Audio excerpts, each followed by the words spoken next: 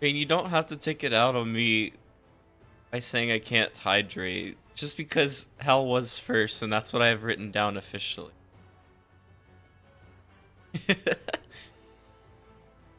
Hey guys. Hi Rain and Hell. How's it going? Happy Tuesday, happy last day of Endwalker.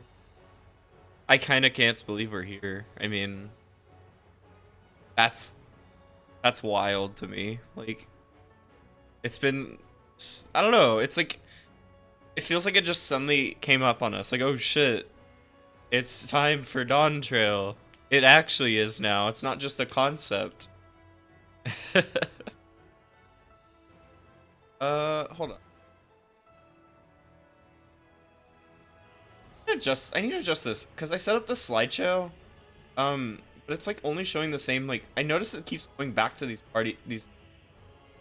like certain specific pictures. What if I off rant?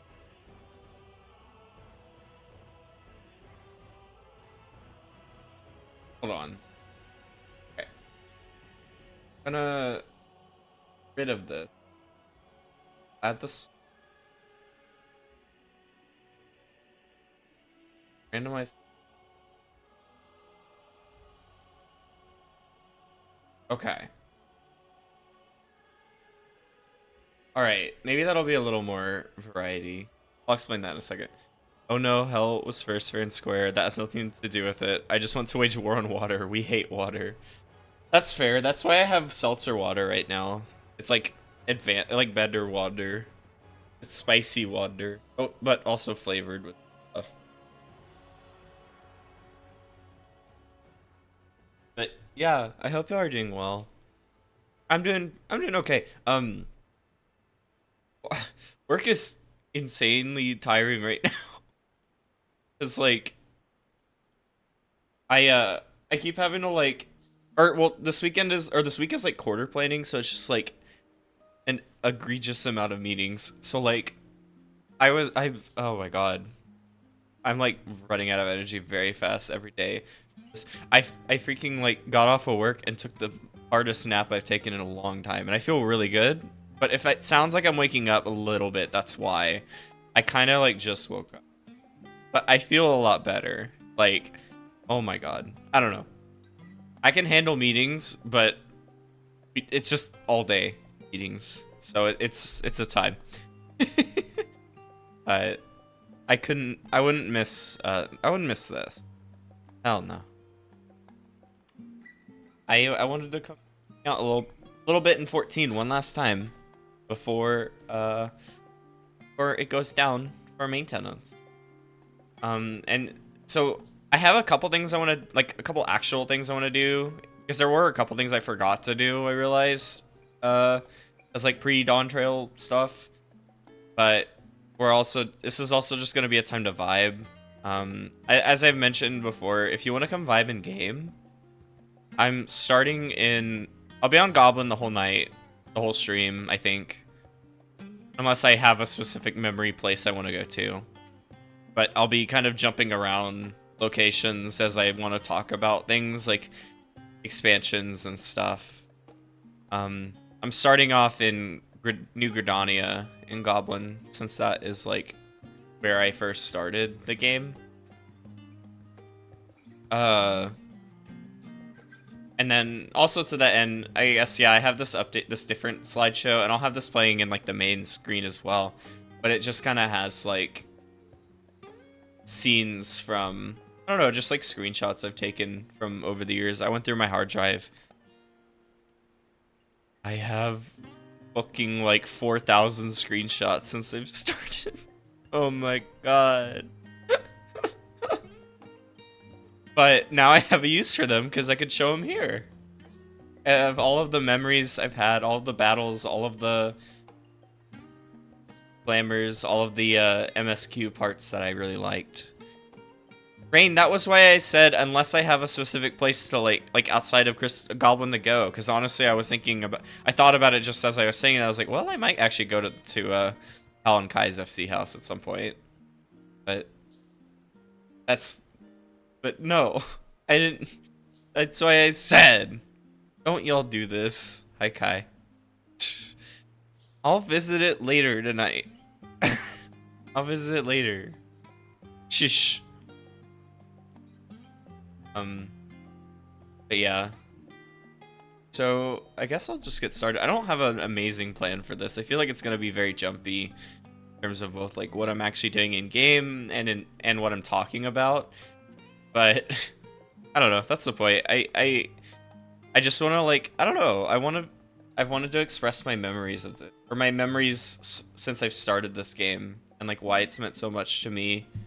And I don't know. I figured this would be a good way to do it, and I want to have it also just be an open space if people want to talk about memories. If they want, like, if chat wants to ask me about certain things, if they want to talk about their own memories, I'm down to like discuss plot stuff with people, because I will certainly have my opinions on plot as we go, for example, and content.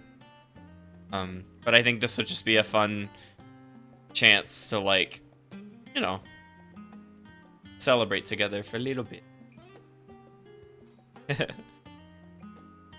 Okay, let me get started. Okay,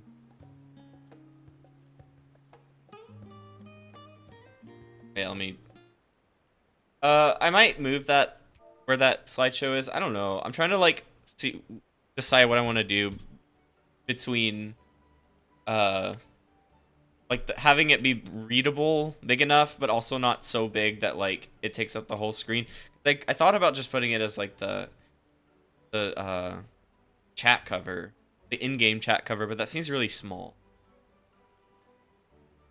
I don't know if chat has opinions on it. I'll probably adjust it. I could do it actually.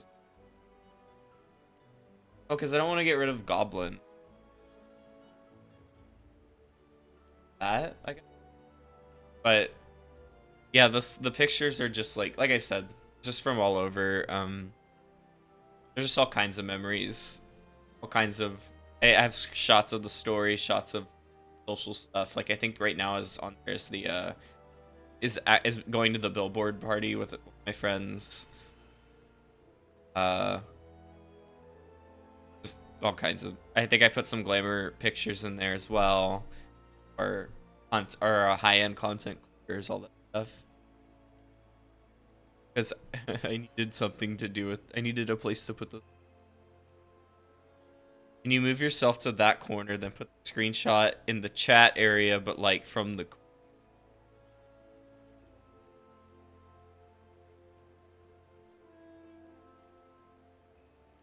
Oh, wait. Okay. Okay. Try. Yep.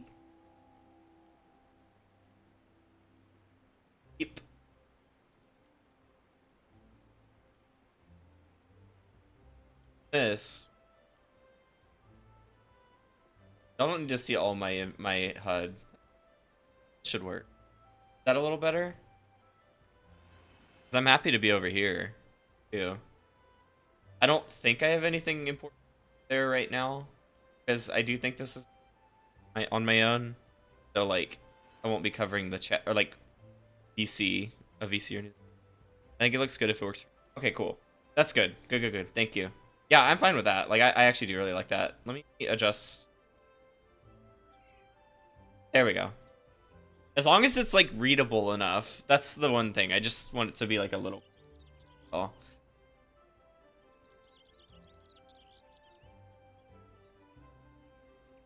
But yeah. Okay. So, yeah, I wanted to start in New Gridania. Just because it was my first place. Where I started the game. I didn't have like a specific. I don't remember if I. Oh no. Oh, I mean, duh. I picked it because of like Archer and Bard. I guess I can talk about like how I started the game, and I'll have a couple of, like, things I need to do. I realized I forgot to finish my Bowie book, so I will be doing that as well.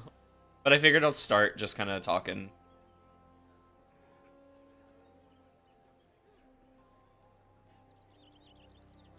But wait, hold on. Pictures that I put in this, I swear I put like a...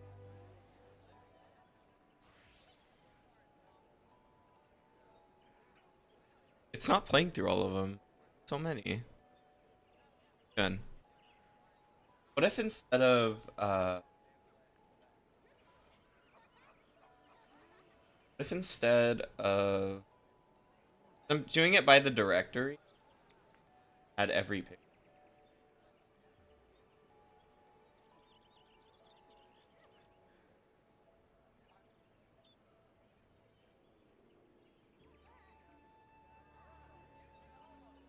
I hope this is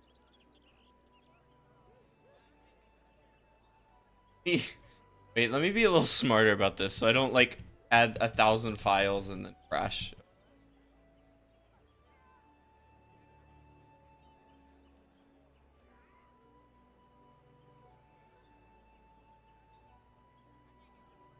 Apologies. Technically, this is more time for people.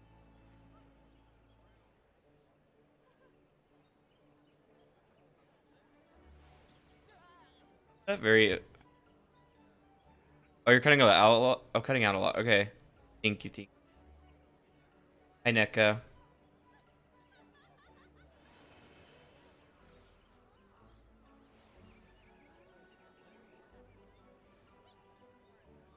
There. You know what? It's probably... Let me adjust... Yeah, I guess like I'd said before, let me open the close threshold. I'm having to like readjust it a little bit.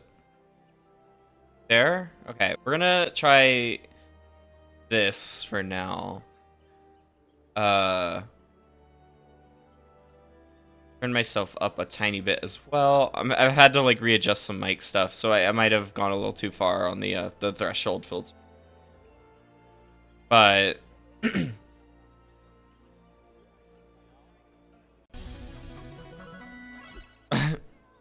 hi Mandy, how's it going? What up, buddy? Whatcha, buddy?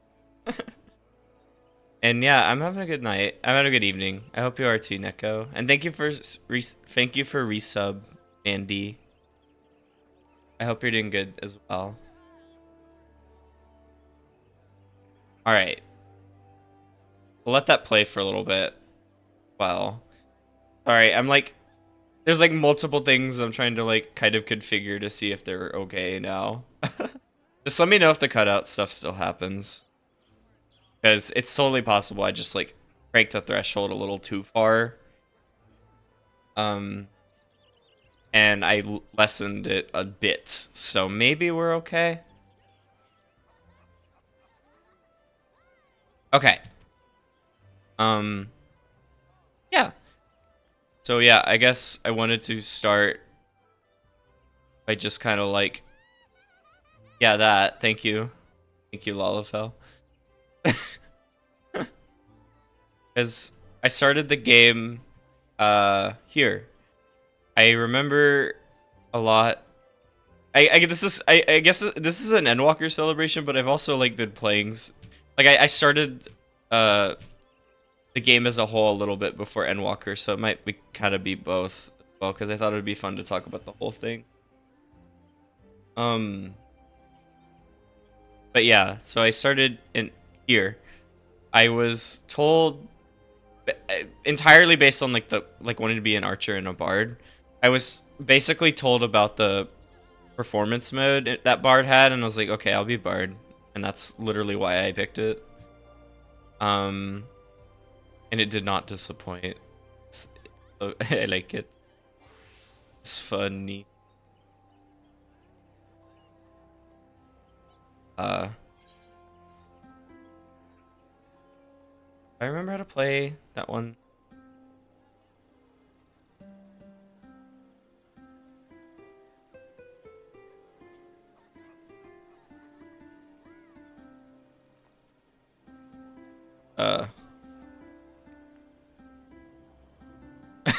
Okay, I kind of remembered. Uh, but yeah, no, I enjoyed. I don't know. I've obviously said how I think Bard could use some upgrade or some changes, like for high end stuff. But do I don't regret primarily playing Bard throughout this game, or like throughout the MSQ so far, because it was very fun. And as someone who was like having to like learn um how an MMO works for the first time, because yeah, I mean I've said this is my first MMO, but as someone who is having to like learn how to play an MMO for the first time, not having the penalty of like positionals or like past times or anything like that, was definitely a very welcoming I don't know, it was a very welcoming class to start with. It's like Fizz range doesn't have to deal with any of that stuff. Like I definitely remember just being out here and like it was nice because like even if I didn't have that much, I like actually had to do, I guess. It was still like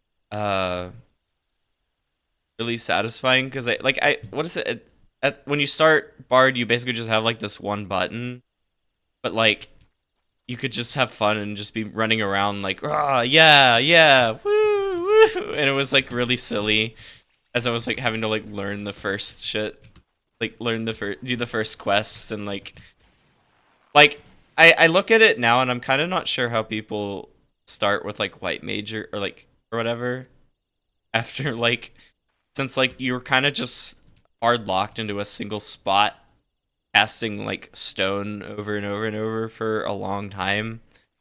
Like after watching friends uh play it and things like that. Uh I don't know. Like Bard was a very good welcoming, or Archer and Bard were very welcoming starts to this. So, it was very nice. Um and I mean, I don't know, Gridania is great. I do enjoy the vibe of like the shrouds and Gridania and stuff. It's very peaceful. In terms of like the community, how do I say it? Not community, but like the people who are around. I think it's a very they hit a very good balance where like there are some like few people and some like memorable characters, but it doesn't get as crowded as uh like Limsa does. So it was a good place to kind of like just like start people watching and like understanding the social stuff in this game a little. That was very nice. It was very satisfying. And I mean, I don't know. Yeah, there are generally like not a ton of like insane people around here. Uh it's just a lot of, I don't know. There's a lot of I do appreciate like the bards, like the bards that show up from time to time. Uh and play music. It's fun to just AFK and kind of like listen to them. I think the music here is just like very nice, and it's just, I don't know, it's just a nice like forest vibe. Obviously, I still hope that they do more with them in this in terms of like building the region up like other cities. Because haven't. I still do think there's a lot of room, bro. But I don't know. I do enjoy coming back here a lot, especially among the three like starting towns. So, but let me think. So besides the bard choice, I could go into stuff like my character in the first place. Let me see. I have an image in here that's like the first image I took of my character. I can show really quick. Or like outside of the little slideshow, I guess. Maybe I should have organized these a little better. It's really weird because I was like finding all these pictures off of my hard drive, and it was weird because they wouldn't like order themselves right. There was like some weird metadata, I think, or like no matter what, how I tried to like organize them by, they would always just like be in kind of spotty order.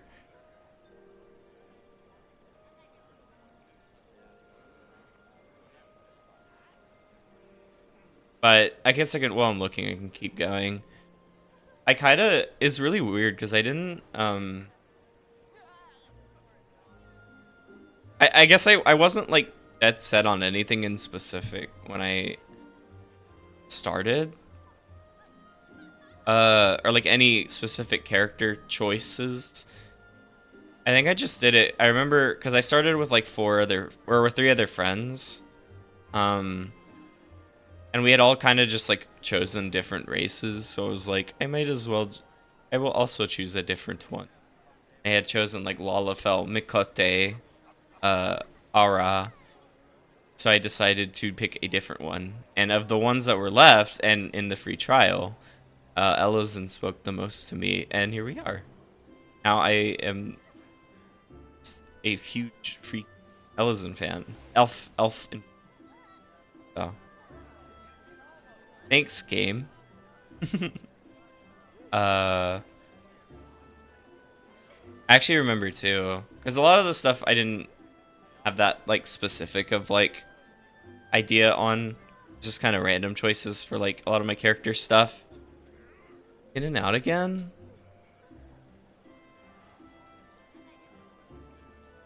What if I?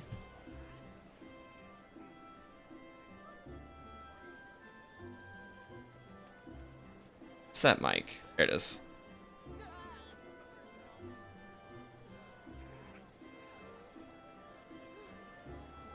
Wait, not for you? Oh.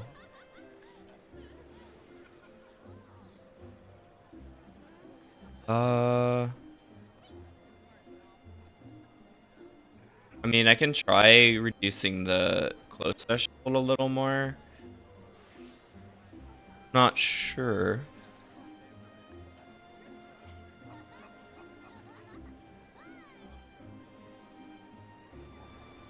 Okay.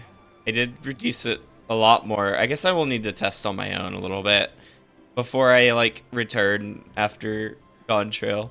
But this is good to know.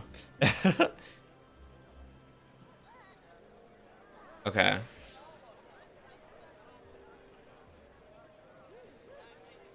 Still just okay. So Rain doesn't hear it either. Still just you know, keep an ear out. I don't want it to like be bad as I'm telling any of this story or telling any of this. Which, by the way, I still. Oh my God, this is so unorganized. I still can't find it. And there's 1,000 pictures in here.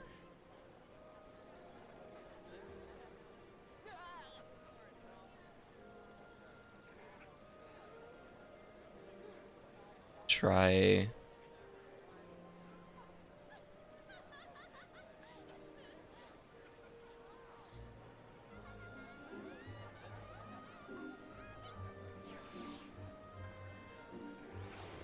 Here.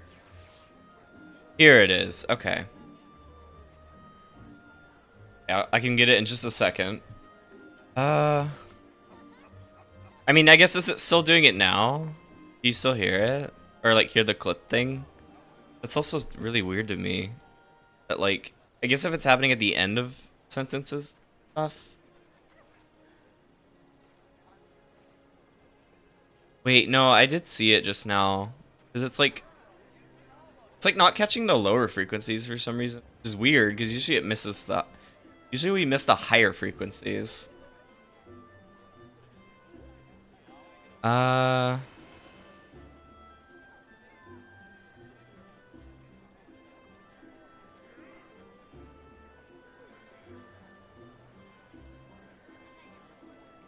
Let's see.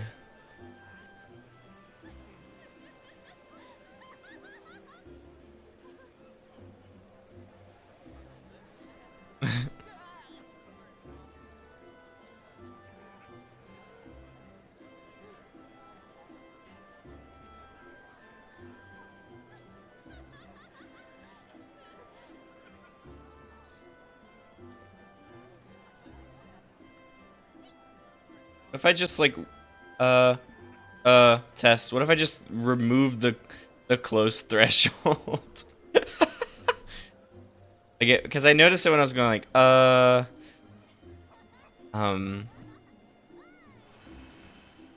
but it is showing up now. There is that. So maybe that's better. And I'll have to go in and fine tune again on my own or another time. But if it helps for tonight, it's okay.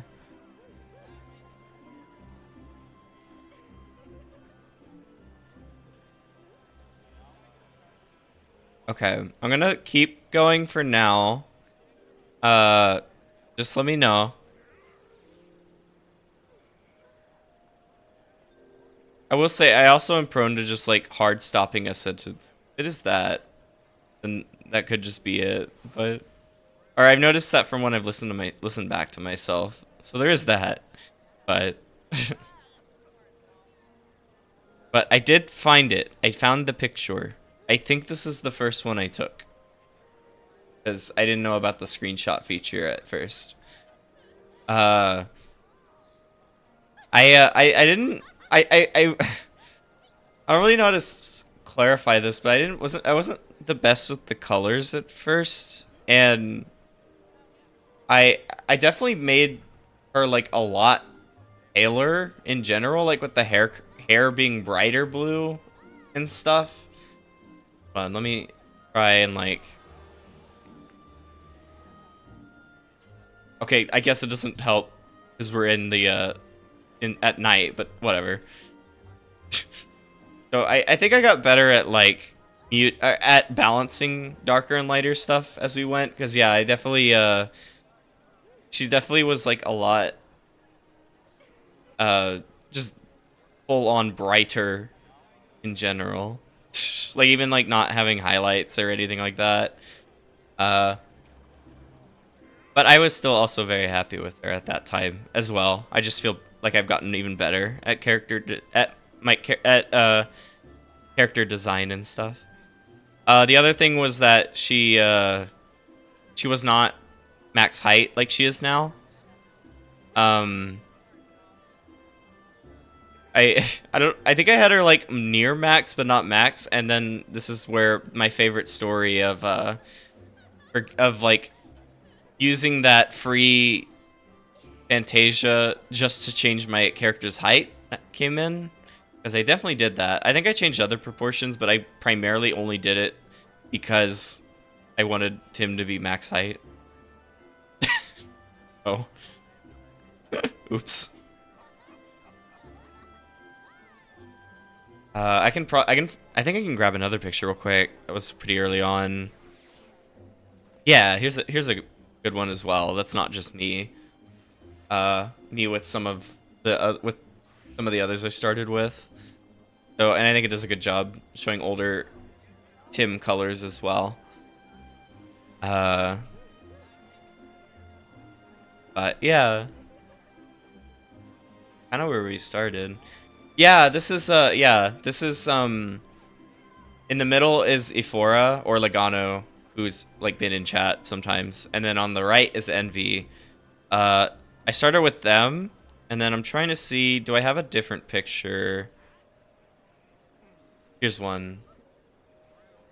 And then the fourth member was Froob, the Lalafell on the left, right there. So, I started with these guys. Envy in one of my favorite tops. It's true. They already had good fashion sense from the beginning. It's great. Yeah, and it was wonderful to start with them. I think no, two of us had been, or I think it was two of us were new to MMOs, and two of us had played WoW. So it was a lot of like the WoW people kind of like letting us two newbies like understand how a lot of this works too. So, but it was really fun. It's good. It was wonderful to start with them, especially because like, they are. I mean, like they're IRL friends, and it was just like a weird point I started 14 in a weird point in my life where like I had kind of just recently left college and was on my own for the first time. So it was like trying to find my place around where I'm at right now, and then also just like learning some new stuff about myself. Just like where I wanted to be in life, and just some personal stuff I was trying to like figure out for the first time. So I was like not, I don't know. So it was, and I'm already like kind of socially awkward. It's hard. I feel like weird in new communities sometimes, and it works out a lot of the time just because we had some existing connection like school or something, but now I don't. So it's like, but at least I'm okay now. I'm fine now. But this also like, starting this was a great chance to like catch up with a lot of those guys I hadn't been able to see in a while. Plus, just like have something fun to do, especially after work. I was also getting used to my work schedule for the first time. But yeah. Oh, the other like kind of story about creating my character I have. So Timpani, I was very uncreative at the time, and I almost just went with like, and I'll write it in chat, but I almost just went with the most literal spelling of Timpani ever. Because I was like boring and unsure of what to do.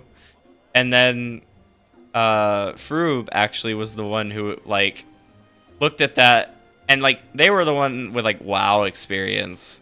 So they were like, no, hold on. We can like make this like a lot, we can like make this a little more like fantastical and stuff. Because they've had experience like making characters in like a fantasy setting like WoW. So then that's what led to like this version of it that you see now. That I am very happy that they helped me with that, because I do like this. This is a lot better. It's still not like, and it's still not really accurate to Elysian naming conventions, I suppose. But it's at least a little more interesting, and I was able to weave in the reasoning for not being an Elysian name to my character, into her lore. So it's like, okay, I'm fine with it. It's easier to work with. Oh. But I mean, I think that's all like the main stuff for like creating and very first starting out. Let me think. I guess it just in general, I can talk about ARR, and ARR is fun. I enjoyed it a lot. I will say I don't have the highest bar for like enjoying stuff or like stories and stuff, but I do think ARR is really good, if not just kind of droning at times. But I think it's a wonderful introduction to like Eorzea, to a lot of the basic rules of the world. In terms of content, it does a decent job like helping newbies kind of understand what's going on, or at least being forgiving when they don't, because I sure didn't. Like I said, I think it's because I was an archer and bard that I felt that I was given I had a little more leeway. But let me, like, looking at like a lot of this stuff, I mean, a lot of it's like super, like, I don't know, it's not like the most interesting like content. It's certainly not compared to what we have now, but they did a good job, just like with a good variety of things. The story was fun. I will say, I think I can definitely pinpoint more of where I was like actually hooked in, and it was like, oh shit, this is like actually really something else. Was in Trials. I think Titan is where Titan and Garuda both did a wonderful job, like kind of like actually hooking me into this, like, oh, this is not just like an RPG, because like, I don't know, if it's good, the music's good, but it's very like standard Final Fantasy like boss fight. But to have like the themes of like Titan and Garuda, which actually, hold on. I think one of my book things is Garuda, so let me... Yeah, let me go ahead and try and shuffle this to a place where I'm comfortable, and then I'll go into Garuda since that's kind of fitting. No. No.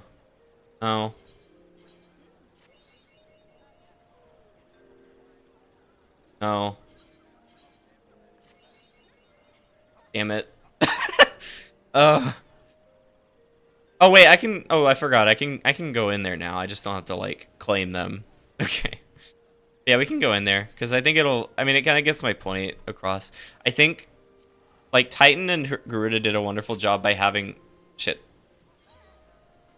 Very like different kinds of music, background music and stuff, or backing tracks.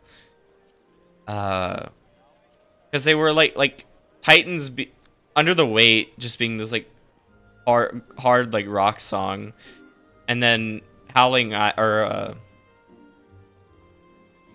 I'm like forgetting the exact name of it, but Garuda's theme also just being rock, but like a little more like eerie rock and stuff like that. I thought was always like really fun, and I think that did a good job. Like, yeah, here for like a second.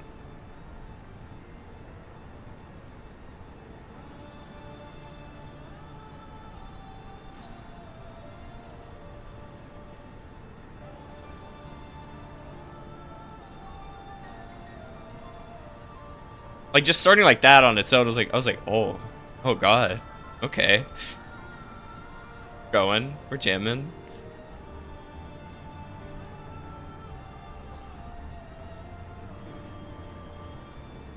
How fall. But yeah, I think I don't know. I think they did a good job. Like they did a really good job, especially with those two kind of like, even despite it being a pretty standard like Final Fantasy adventure, I guess. It didn't have a lot of the like, or it had enough unique that kind of like really sold me more on the game, I guess. And I very much appreciate how well even ARR was able to hook me. Like as much as people like, right, I have to wait. As much as like people can rag on like ARR stuff, and I mean, yeah, like it's definitely not like the best one. I do think there's a lot to love about ARR as far as like how it introduces you to everything. Wait, did I do? Oh fuck, I did hard. That's what. Oops. Damn it! I was supposed to do extreme. Oh well. I will also say I was happy because I started, since like I was in Gridania, I started with Papalimo and Ida, and they're still like some of my top like scions. I very much enjoyed. Oh my god, Howling Eye. Here we go. Like I don't know. I feel like I loved their dynamic is wonderful. Like even starting out, and I think I very much enjoyed like having them around. And it's a shame that they both left. God fucking damn it. But yeah, I don't know. Okay, there we go. What I get? I got a feather. I'll make. What the fuck? Wait a minute. The nightmare whistle dropped, but I already have it. But wow. Okay, I wasn't expecting that. uh. What's my other one? I think it was like Leader, which I can wait on just a sec because I can talk about the post and ARR stuff as well. But yeah, I don't know. Like I think it did a good job introducing like the Scions, for example. And yeah, like I said, especially like Ida and Papalimo, because I think their dynamic is still like one of my favorites. I enjoyed them a lot. It's my... Oh, right. It's because I'm using... I have the dancer weapon. was like, where? I was like, what? Where's my Bahamut bow? Oh, but I forgot it wasn't actually saved to. Oh wait, no, isn't? No, I did switch that. Okay, I want to get it out.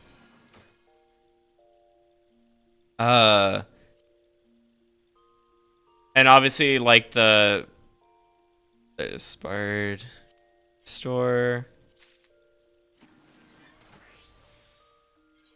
And yeah, like I mean, I mean, even back then, they did have some like hit hard stuff. I mean, you go to like the freaking, or like having like the Waking Sands and having like, I don't remember when it happens exactly, but like, here we go.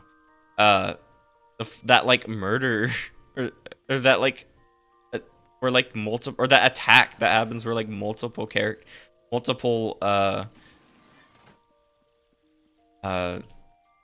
members or like of the Scion organization get killed, and you're having to like move their corpses. Like what? Like damn. Like okay, they kind of, I don't know. Like there is some kind of crazy stuff in there.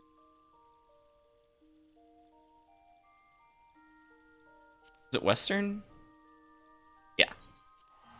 I figure I'll go there now. To the Waking Sands. But yeah, and especially also because they did do had the death of a little guy. They had one of those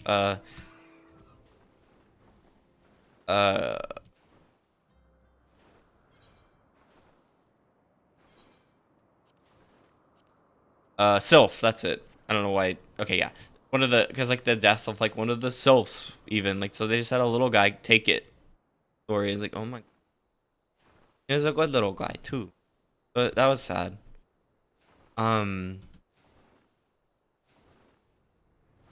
But yeah, I don't know. Like I do think there was a lot, and obviously like immediately starting with like one of the side, like Thancred being possessed by like the Anassian and stuff was like kind of insane too. Like I don't know.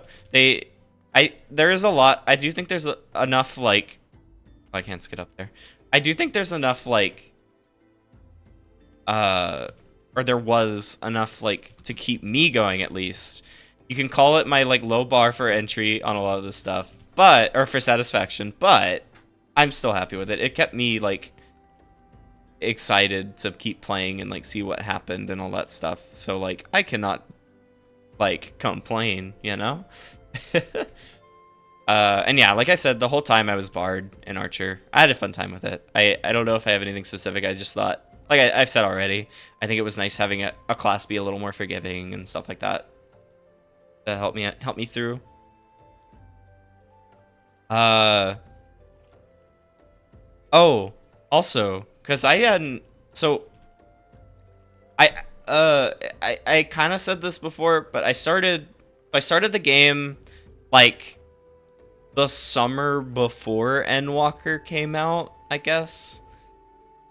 So this was before a lot of the like big changes that they made to a lot of these earlier duties. I'm thinking about it, looking at like Cape Westwind up there and the Castrum and all that stuff. Like I still had like the Cape Westwind, the hardest trial in the world, Cape Westwind. And I think actually I think I was playing with someone who like actually did like the bit of like trying to warn me that it's like super difficult, and then we killed it in 2 seconds, and I was just like, huh? What happened? What? But like that was fine.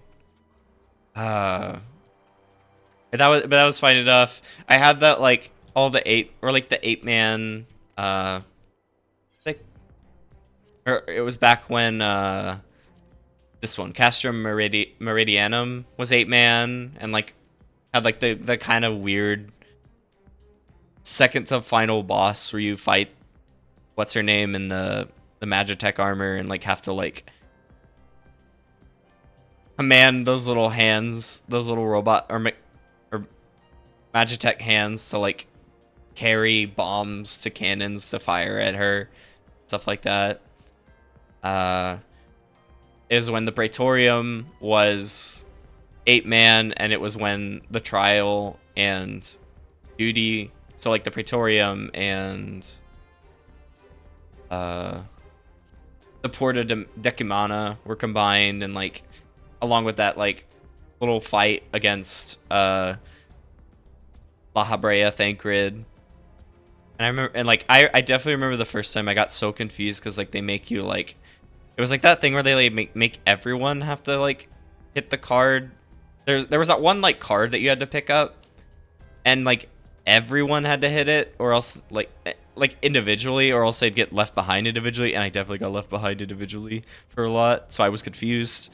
So that was fun. And then it was also just like really funny because I was like at the point where how do I say, it was like the point where like that, like the Thancred or the La Habrea fight was like 2 seconds, so like everyone would just start saying GG like after the Ultima weapon was defeated, like all that stuff. I did like I had the chance to play a lot of that old stuff again on Vibra, and the updates are very cool. Like I like the solo duty that replaced Cape Westwind is super cool, and it does a good job fleshing out that dude a lot more in a lot more interesting ways. And then the duty against the solo duty against La Habrea is like really good. It is very funny how it kind of ends with the stereotypical like power of friendship, but it is still just like a super cool fight against him now, and you don't just kill him in like 2 seconds, you know. So that's fun. In general, like I said, I do think Endwalker, I do think ARR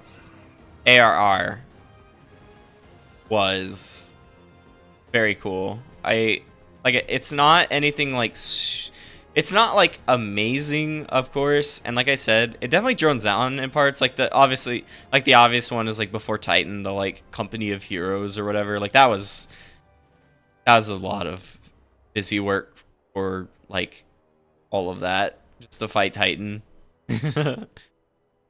But I do, like I said, I do think it was a fantastic entry point. It definitely it did its job of hooking me enough, and well, that's good. I loved just discovering Eorzea. Loved getting to just see all kinds of, I don't know, see what this game is about, and I felt like I was able to get it decently. I will say this was also like, up to until this point, I never actually played like, go to Limsa and hang out there next. I never actually played like or been super committed to like a what do I say, like an online oriented game.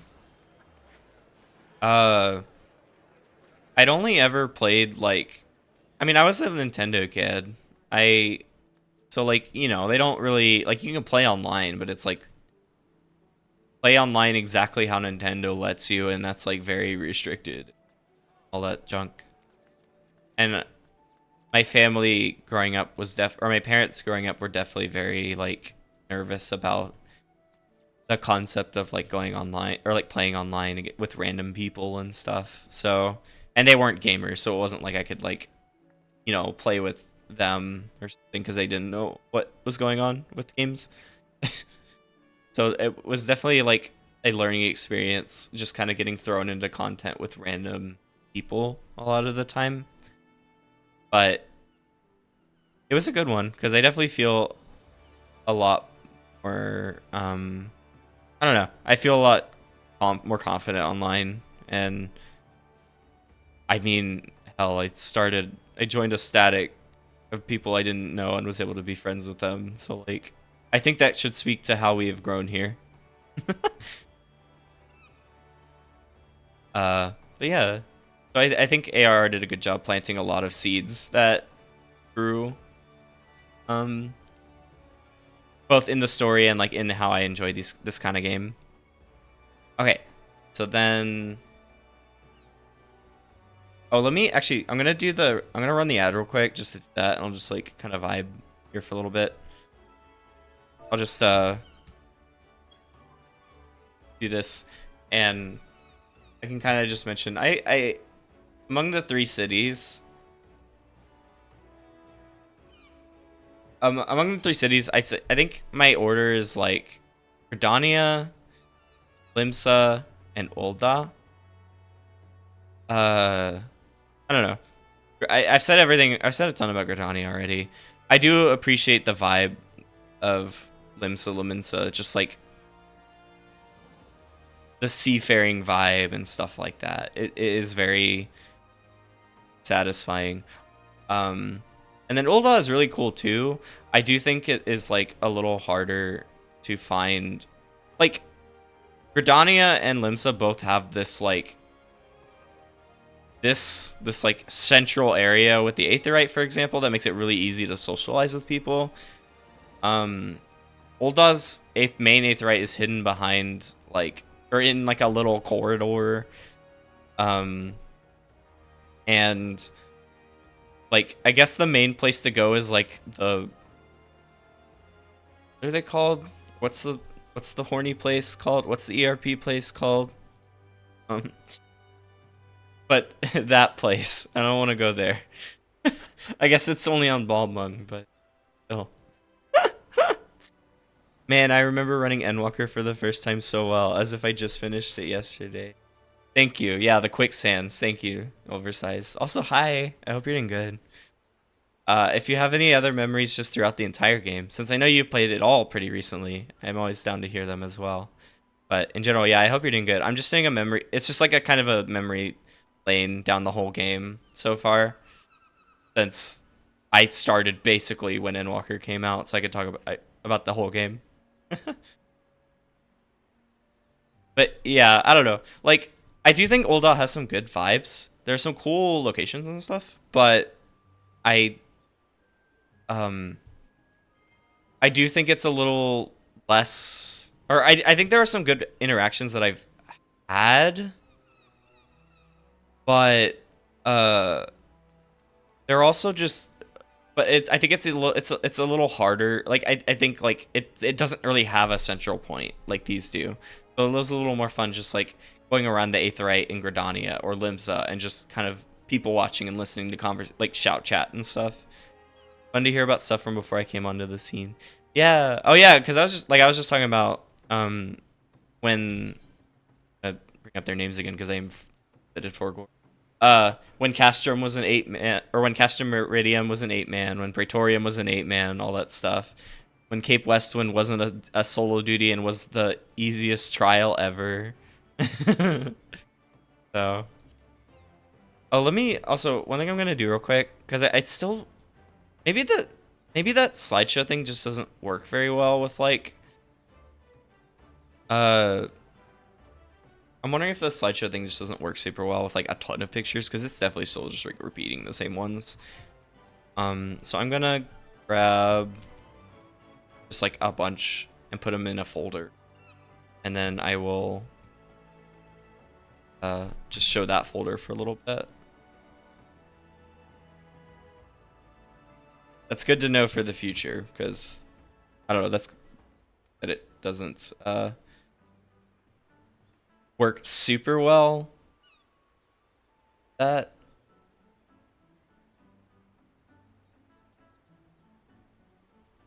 do I have to like, oh no, I have to like, oh, here we go. Okay, I was like, can I delete them all at once? That would be... But I can. Just need a moment.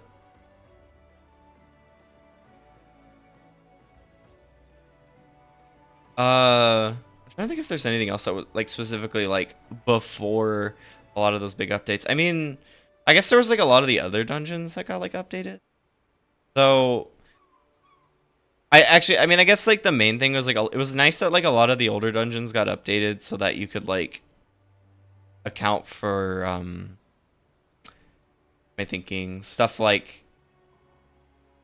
you know, tank buster, like the tank buster markers, for example, that they've like kind of stuck to now. Stuff like that. Okay, here we go. This is actually showing like some more of like my older stuff. Like it has some of like the pictures I was showing before, where I was when I first started the game. My character looked a little different, and it's just showing some of the AR stuff. Okay, cool. So I guess the next thing is the post ARR, which was very boring. I will say that was the low point. I apparently I had just gotten on. Apparently the time that I got to that was like a little bit after they had like already reworked it a lot to you know, like to not be as long, but it was still incredibly long and boring, and oh my god. It was very much just like I like the content was fun, but it was very but the path in between them was very much like primal of the day. Like, how do we kill it? Let's go kill it. I did it after it was completely reworked and it was a terrible slog. Yeah, I think honestly, so I think we did the same thing oversized because they didn't update. They updated it like a little bit before even I started. Like 30 plus quests. It used to be the horrible 100. Oh god, sounds terrible. Jesus. Yeah, because a lot of it was just very nothing. I don't know how to really explain it. It was just like, ugh. It was just kind of, I don't know, like it was not very memorable. It was just like, it certainly earned its name, let me tell you. Oh my god. Like I appreciate that they had more primals to go after, but like it was just I feel like there could have been a better way to do that because every one of them it took like a while to get to, and it felt like nothing was really getting driven forward. Like nothing was getting driven forward, but like on its own, it also wasn't super interesting because I'll say that I like the post Endwalker stuff because even if it wasn't driving a specific story forward, I liked it on its own. This was not that, where it was very boring even on its own. Okay, but it did have good content. I have to do this for my trials or my Wondrous Tales as well, so we'll grab this real quick. Like I did appreciate the like this dude was fun, Leviathan was fun, obviously like the Moogle King was like amazing, and I love his totally not stolen Nightmare Before Christmas stuff. I guess Ramu was kind of like uninteresting, or not the most like exciting, but he was still like kind of cool. I don't know. Okay, I'm just thinking about it. I don't actually remember how I need to. Okay, so there's that. I'm gonna forget when I need to like activate the machine and probably die.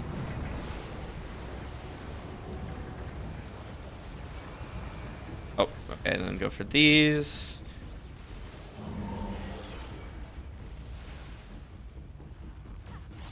There. Get orbs. Okay. Oh, and then I need to grab the... Okay. Oh, shit. Is it now? Oh, my god. Okay, we're good. I think it's now. Yeah, okay, good. Oh, thank god. Okay. Because I even in normal, I kind of just, like... I just let other people do it, because I don't know what the timing is.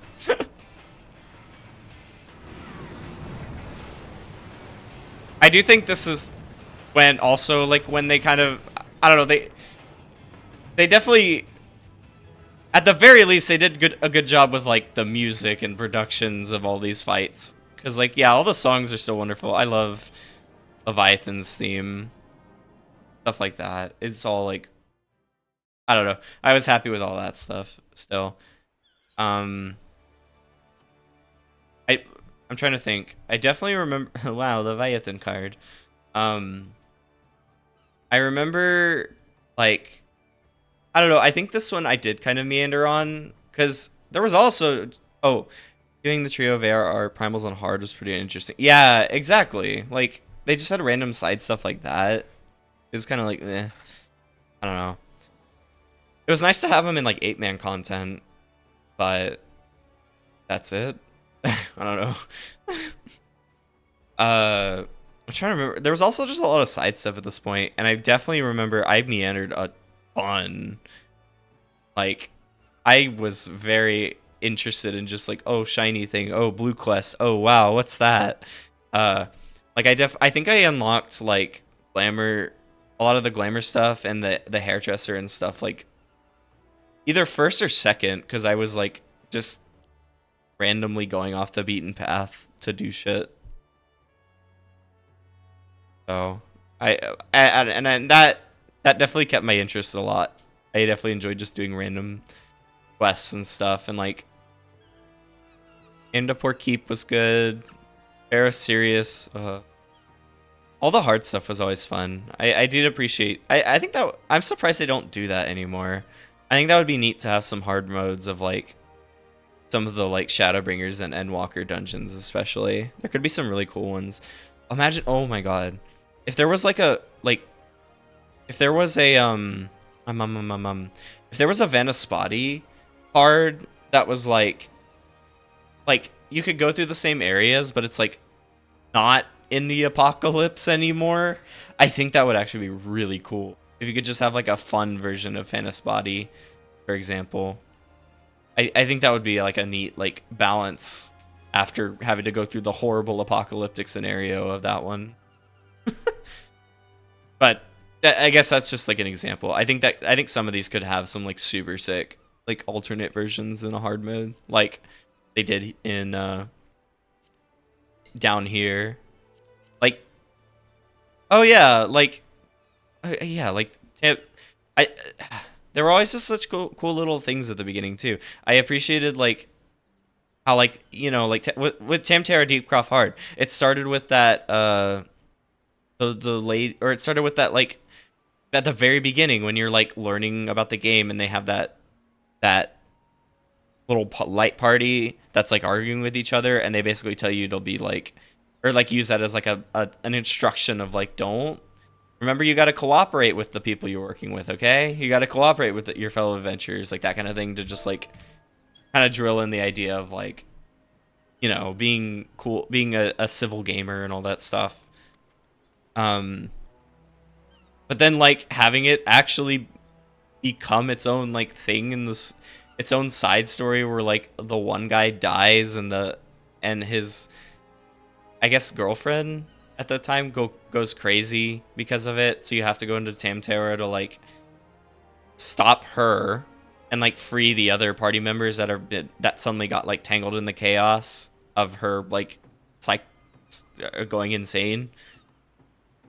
And then again having that like come back in the is it the Palace of the Dead where like she's still being like because of the dark power she had inherited, she's still being used by like a different demon guy. Like it's kind of crazy how like there was just this like this constant story being told like throughout of this random group that was originally meant to just be like a tutorial essentially for the for how to be a decent person in the game. I don't know. There were just like little threads like that I think were like really interesting. I mean, not that they don't do that now. I just thought that was interesting, even back here. And it was fun, like the fact that they were able to make like this remix dungeon out of that as well. Like that'd be cool if they just wanted to do that to keep remixing dungeons, just make little story threads. I like that stuff. Very comfy. One of my favorite, I think one of the things that I've just in general come to love throughout the game is just how intertwined everything is.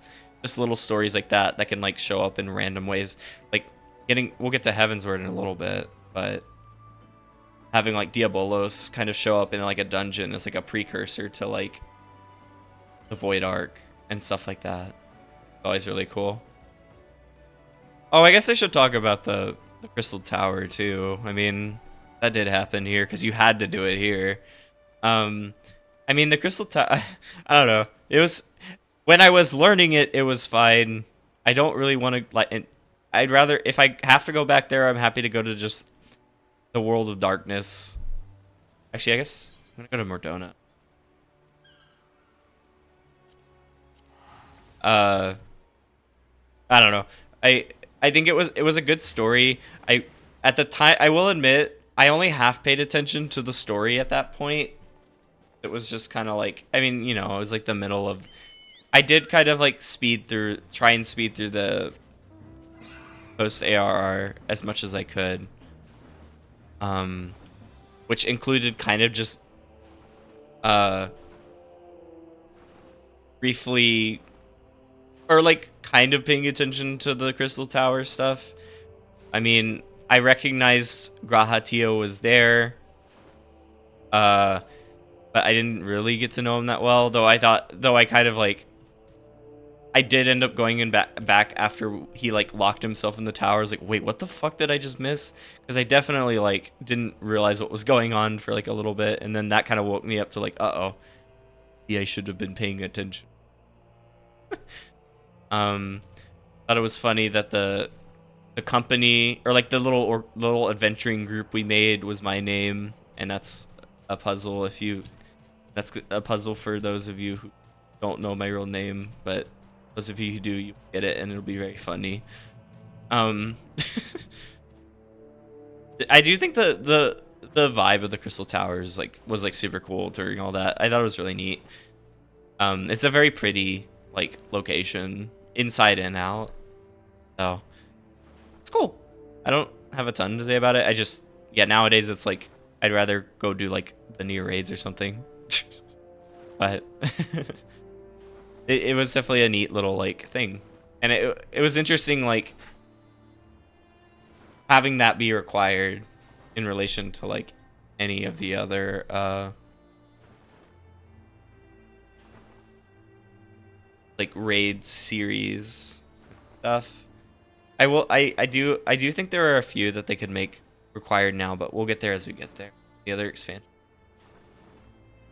Yeah, I think that's all of ARR. Obviously, and then you get to the iconic moment of Nanamo fake dying or getting poisoned, and it's like, oh my, and like then the story becomes like something to pay attention to. The iconic several cutscenes will play in sequence or whatever. Like that one was nuts. That was like just for that time. Especially yeah, because like nothing was really going on. So like it was insane having just like the sudden twist, and then like everyone is just gone. Like all the scions are just gone. It's like what the fuck? Oh my god. How did this happen? Oh, but yeah, it was really cool. And I think they did a good job setting up for Heavensward, which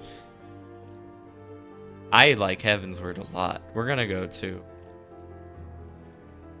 Foundation. So, ARR was my like. So ARR got me hooked enough in the game to keep going, and Heavensward kind of cemented how amazing the game could be for me, I think. Because having, like, I don't know, everything about ARR, or everything about Heavensward was just resonated so freaking well. I mean, Foundation is still, like, a very cozy place to be. It is, I don't know, it's very, I don't know how to say it. It's just, like, the aesthetic of it is, like, very nice. It's very comfy. Also, the fact that it's, like, a colder region, I like that a lot. Like, the kind of more stereotypical medieval is done very well here. Like, I love the inn here and this, like, bar, the Forgotten Knight, all that stuff. It's very good. I enjoy it. Here's the Dark Knight guy. Really cool. What do you have to say now? Much reason to call on us these days, yet here we are, curious to see how we're getting on. Oh. Wait. Oh, I didn't know they had thoughts about that. Ah, that black business. Heard the same as everyone else, which is to say, not much. You and yours have been involved, I trust. A lot. The edge of the great expanse and beyond. I won't pretend to understand how any of that was even possible, but I've no doubt it played out exactly as you said. And so, having saved life as we know it from oblivion, you return to your Dark Knight stamping grounds to see if there are any less cosmic villains in need of a firm rebuke. Yeah. No rest for the righteous indeed. You'll be disappointed to hear that things are fine for the most part, likely due to you going about playing hero. Aye, not much has changed, to the frustration of many it seems. Like Riel and her height. I swear, every day she's trying some new trick she learned about from a friend's sister's cousin. Children are so eager to grow up. I was too, I suppose, like everyone else once was.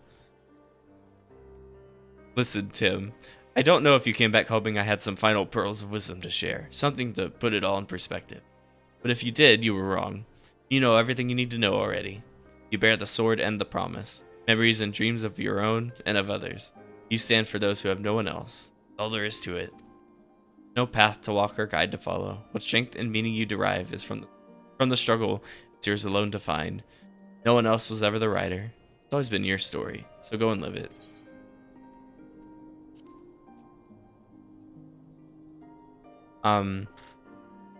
Yeah, I all that said, I did not play Dark Knight in Heavensward at all. But I was a machinist. Not with this outfit. It's a little too official looking for my liking now, but I definitely had a nice cowboy outfit that I used throughout. Which I may have to get back since we're going to the Wild West in Dawntrail. But yeah, I don't know. Heavensward resonated very well. I think all of the characters were wonderful. I mean, Horshaphant, rest in peace, Buddy. I think regardless of, I don't know. I think he did a good job, just kind of like as like, especially because like Heavensward starts pretty hopeless, but he was a wonderful like beacon of hope for our little adventuring party, and he was just like always like super cool and super willing to be our friend and help us out and stuff like that. He was very neat, and his sacrifice highlighted. Is it you? It's you. Okay. And his sacrifice meant a lot.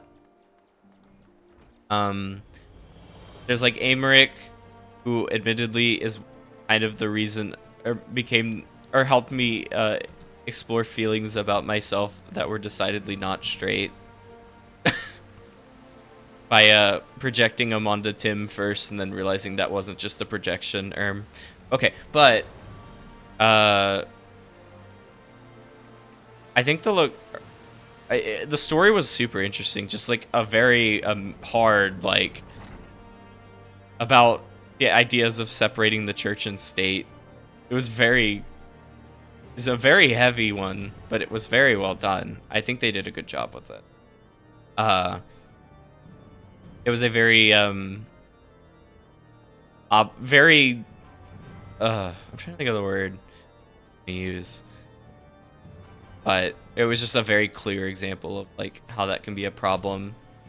Very exaggerated because it's an RPG, but very good example. I'm trying to remember because I thought some of the major players would be here, but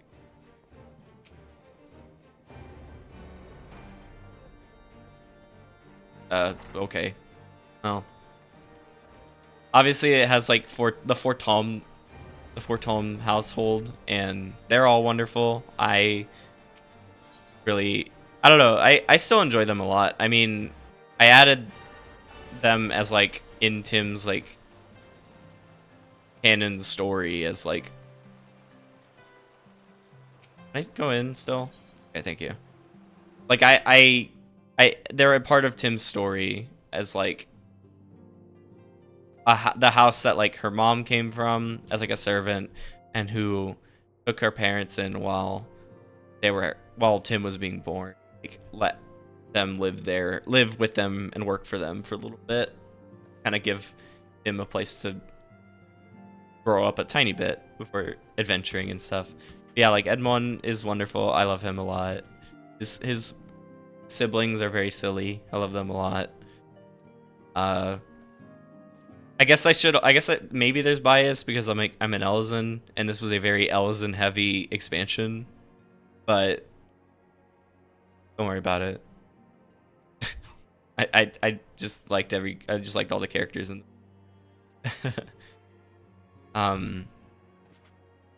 Obviously all the primals or all the bosses and stuff are really cool.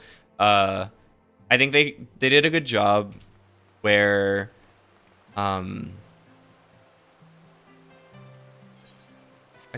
might as well just keep going into some of these, and I think that'd be fun. I could just keep doing like unsynced stuff. What would be a good one? Here we are.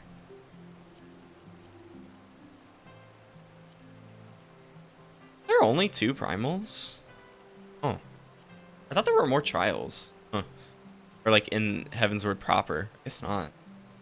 But I think they did a good job kind of branching off from like, you know, the first ones, other than like the Moogle, Good King Mogul, like they were pretty much just like the elements. And I think they did a good job with stuff like Ravana. I don't know how to play Machinist anymore, I gotta be real. Sorry.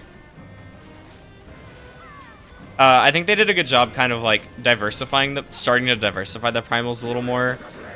Because this is kind of, I think this is where they kind of start getting into like more of what a primal is, as like it's like they start hinting at it being more than just like a specific like summoning thing, and it is like a amalgamation of like emotions that kind of coalesces into a big deity that's focused on those emotions. I want to say this is where Gabu kind of comes in. It may be later though, I could be wrong. But like Gabu kind of being like one of the first major catalysts for like really trying to understand what the primals are. And I do think it was really cool what the primals became. So I think it's good. It was neat that like Heavensward was able to kind of diversify them a little. Kind of like show, just show that they aren't like the classic elemental baddies of the hour, and like the Moogle King was just like a fluke or something.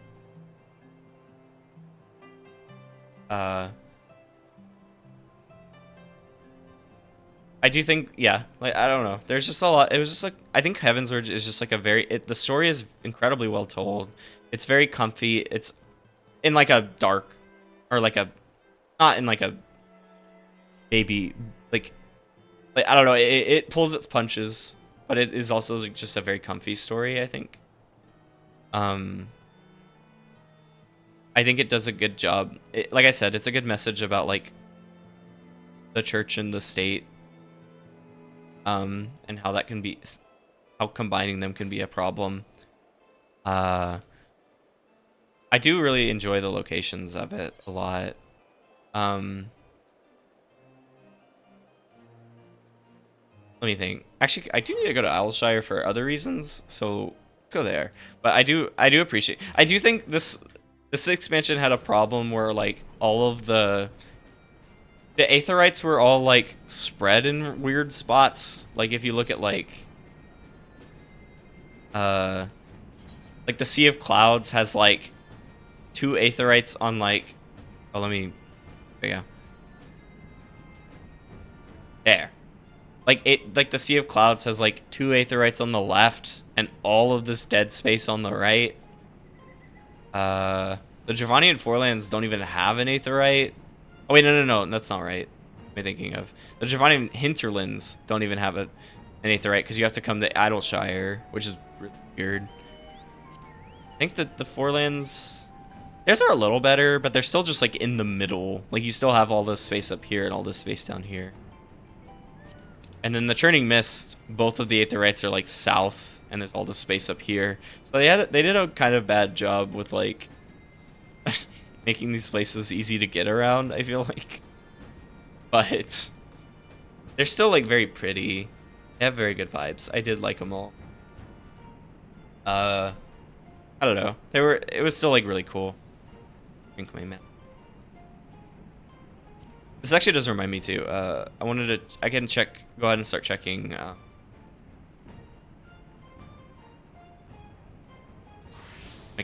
don't think I did custom delivery, so I probably should.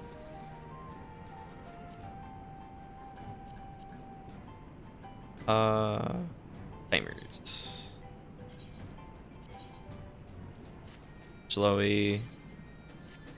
Go. Okay, I can do one of them here. Nice. Just as another like general thing while I'm doing this, I've always appreciated how well, I don't know, like how well this game just will bring back random stuff and random storylines. Like it'll just bring back locations and storylines and stuff like that. I guess I'd be remiss to not go to the Firmament for like a little.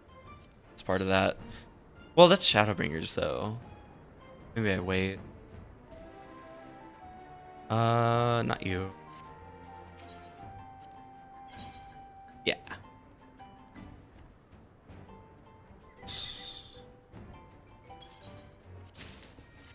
But I mean, stuff like this, I don't know. It's like it's nice. Holding off on doing any custom deliveries to use the level 90 custom XP. Oh fuck! It is Tuesday, isn't it? Shit. I think I like no, I like misread the times. I didn't still have these, right? Okay, good. I don't have to do them. Okay. Get rid of these. That's a really good point. Thank you. I totally forgot that it is Tuesday, so the reset would have happened. Oh my god.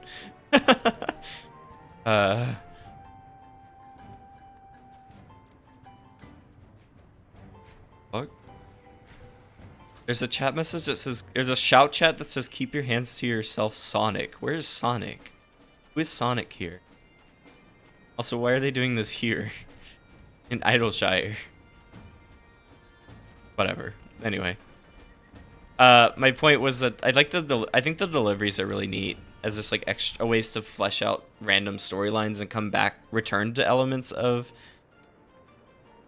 like the lore that you just kind of like don't get to always. And obviously like some of them are more like, I guess well yeah, like Slowy is, or I'm gonna say, well, let me look at the list real quick.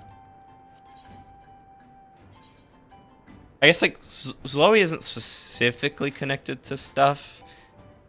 Monago was like an NPC in Stormblood, and it is nice to have more to do with her because I honestly do think she should have had more of a starring role, like even more than she had. Here and I was just like side stuff in Stormblood. Ad Kirach, I think that has a neat story of just, like also like side stuff from Stormblood, but also just like a neat story of like someone trying to find their place away from their culture, their original culture. Kaishir, another like or a Shadowbringers NPC, or like pretty notable Shadowbringers NPC. It was nice to like have kind of like a follow-up capstone type thing for him. Eltul and Charlemagne, part of the Firmament, and really like fun facets of it, like showing how the Firmament's like affecting stuff after, like way after Heavensward. I thought that was really nice. Emeliance, the Endwalker, important Endwalker NPC, and wonderful to do stuff with. I think it was fun. It's fun to have more of her story kind of chalked out, and like more interactions with her.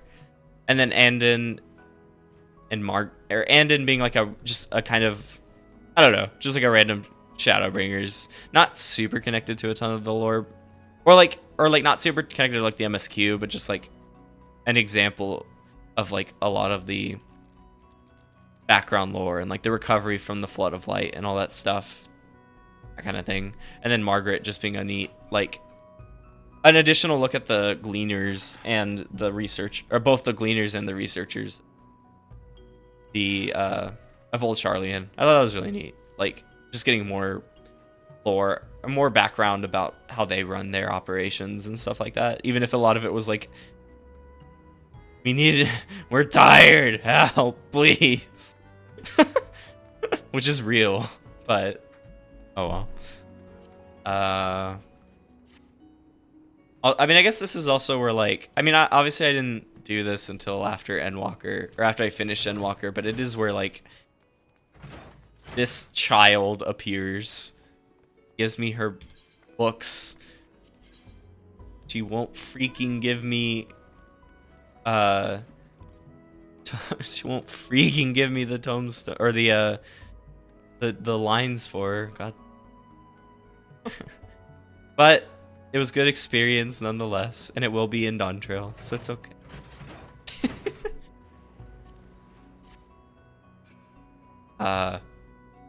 Obviously this also had like the really neat like side content. Or this, yeah, like Heavensward had a lot of good stuff. I love the Void Arc series. It was very fun. I don't know. It was just like very chill, or not chill. I don't know. I keep saying chill, but like it was not that. It was a very cool like story that kind of, like I said, followed up on the Diabolos stuff that they were kind of hinting at before. They like to reference the, like, what is it, the Maki horror? Is that what it is? Is that what?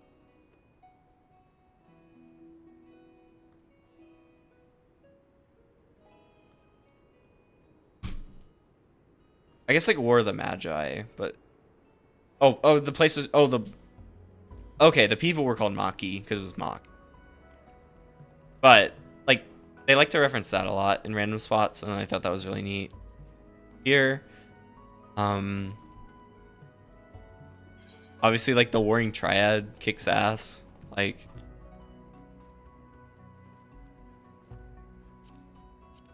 like all of them were really fun.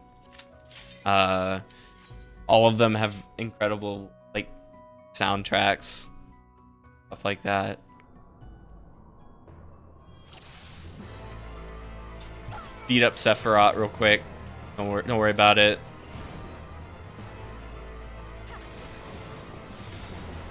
Not do my rotation right because Lamau. I guess, yeah, they all started with this theme, and then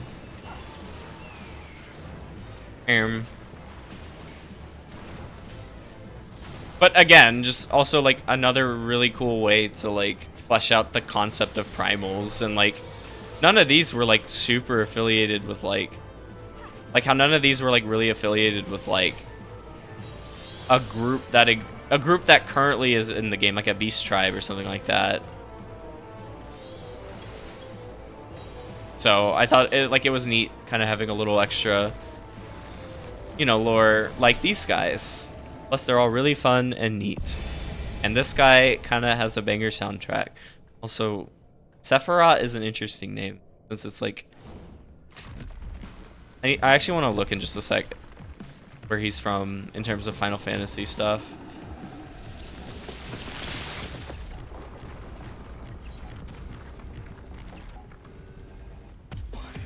There we go.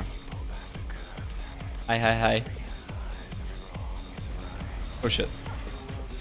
Yeah, I don't know. Like, it was just very, like, that story was like super neat. It was just a neat, pretty expansive like extra story too, or like side story. The Warring Triad. Okay, bye.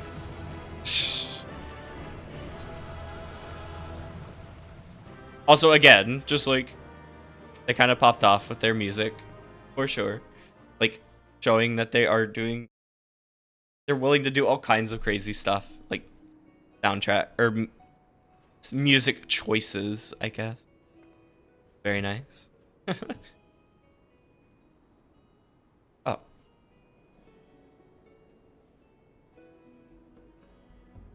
Let me think.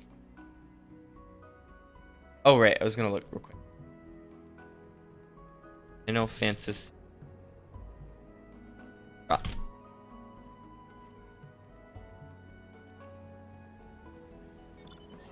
Based off of Final Fantasy VI. Okay. Oh, I guess that's right. They're like all based on FF6. Forgot about that. Okay.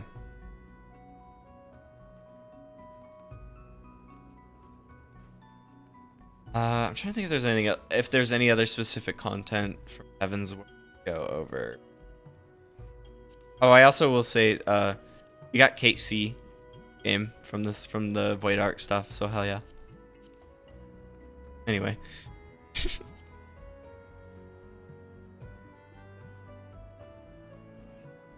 I think that's it for like Heavensward proper. Well, okay. Actually, no, that's not true at all. Because there's also like, I mean, other characters I didn't even talk about.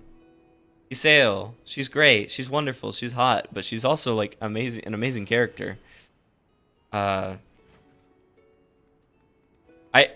what I'm thinking of, because I forgot. I keep forgetting that like, that Shiva's fight is ARR, his post ARR. That's why I was like, I think that's what I was like getting mixed up on between like why there were so few trials in Heavensward. But yeah, like Isael is super cool, and like her whole arc, super neat. Like Estinian at the time I hated Estinian, but he was infuriating to adventure with. But don't worry about that. I don't know. He turned out better in the end, so it was okay.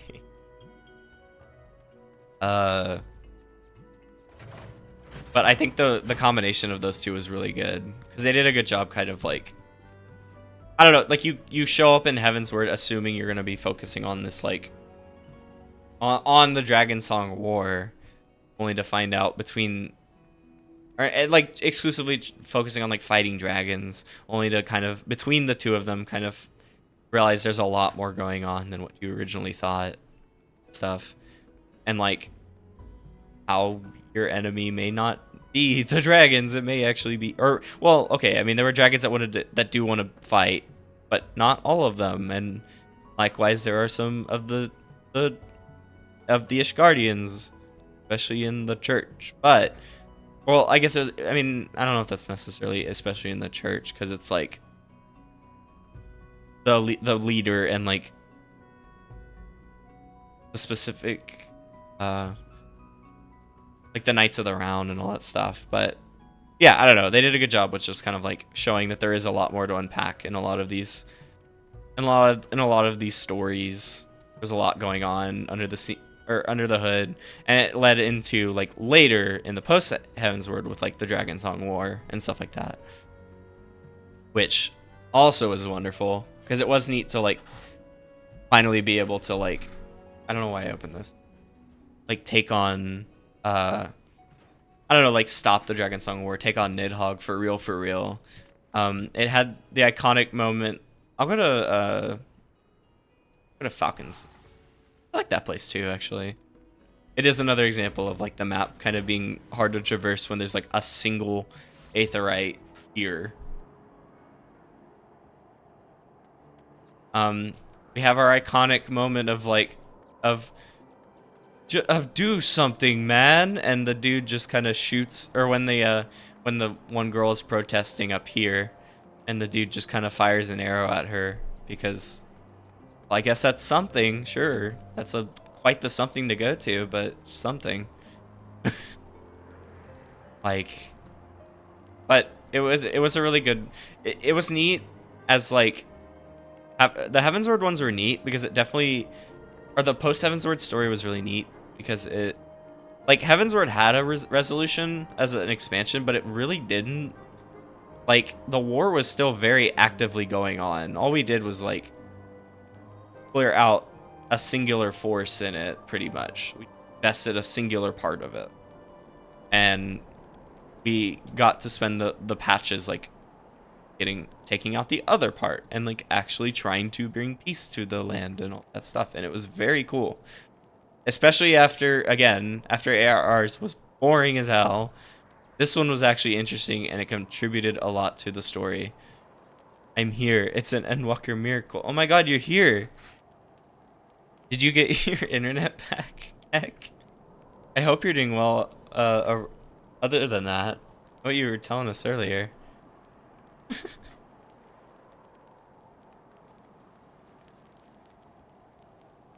Did. Okay, that's good. That's very good. Glad to hear that. A nap, woke up, and it was back. Listen, it's like I took a nap earlier, and I felt better after long hours of work, and I was ready to stream. You took a nap, and your internet restored itself. Sometimes you do need a nap, as much as I hate saying that, and thinking it's true. Perfect.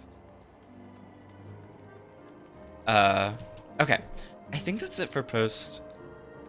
I'm probably ready to start heading to Storm. I do want to check real quick, because I saw one of my friends true as hell. He's in a duty. Damn it. Okay, I'll find him later. I have to give him something. Let me think. Oh, I've realized I didn't comment on like some parts of the music because I comment. Well, Answers is later, but like this also had in Final Seat of Faith.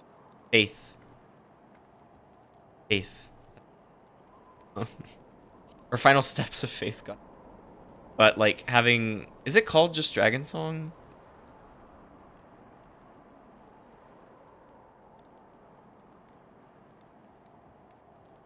Yeah. I didn't want Heavensward this. I should be doing this. Like I just play random music or like music that's associated with the place on Spotify or something. But yeah, like I'm not like, and this one was no Imatsu. Like obviously like, thank you Sulkin for everything in like the modern eras of 14, but Uematsu was kind of like popping off also, and stuff like this and Answers, like bless you for your musical work, sir. As always for Final Fantasy. I love they did such a good job with a lot of this stuff. And yeah, like I think they did a good job with a lot of Heavensward's music. I think I do need to make sure I'm like specifically looking at a lot of the music as well now, because it goes off like really hard. I had the foundation music going while I was there, but where is like this insane track for Ravana?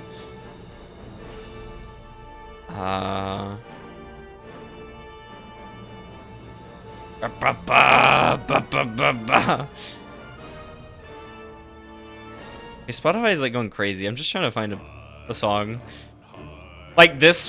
Fucking these vocals. Oh my god, it went insane. Actually, while I'm doing this, I'm gonna go. I need to check a couple things because I haven't checked my retainers. But so while we're doing a music review. Awaiting me. Oh, this is your reminder for everyone out there. Because I need to remember this. I am remembering this too now. Touch your houses. Go in your houses. Make sure they're all set. Like, and you know, so that they don't like during maintenance get demolished or something. You know, do that. Very important. But then like that one, you have like the limit, like the sky.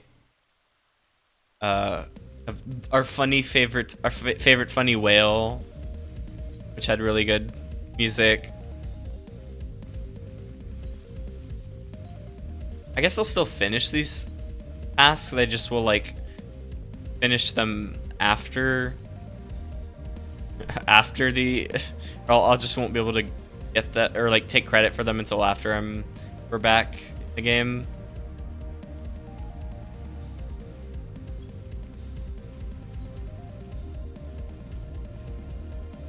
I'm trying to remember what the other Bismarck song was called. Was it this?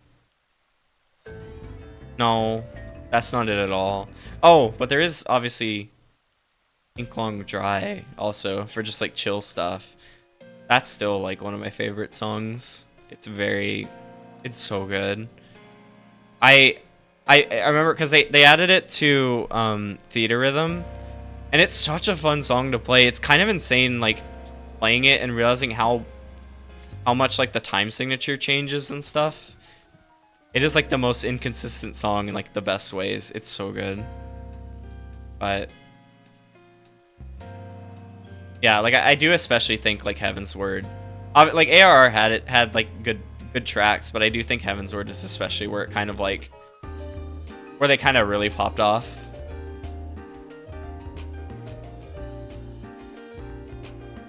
I just want my inventory clean. Is that too much to freaking ask?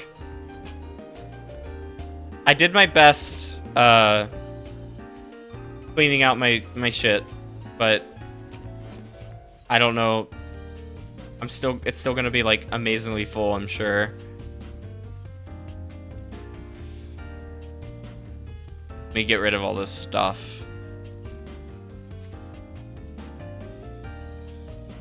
Were there any more? I mean, I guess obviously like heroes and like that.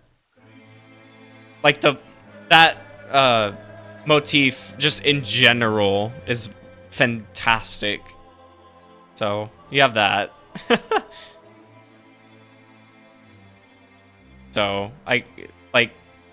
yeah, they just, I don't know. It's a very pretty. The expansion had a lot of variety and was just very pretty. So, I mean, there's a reason it's like the award-winning one in the copy pasta. It popped off in so many levels, and it's, like I said, it definitely was like the major hook to keep me like going in this game.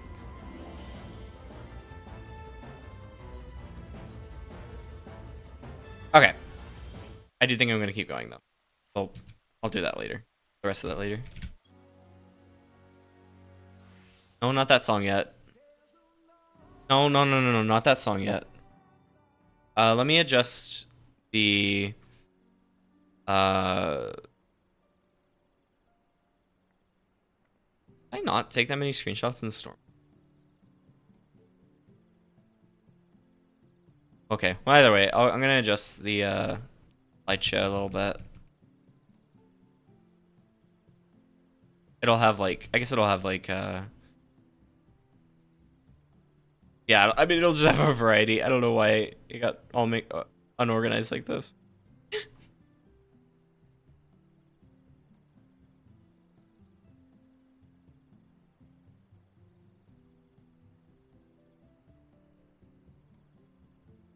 They're already buying my stuff. Why?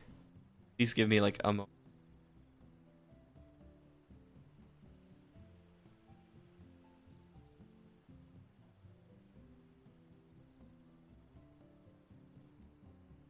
Okay. So the pictures here will be a lot of like, there'll be a lot of Shadowbringers, especially, but also like, oh, there we go. Okay, good. I thought everything froze. There'll be a lot of Shadowbringer and Stormblood and stuff. Okay. Oh shit. There you are. Hello. Oh my god. The skier. Oversized. You've been working. Well, let me also, since you're here, I don't know if you have this.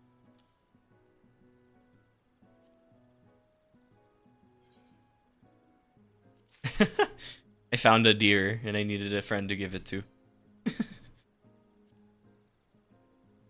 I guess, well, since he's here, I guess I think it's been fun. Oh, you already do? What? Why did you take? You took it. I mean, you can sell it. I don't really care. Also, massive titty window on this armor for a reason. Yeah, even guys get titty armor in this game, right? Here's this. No, you can keep it. It's fine. Oh wait, that's not what I mean. I just why did you take it so quickly? Augmented Hellfire armor offending. I just thought it was funny you took it immediately and then it was like, oh wait, I already have this. No, you can keep it and sell it or whatever. It's fine. uh, it's definitely been very fun doing this with friends, like both IRL friends and making new friends in here. And like, how about these from IRL that we also convinced to try the game. Get up. I'm a little greedy. So.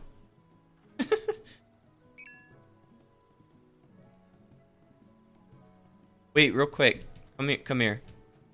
Like a pose.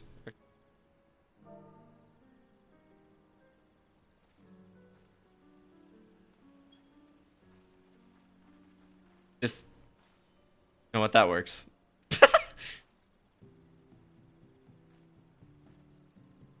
Oh, that's actually really good. Yeah, okay, cool. I figured this will be the last time for a little bit that I can get some good, like, G poses, so I might as well.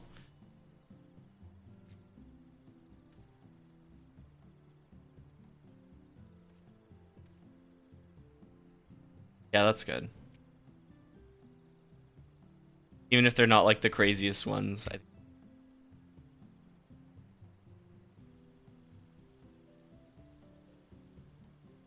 Yeah.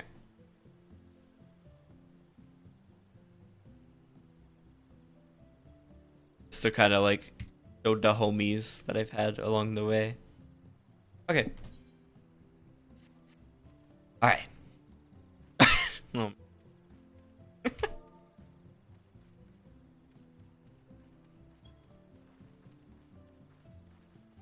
My god, all the little, like, yeah, like, I think I had, talking back on the, like, getting super into, like,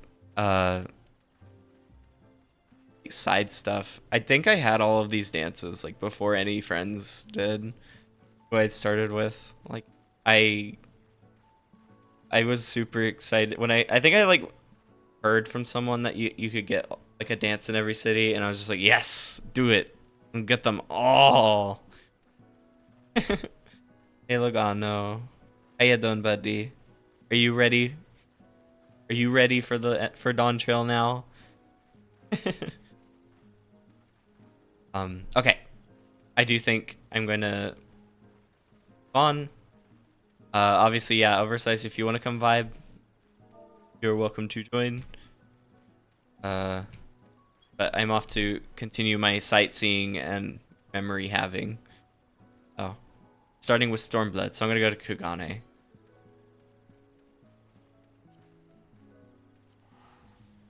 I didn't make any glam official, but yeah, I'm 99% ready. Nice. That's good.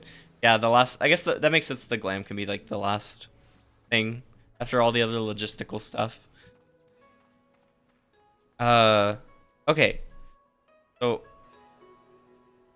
I have a job interview tomorrow that I still have no idea how I got myself into. Dude, you got yourself into that because you're pretty smart and cool. So, good luck on your job interview. You got this, dude. I believe.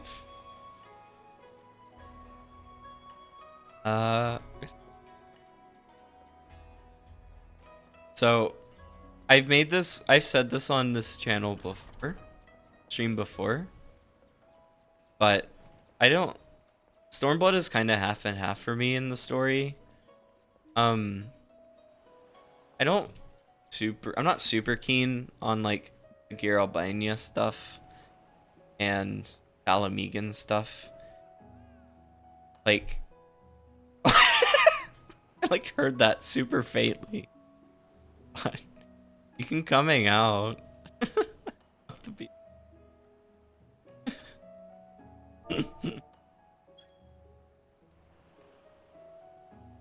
Uh, I don't know. I think a lot like the locations aren't the most interesting on that side. God, dude. um, yeah, I don't think a lot of the like the Alamegan places are super interesting, and I think the story from that could just I don't know wasn't the most amazing. I guess I still don't really. Obviously, I don't. It's like I think everyone has different opinions, so like, okay, great. uh, I think everyone can have their opinions about stuff, and I know like a lot of people do love like a lot of more parts of Stormblood than I do. Like I still think Lisa's arc was a little sudden, a little like where she didn't really grow a ton as far as like in as like we're doing stuff in Doma, and then all of a sudden when we return back to Alamigo, she is just kind of like handed the role of like the leader of the resistance because the dude says like she's earned it at this point, and I'm just like I don't know if she has. She hasn't really earned anything. She's just kind of been complaining as we um and now it's a kind of a weird thing because like now she's not now she's kind of just in the background. She's not really like a major like she's not a scion. She's kind of left the scions, and she kind of just gets brought up in side stuff, and she doesn't have a chance to grow anymore. And it's like I don't know. I wish she could have done. There could have been like some more stuff done with her to kind of give her the arc she deserves. This was just done a huge disservice by the writers. Yeah, pretty much. I agree. Also, welcome in, Del Silverwind. Hello. I hope you're doing well. I assume you're here for 14, so I hope you're getting all prepped and stuff for Dawntrail.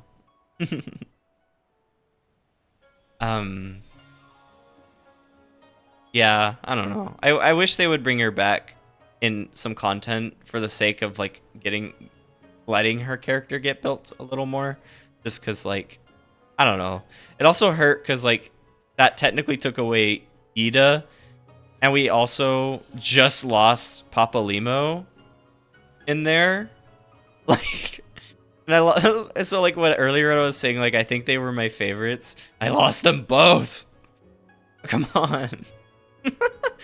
But at least Papa Limo had like a really cool like ending that kind of paralleled him being like the scholar of the group and kind of the most in tune with why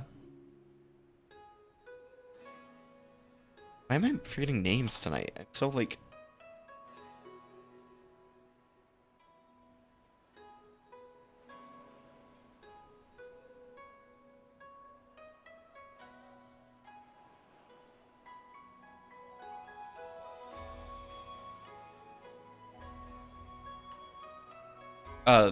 Louis Swa, God.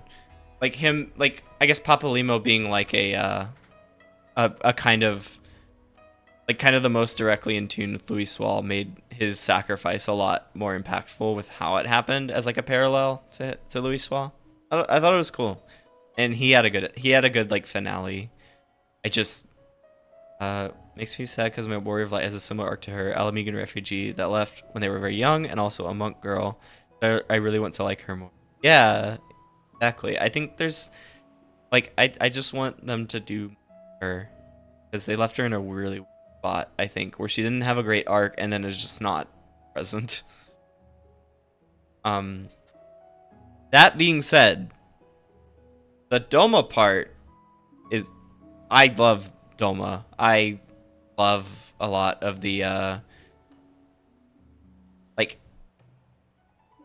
the Doma half is I enjoyed that story a lot. It was wonderful learning about the lore of like all of these regions. Like I mean obviously like this area like Kugane, a lot of the like just a lot of the or like the idea of Doma as a nation, how it was like its story, how we can like return it to how it was. Like the kind of lore and legends of like the Asm Steppe were super cool. Like the characters there, like the people you meet there were super neat. The two like warrior races were really fun to meet. We get the little sun, or yeah, the little sun quote there. The Ruby Sea is pretty. I love the Ruby Sea a lot. It's just like a nice ocean to be at. Actually, I guess I'm gonna go there. This one. But I've mentioned this like once or twice before, but I would come here. I come here a lot when I'm doing high-end content on my own, or just like before we're raiding and stuff. Like, I think it was this rock. Is it time to rebel? It is. Yeah, like I come here a lot. It is a. Hang on, let me just. If you want to follow, hang on or join, I'll invite you to party so you can get free warps and stuff. Okay. Great.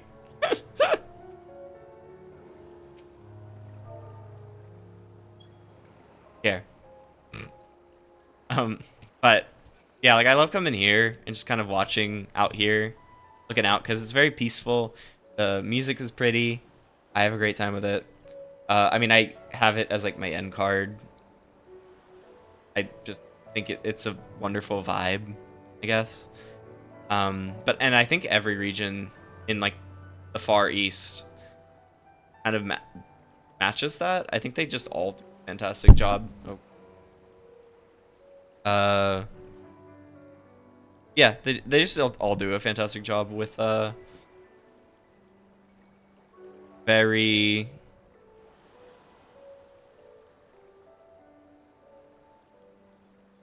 Oh my god.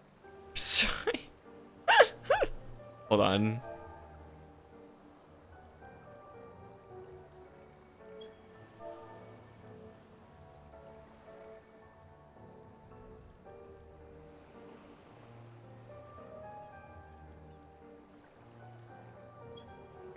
Sorry. One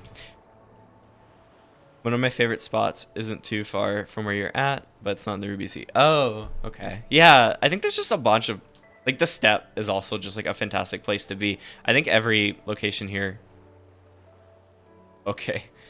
has like it's just like a wonderful vibe.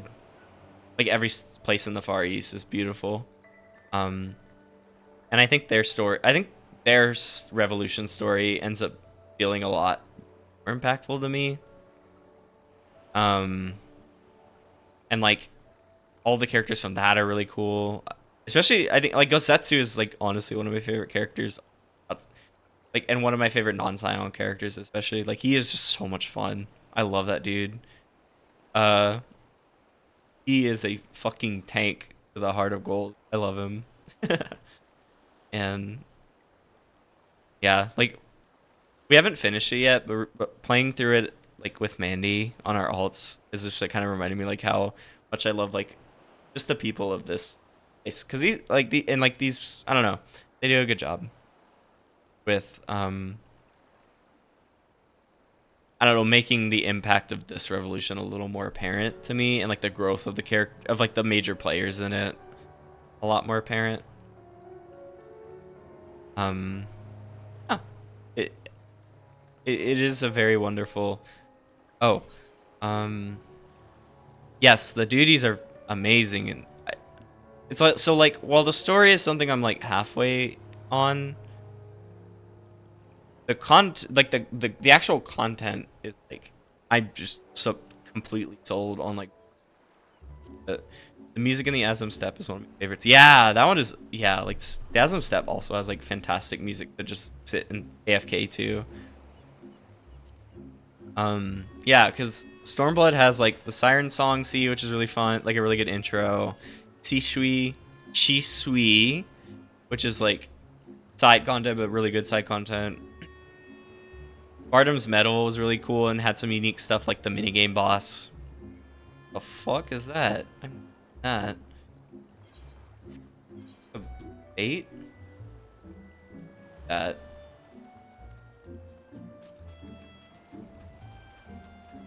Like a hunt? Oh, it is. Funa Yurei. Kill it. Oh shit, maybe this was a bad idea. Okay, it's stronger than I thought it was gonna be. Oh god. It's only level 70, why am I... Is it so beefy? Maybe I could have picked, like, not Dancer, but... Still.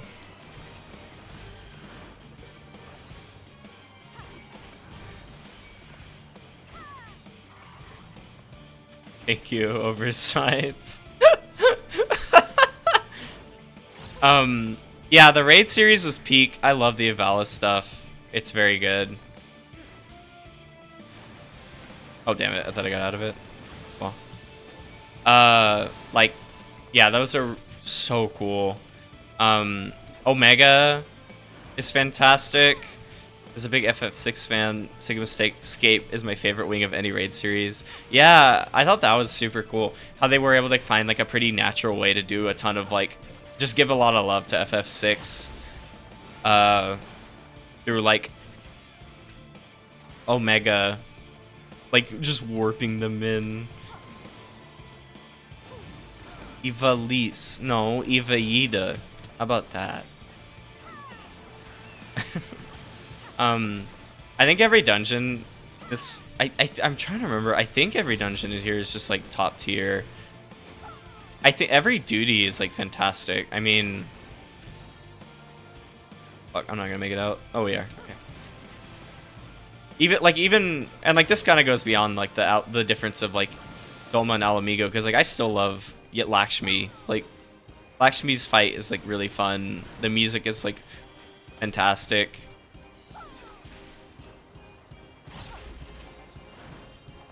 Yeah.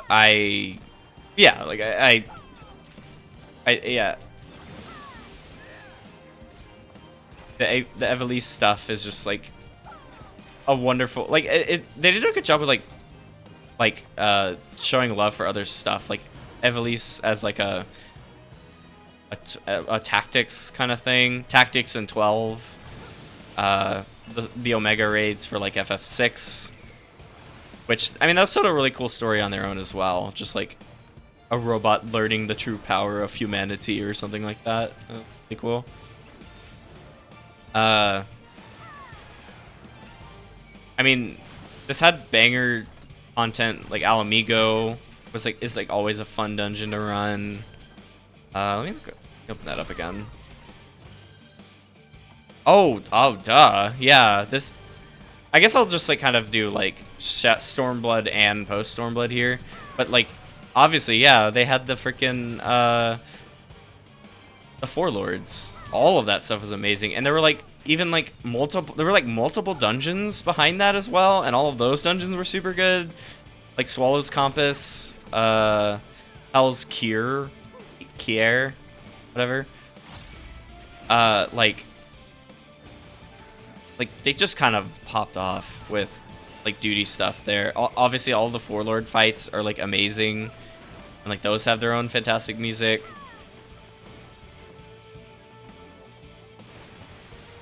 Let me see. Find that real quick. Wait, I should. Hold on.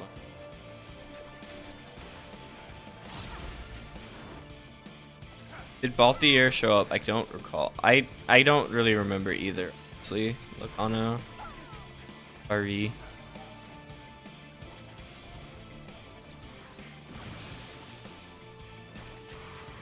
Here. Yeah, we got the really good Yojimbo trial, and honestly with that too, Kugane Castle. What came with? Did that come with that? No, that was like a different side content, I think. I'm trying to remember if that was with the Hildebrand stuff. I haven't even talked about Hildebrand. I guess this is the time to. Nice. Thank you for helping. Besides, I didn't think that was gonna be that crazy.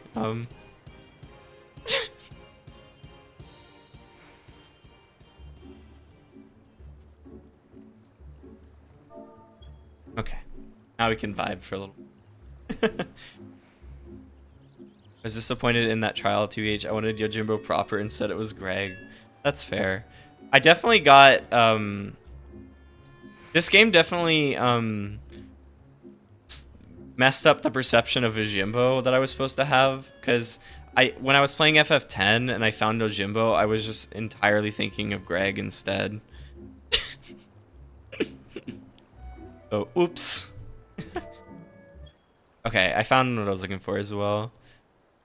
There's a Yojimbo trial. Yes, do keep doing Hildebrand. I know you were like some of the way through it, so keep doing Hildebrand. Yes, yeah, it's Hildebrand. I'm looking real quick. Wait, that's what we're in right now.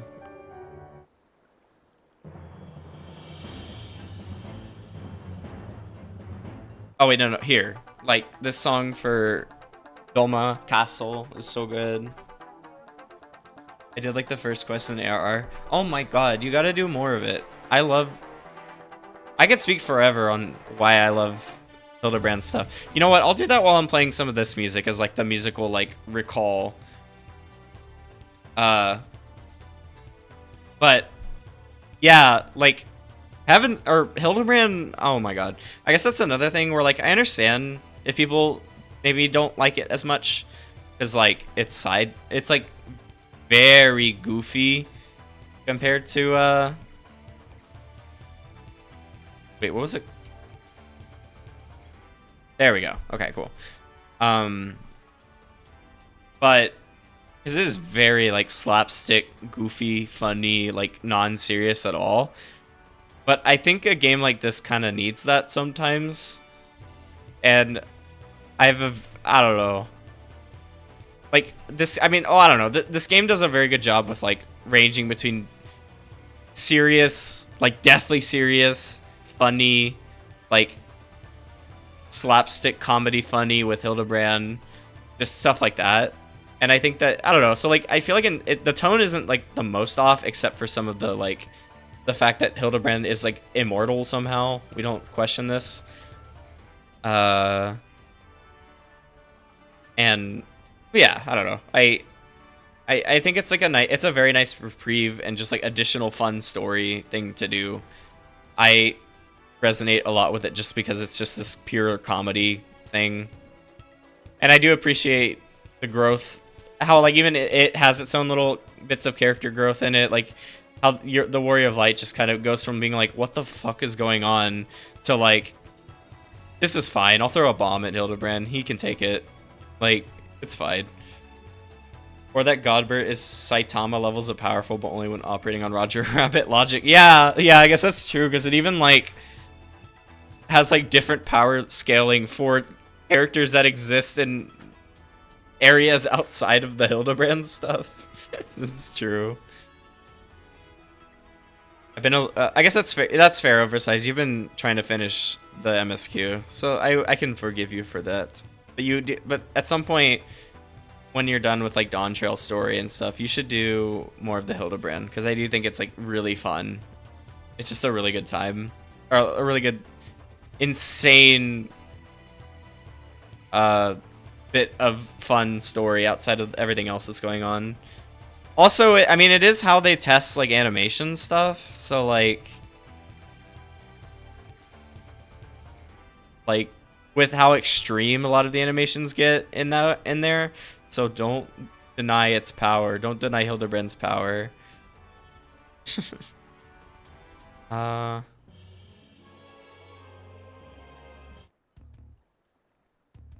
wait, here, obviously.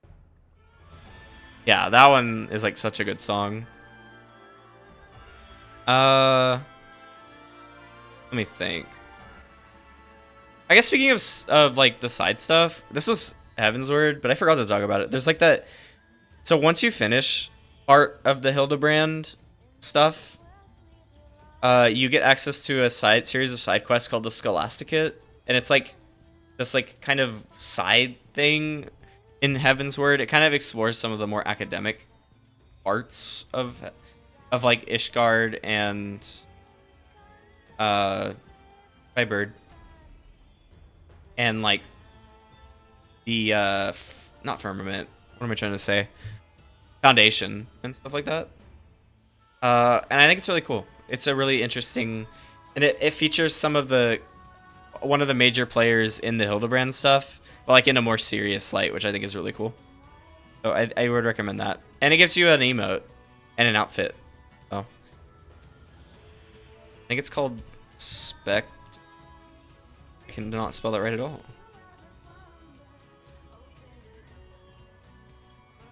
Yeah, I guess you have this one called Spectacles, which would work better if I was wearing glasses, but don't worry about that. If Godbert is Saitama level, then where does that put Julian? Oh god, I think she's just unexplainable. There is no comparison that you could reasonably give to her.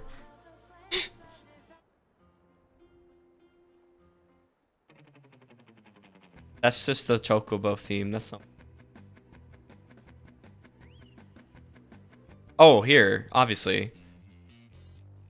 To go with the Warlords. That was a really cool story too. That was super neat how expansive that was. Getting to go on a little adventure with Tataru.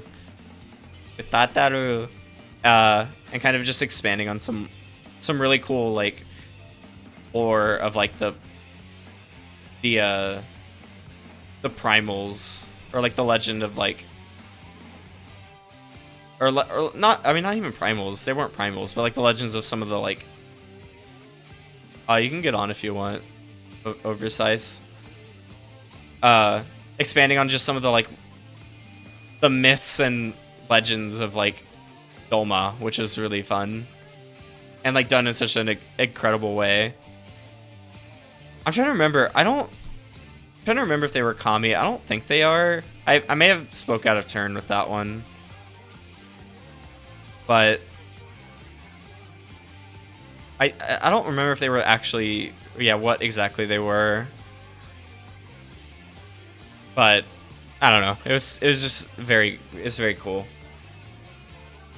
And like the legend of Tenzin and all that stuff as a attention was very cool. Also like the fact that because it is, I don't remember if it's this on the in-game track or if it's just the Primals version, but freaking Yoshi P like doing the main vocals for the song is fucking badass. He's got such a voice. Oh my god.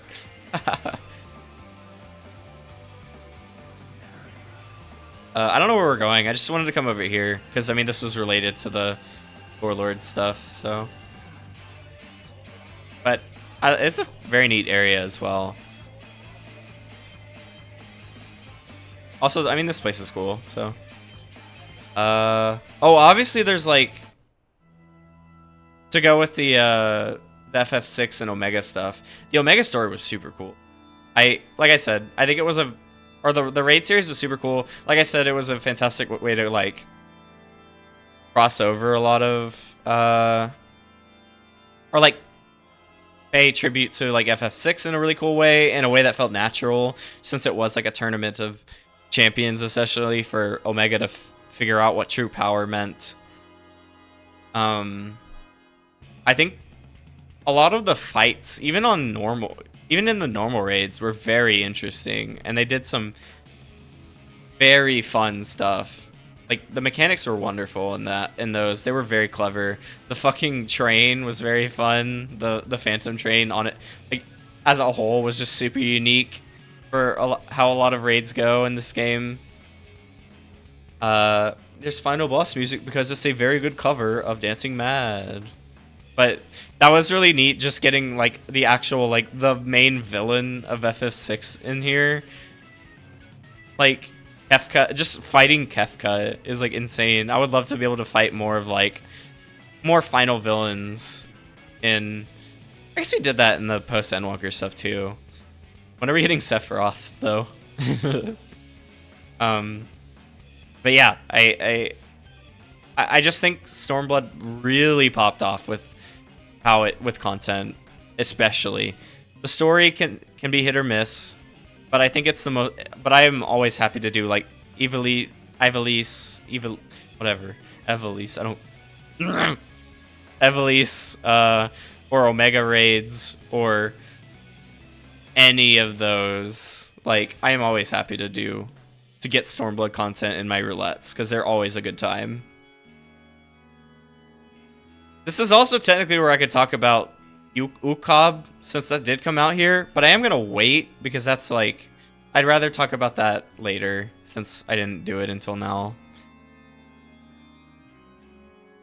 That's true, we do have I guess they do show, like, we're going to fight, like, the final, we are going to fight a major villain from 11 in the Alliance raids, that's true.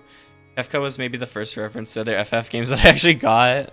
Oh, man. Yeah. They pull some deep ones for sure.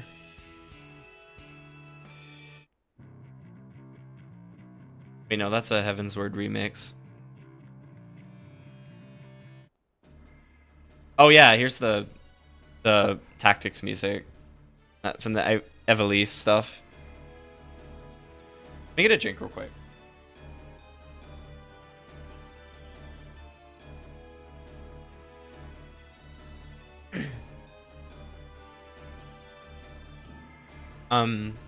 Yeah, so we'll get to Ukab later. I would rather wait until, like,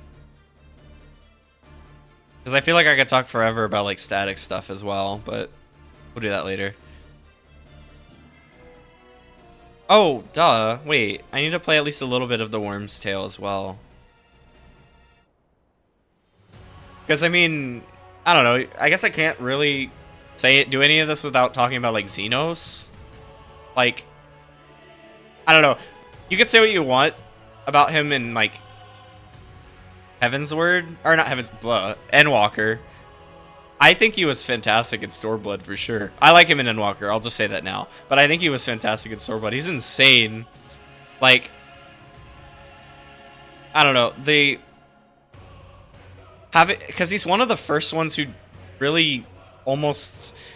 He's one of the first, like, main villains who really just, like, doesn't seem to have a insane. I don't know. Like, his reason for fighting is so odd compared to any other villain we've had so far. He's one of the first who's just like the others have had some, like, Thornton, Gaius were trying to, like, specifically, like, take control or, like, keep control, I guess, for Thornton, but like, it was just, I don't know, like, they were trying to use their power for some specific reason. And, like, it becomes very clear that Xenos is not exclusively, like, him ruling over, like, him as a leader in the Guardian Empire is secondary to, like, him just being like, I just want to find cool fights and feel something, feel something in this cold heart of mine. And it's like weird for this kind of game. I don't know. It was like a weird change. But I think he's just done really well. Xenos is just a bored nihilist that needs a good rival to fight to feel alive. Exactly, yeah. And I don't know. I love that. I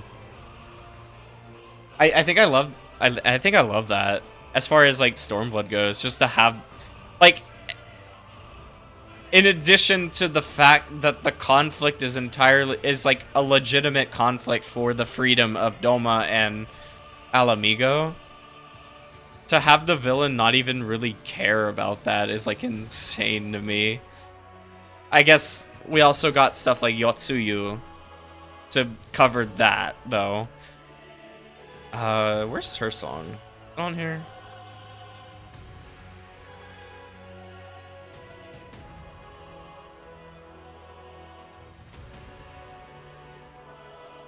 Oh, here it is. There we go. First, I even forgot to say anything about her, but, like, she's insane. She's a fantastic, like, villain, Yotsuyu. And her arc is like incredibly powerful. Oh my god. Like, with a lot of the post Stormblood being about her, like, potential redemption, only for it to just go downhill because of fuckhead Asashi or whatever his name is. Like, it's, I don't know, like, it's insane, especially like because she was like one of the most like she's honestly really terrifying, and like with how ruthless she is, and like poor Stormblood. So to be able to have her almost have this like amazing redemption arc, just to have that taken away, I was like, damn, like how dare you rip our hearts out like that. And it also just like a more Gosetsu moments. It was very cool having them kind of be together for it. Also, totally missed that. I would love Seymour also Logano. Since we were talking about like getting big baddies in this game, Seymour would be really cool. I still also just want the final Aeon, but Seymour would be amazing. What the fuck? What are you doing? Oversized Y? What are you doing? Oh. Why? There, that's bad. I guess that angle will work. Why?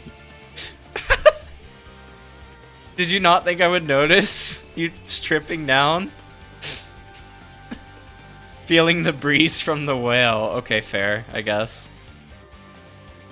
Well, unless anyone has anything else to note, though, about Stormblood, I do think I'm ready to start moving forward to Shadowbringers. Actually, let me run an ad real quick just to do that. I'm gonna run an ad real quick, and we'll just talk about random shit. Yevon? Oh my god. Imagine if we... Oh my god. Imagine if we got a raid, like a fucking savage raid that was like Yevon, but it was like it was easy, nothing happened in it, and you couldn't die. That would actually be kind of a cool, like, in like a two-phase boss. I think that would actually be kind of neat for like a middle phase, like an ad phase almost. Though I don't know how you really make that work with the lore of what Yevon is, but that could be a way to include Yevon. So it'd be really funny. It's the easiest like ad phase ever or something.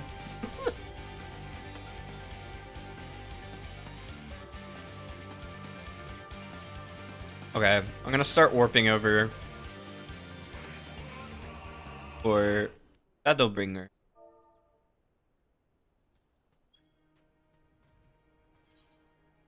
Thanks, oversize. I guess we'll just start at the Crystarium. More humming, let's go. Oh, oh fuck, I didn't talk about what classes I played in Stormblood, but it was Bard. I played Bard, so like, that doesn't, not like the most interesting, I guess. Okay. But yeah, now we can go to Shadowbringers. Where should I go?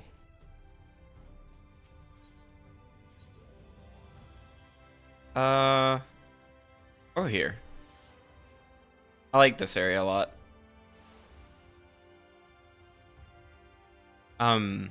Yeah, Shadowbringers, I've said it before, is just my favorite expansion so far. It's awesome. I think it's on, like, it's just the best. I think it's just the best story. In a way, I don't know how to explain it. Or no, I do. It's the best. It's the best. It somehow manages to tell like my favorite, like, independent story of the expansions while also like being incredibly important to the lore of the entire game, which is insane. And like being able to connect a lot of like existing threads of like what the primals are, what we are as far as this, or what we are, yeah, and like why the calamities happen, who the Asians are. Like, it's kind of insane how much Shadowbringers has, or like does, and how well it does it all, I guess. Yeah, it's like, Jesus, it does a fantastic job. I should start doing this early. Maybe. The shadow.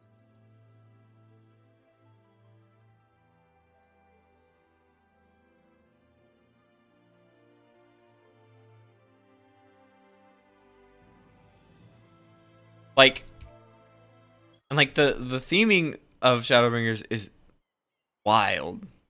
Because I mean, like, starting the game, or like, you start immediately with that, like, start immediately with like how horribly corrupt Gilmore is, and you start immediately with like the insane, like, the one lady getting stabbed and turned into a sin eater, and like just having to watch that transformation. Like, you get hit with that immediately. The first dungeon you go into, the final boss theme is this.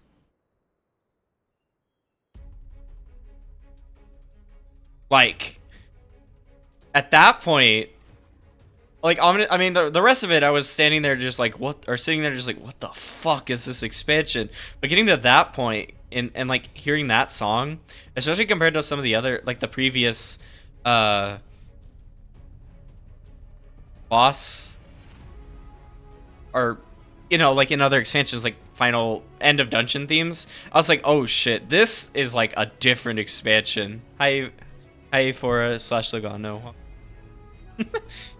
Like, that one, like, that's how you knew it was. That's how I knew it was like in something else. Like, it was a new like, they were trying to tell a very different story than anything they had yet, and it was like, I was so ready for that. Oh my god, and they delivered so fucking hard with Shadowbringers. I think just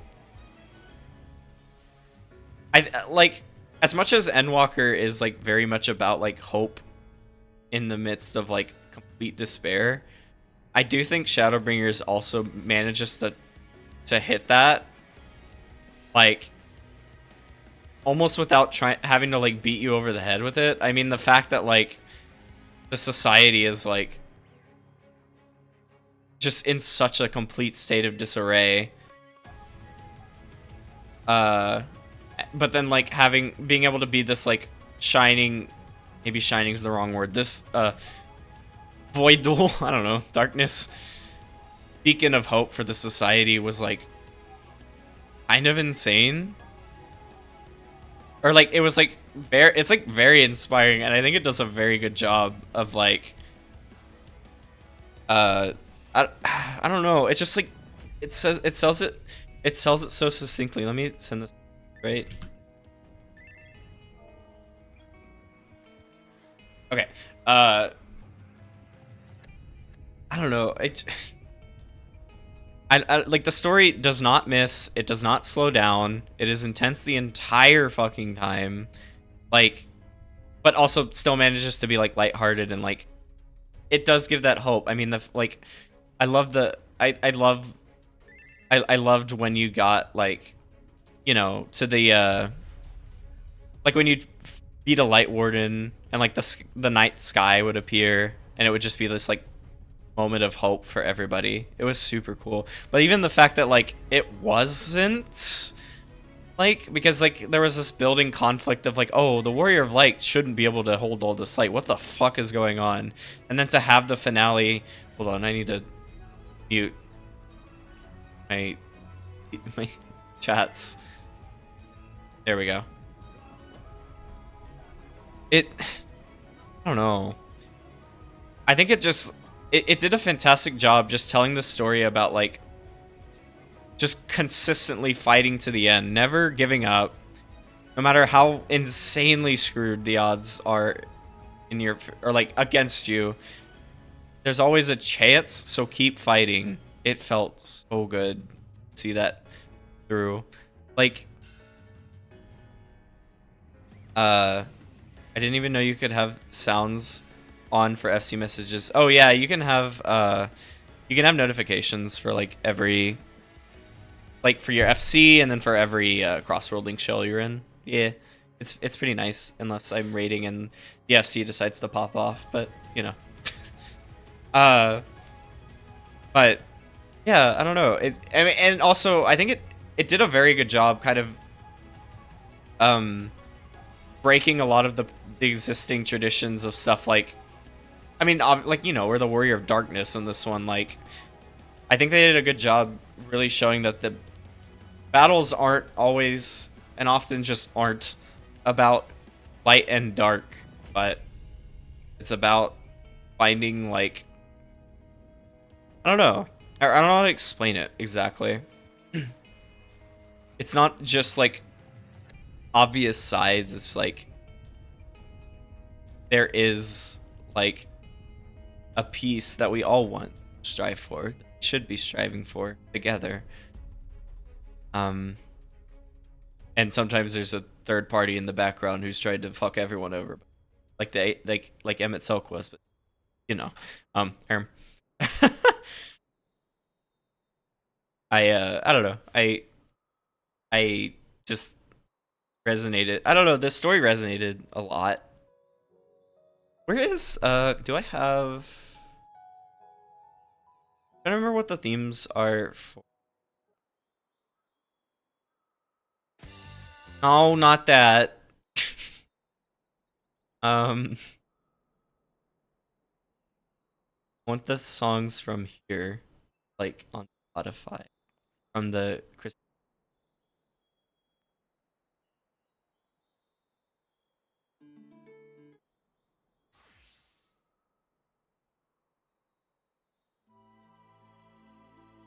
I don't think that's exactly it, but that works. I don't know. Like, I don't know. This one's just very special. I feel like they did a fantastic job just like showing the amounts, like the levels of hopelessness you can get into, and God. Oh no.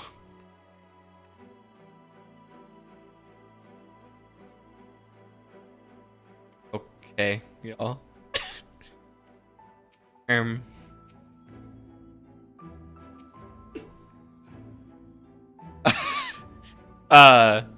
yeah, I think they did a fantastic job just like really raising the stakes and being able to deliver like insanely like good and emotional like outcome on every front, including honestly including like the Asians. I mean, remember that we once lived, chills. But it did a good job like even painting them as like a sympathetic villain. They've just gone crazy. Like, they're obviously like trying to destroy everything, which is bad, but they're also just, they've basically just gone crazy from thousands of years of trying for their goal and honest and apparently failing. Like, they just, you know, it's oh my god, it's so good. I don't know. It just, I think it just does a wonder. I don't know. It does a fantastic job of just like, you know, how even in the most overwhelming odds, how we can come together, and like, even no matter, even if it's like super unlikely, just keep pushing forward, and we'll see what we can do. And I think that is a lot of enough of hope. But thinking about I don't know. You see some stuff IRL and it's like, I don't know, sometimes that's what I need to keep going. The strength of my my friends. So, it's a little cheesy, but it's how I feel.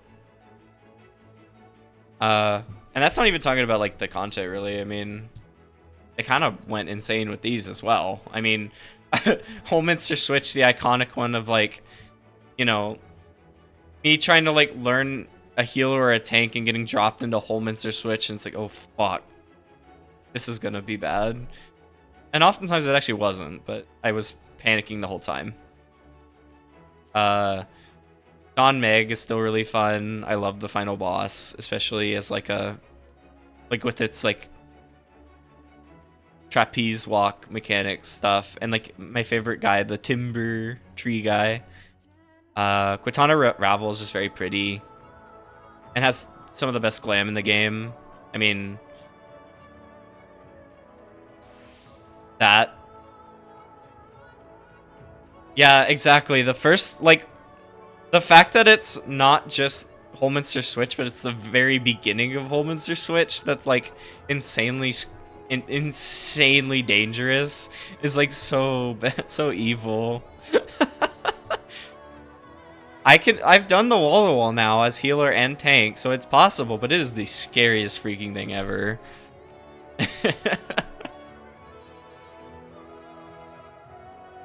Mount Gold, yeah, we were getting to that. I mean, I haven't really talked about. I'm like blanking on his normal name, but Innocence, you know. Oh, wait, isn't it here? I'm stupid. It's Valkyrie. But like, I haven't even talked about Valkyrie, but like he's a fantastic villain. I don't know. I love his like. Oh, just his like insanity is so interesting to me. Cottery. Yeah, that guy. I don't know, like just like this like your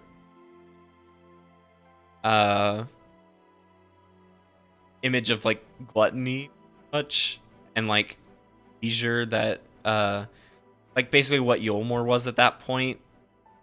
But like also the cause of its like dark underbelly and all that stuff, like the fucking iconic bread made from sin eaters or whatever.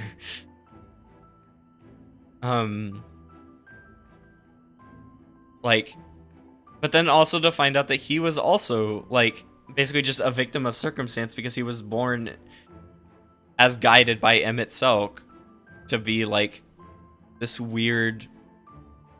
Yeah, the meal, exactly. Thank you. Yeah. The evil bread.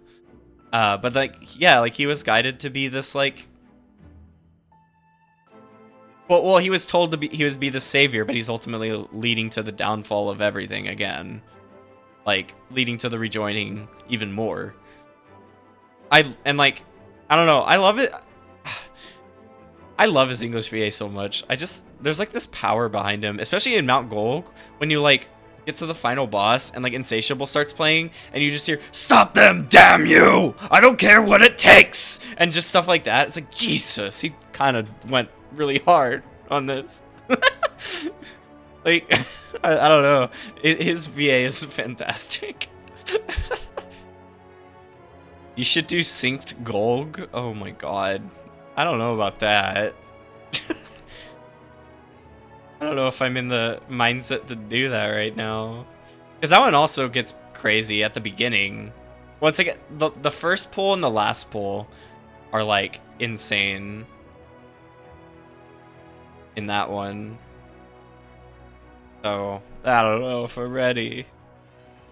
Obviously, like Amarot, like I was saying, like getting actually like some idea of the Ashian story and why they are doing what they're doing and like making them a little more,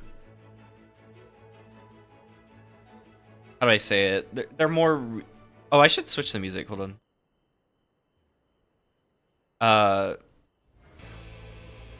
Like I don't know, like how they are these more. Not maybe reasonable is the wrong word. I almost said reasonable. That is not what I should have said. Sympathetic. Like. It's. I don't know. They just do a good. I think they do a good job showing the complexity of conflict. It, like I said, how it's not just sides, stuff like that, or not always just sides. I'll never forget. There's this one NPC that screams during the cutscene where Amarang gets ensconced in light during the incident, who I swear is Valthr's VA. I mean, probably. They probably just like had the guy. Hey, can you do a scream? Okay, thank you. Good job. Obviously, oh yeah, and then they like popped off with all the post stuff too. I mean, the twinning. Academia and Niter is one that I don't see talked about a ton, but it is very cool. And I love that the final... Wait, is it this one? No, no, no. I'm thinking of this. No, it is this one. I'm sorry. It is this one. I don't see it talked about a ton, but I love that the final boss of it is the FF8. What is the one? Someone like primal guy you can have. Academia and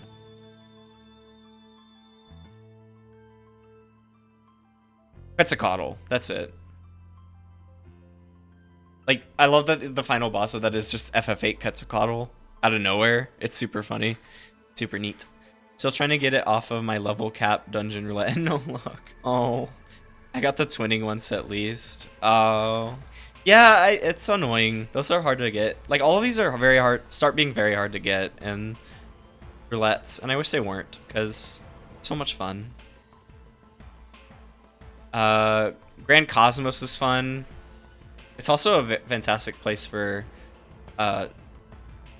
G poses, because if you want like a fairy tale ball kind of, or a fairy tale castle kind of place, but it's just a very fun one. Amnesis and Niter with the fantastic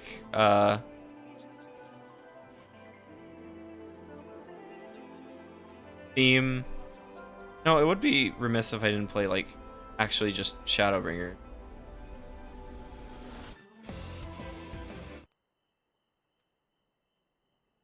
Wow, can't believe Squeenix would have beat the Aztecs.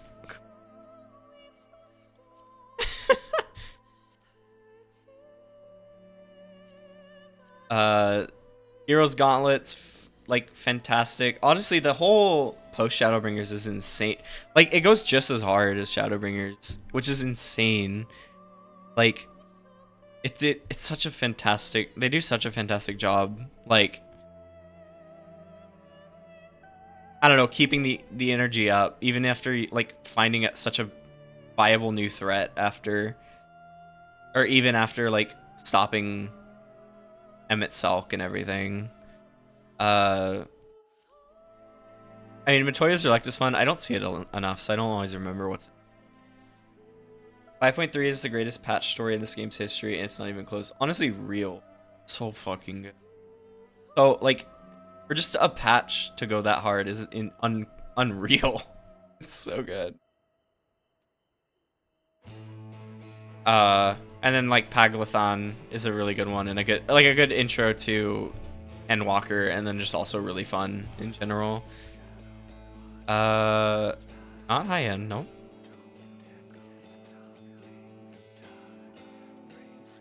Shadowbringers trials are fucking so much fun.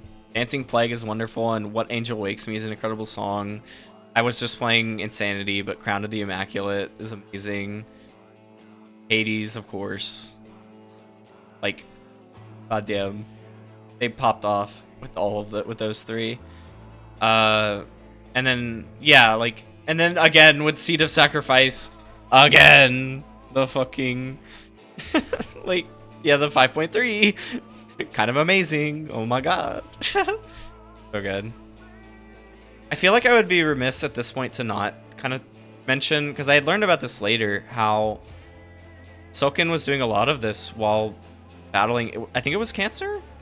Is that right?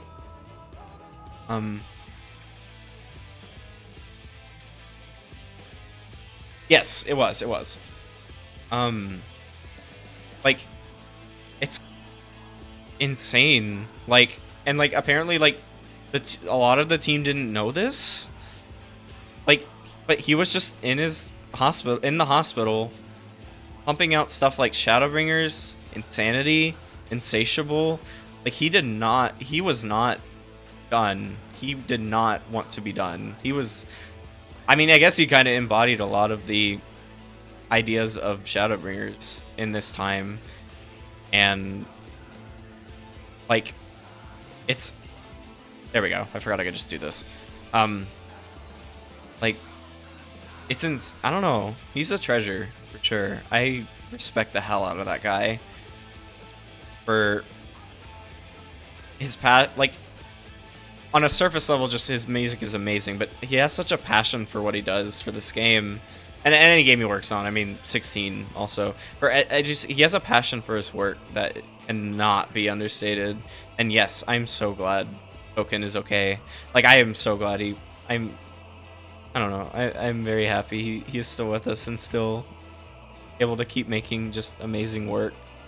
And that he seems like he's having a fun time doing it. He's been posting so much on Twitter about like how excited he is for everyone to hear the Dawntrail music, and I don't know. I'm happy that this game seems to be run by like, I don't know, how do I say it? I'm so happy this game is run by like people who are like so passionate about what they do, and like the people they're, and like even beyond like just wanting to make something good for everyone, they just want to they just have fun and make things that they have fun with, and it really shows as they do it. And it makes me really happy that Soken is okay and that he was able to keep doing it. He's still here. He made it. I don't know. That was wild to hear about. And yeah, I guess that's a good point. Artists often release their greatest work when they're on the brink of death, or at least feel like it. And it really did feel like he wanted to pop off, like, he knew that there was that possibility that it would be it, so he wanted to make it. He wanted to pop off, and he really did. Because I think Shadowbringers still has a lot of my favorite tracks in the game. God, he's so cool. I don't know, just I haven't said it as much. I've just been playing the music throughout the series or the game, but I'm very grateful for Soken and his musical team for everything they do to really elevate the game. I hope I get to meet him because I'm gonna go to Distant Worlds kind of soon, and I hope I get to. And that'll be really cool to meet him. I don't know if maybe you were supposed to buy some like additional pass or something for that, but I don't know. Maybe I can meet. But either way, it'll be cool to see him there.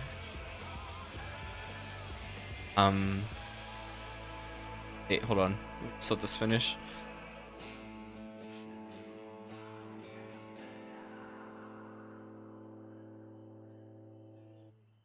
Okay.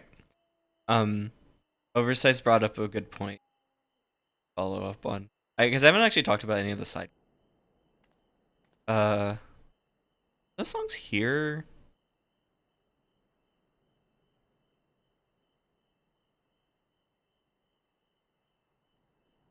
I might have to look. Yeah, because they released like a lot of the side.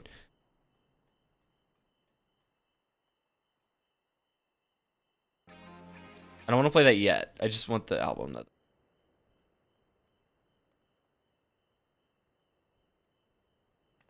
Where were the...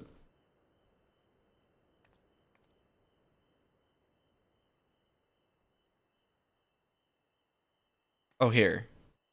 I think. Wait, no, that's Bajta. Sorry. I'm trying to find the songs. I don't remember what they're called.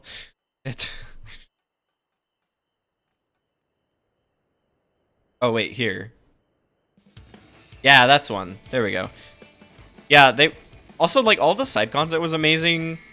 Cinderdrift, Castrum Marinium, and the Cloud deck as, like, the Sorrow of World, I guess. I mean, yeah, that was insane. I wasn't ready for, like, the freaking Evangelion level trauma from that. Like, that was nuts. But it did bring a lot of really cool trials. The story was fantastic, and it was a neat, like, return of like revival for Gaius. We're lit, thank you. God.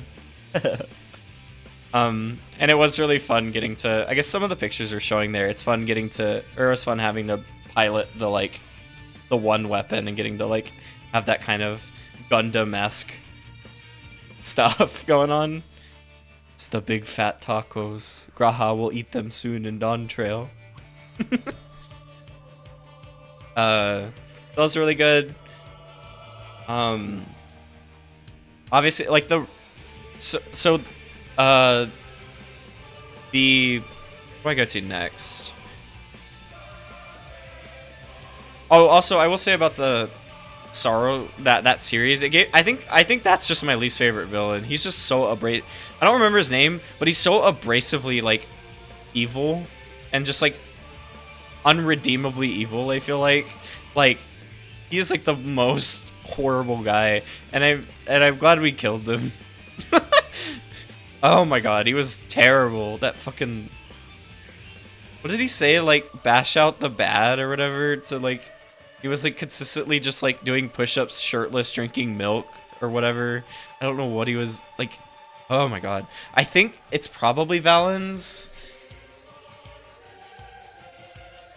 Yeah, Valen's Varo. Yeah. Like, ugh, he sucked. I hated that dude. I should go somewhere else for this, as I've been here for a while. I have an idea. So it'll be me going alone, I think, because it's a instanced area. What's it?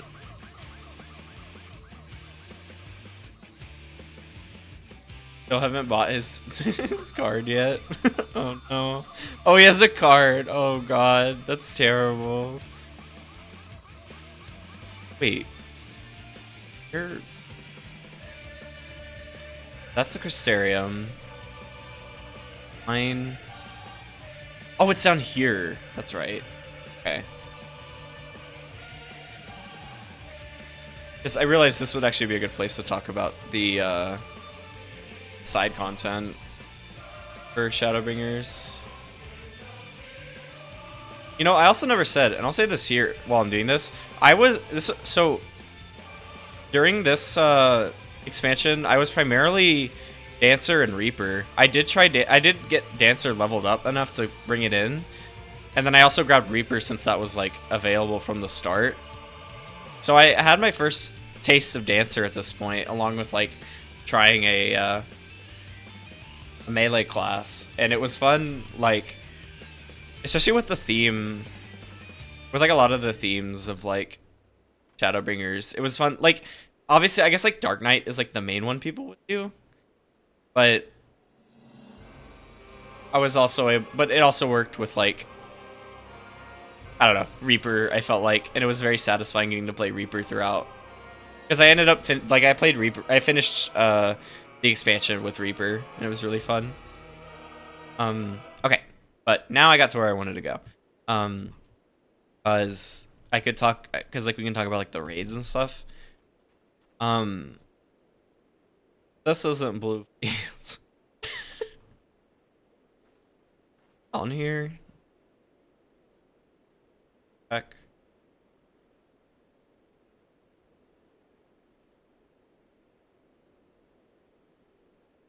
Yeah, I'm gonna play this one. So when I said earlier that I think that I think it would be interesting to see more of the content be like required, more of the side stuff be required. I think the Eden raids is kind of what I'm thinking of there, because I feel like on a base level they're super cool as like remixing primals and stuff. I do think that's just really fun, since like it remixes all the primals that were there at the beginning, so it's fun to have come in later and like have this like like just this remix of all of them, and I think people should really experience that. Additionally, it also gives us Gaia, who's an amazing character, and the fact that they like even bothered to like include her at all in the MSQ, and granted it was like you had to have completed the Eden raids to see her in the post Endwalker MSQ, so there is that still that it is based on a conditional, but I feel like that kind of just makes me want them to make it required, and then they can use Gaia somewhere else, like in the actually make her a part of the MSQ. She's super cool, and I love her relationship with Green.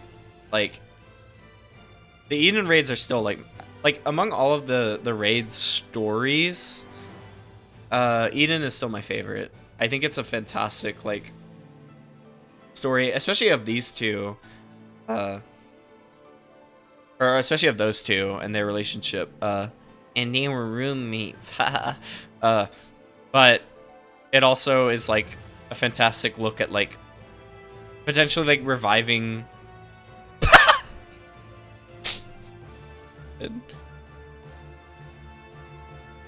Can I share that comment on the stream, Oversize? You messaged in game chat. Do you mind if I share that? Also, yeah, no, yeah, that is correct. If you didn't complete Eden, she doesn't appear. Gaia does not appear when she does in the MSQ. I just like that this in the party chat. Odd.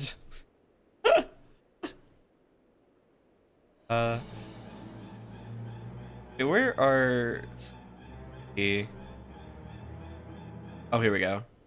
Also, yeah, like the remixes for a lot of the songs, or for the original songs, are so good. Primal Angel in particular is so nice because like I'd said before how like Ifrit's theme isn't that interesting, so it's like, wow, why don't we just combine it with Garuda's? Genius. It's really good.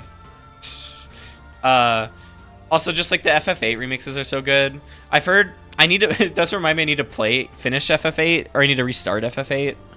But I've heard amazing things about how it translates pretty well to FF8. Like the story of the Eden raids translates pretty well to that. Exactly, yeah. Ifrit's like like I said, Ifrit's a pretty standard Final Fantasy theme song. It's good. It just doesn't really match the caliber of the rest of them, or like the tone of the rest of them. So I think combining it with a different one, it was like the ideal way to do that. FF8 best FF. Exactly. Yeah, Rain has been on my ass to play it, and I need to. He is right. I need to actually play. But I don't know. I think this story is just like really well done. It has a lot of like really cool emotional hooks. As far as like Green's general growth as like an independent character, the relationship between her and Gaia, and then their desire to kind of like revive the first a little more, and like we get this like nice oasis, which is really cool. Featuring Pride Rock. Happy Pride. So, that's that one. And I cannot wait for Fru to make me sad over everything that's gonna happen. to Gaia and Reen. Oh my god. Best overall theme too. That's true. I could actually play that for a second.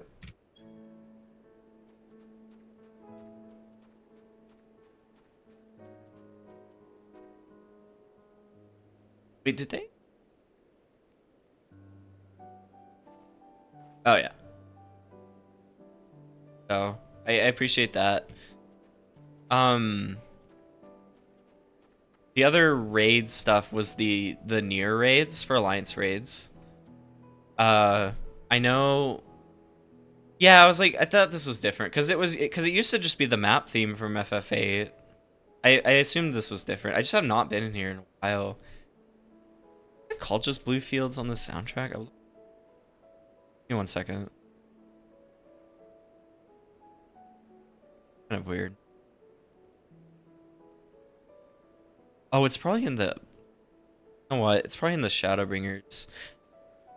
Oh, you can get you can get in here too. Awesome. I thought it was like a complete. I thought it was like a complete like instance area. Okay, that's cool.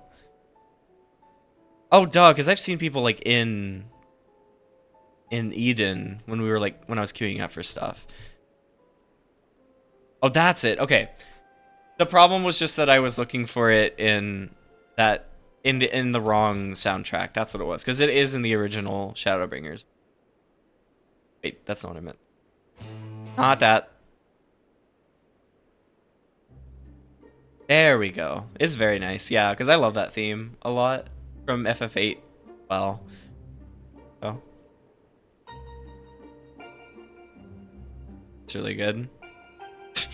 God, thanks, dude. I'm trying to think of other. Okay, yeah. So the next one is the Nier raids, and while I know people, I don't know, they're my favorites still. They're so hard. They're like they make you sweat a little bit, even if you know the content. You still have to work, and that makes me really happy, especially after roulettes tend to be like Crystal Tower, and after the Endwalker raids are not the hardest, or not very hard, honestly. I still appreciate going to Eden raids and having to like work and sweat a little bit, especially as a healer.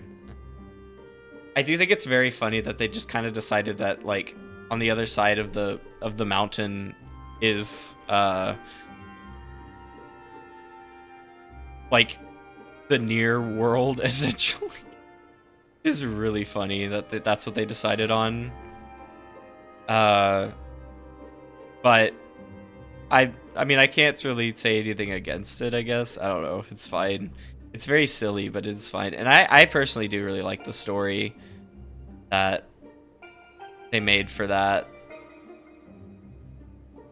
I don't know. I thought it was really cool. And I guess like I'd heard that the Yoko Taro, right? Yeah, Yoko Taro helped write it. Well, maybe that's why. It's just like it's like really unique for like a lot of side content in 14. And there were some really good like remixes too. Is it this one?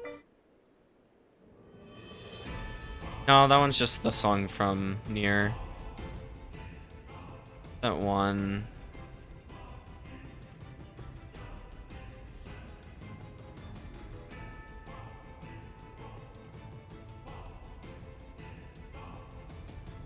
This one?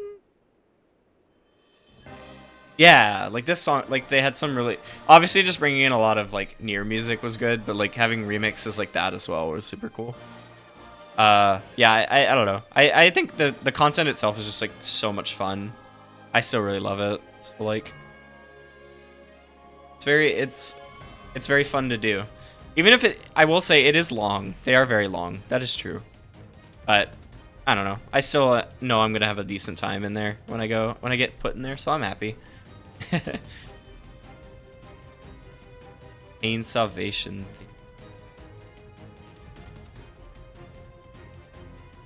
Yeah, like they just. Right when I heard the FF overture during the fight, oh my god, yeah, it's so pretty.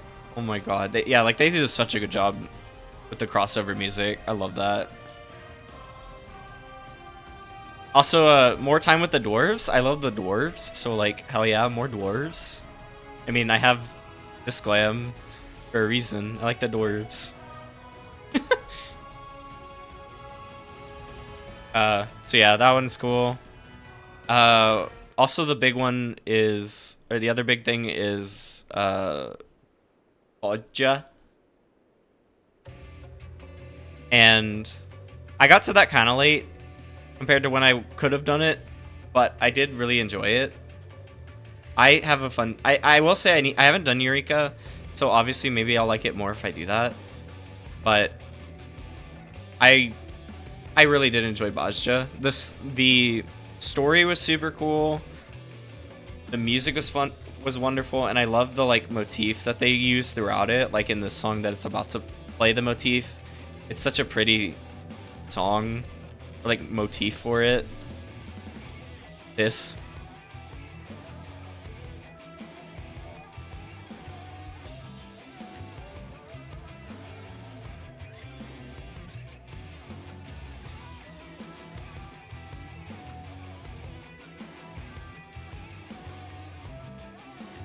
Okay, Uh, I don't think it captured any of that. I was humming. I don't know why it didn't capture that on OBS, but whatever. But anyway, yeah. I do appreciate just going in there sometimes to like do, I don't know, it's fun to just go in there and like run stuff, especially like now that I have a goal of like working on the relics in there. It is fun to just kind of go in there and like party up with people sometimes randomly and like do some skirmishes and stuff like that. It's a good time. I like it a lot. And yeah, I don't know, like I will say I will just listen to like this version of it, the Gangos theme. I will just listen to that like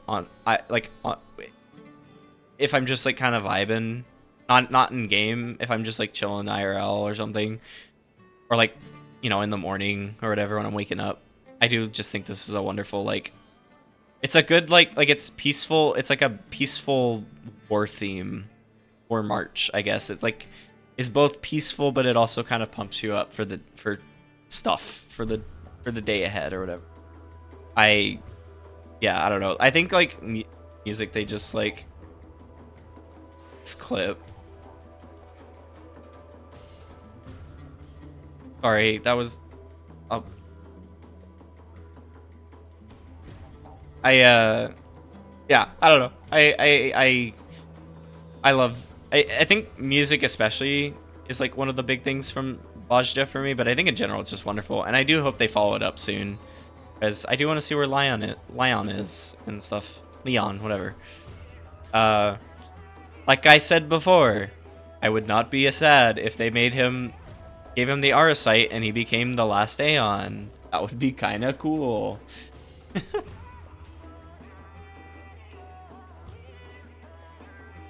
Okay. I think that's all I want to... Oh, wait, no. He was in Spain in like 99.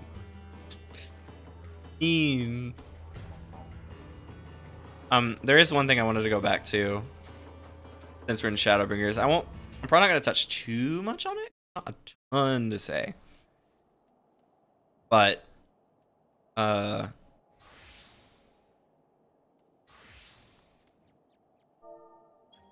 we can go to the Firmament real quick, because this was a Shadowbringers thing too. And so I figured I'd wait. But so I didn't, this is basically when I did it after Endwalker, but this is where I actually leveled my crafters.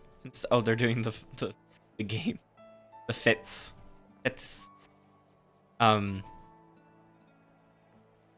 yeah, I love this place a lot. The Firmament is like really cool. I think it was a really good no, I'm not. No, thank you. I'm okay. I don't want to do that right now. I think it was a really cool like follow-up for oh, I wanted to listen to the Firmament music. I guess this one's fine too. I think this was a really cool follow-up to Heavensward stuff. Like how they are actually more actively trying to like help out those in need now. Like they are kind of trying to be more equal, listen to the commoners, quote unquote, who like need more help. And it came with with some fun stories, like is it Charlemagne? The one yeah, Charlemagne. Like him kind of like learning how to be a decent person. Stuff like that. Yeah, I am sad I missed that too. Oversized. Like I would have loved to see, that is the thing, I would have loved to be here for every stage of it, since it actually was like being built by people, by us essentially, or by the players. So I am sad I got to miss like seeing its formation. And I hope in the future, I'm hoping they do stuff like that in the future so I can kind of participate in that kind of way, because that'd be really cool. But yeah, I don't know. I didn't want to say a ton. It was very instrumental for leveling crafters. It's a very good vibe. I do enjoy these little fates. They're very fun. It's a very fun little like bonus thing to do sometimes for some extra credits or whatever. Yeah, that's all. I just wanted to mention it because it is as meant a lot. Like the main theme is also very chill and nice to listen to. And it's just it was just a cool symbol of like how Ishgard has been improving since we've been away.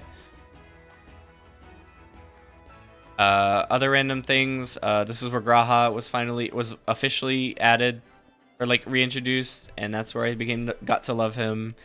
I loved the level 80 like capstone job quests, and I would have loved if they had kept doing stuff like that. Like I would have loved level 90 ones. Hopefully they decide to do some level 100 ones in Dawntrail. We'll see. But oh, never mind. I think that's it. Unless anyone else has anything that I might have missed regarding Shadowbringers, I think we the Endwalker now. Oh. I'm gonna go ahead and warp on over to. Oh yeah, I guess I still have my return. Oh no, let me warp so I can actually give oversize the teleport. Wait, there was a capstone 90s quest for the job quest. Are you just talking about like the role quests? I guess I didn't talk about those. I mean, those are really neat. Still, I'd rather have actual job quests, I guess, but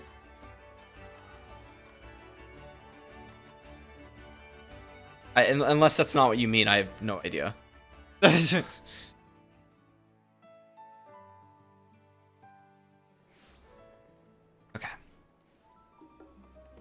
Yeah, okay, fair, but yeah.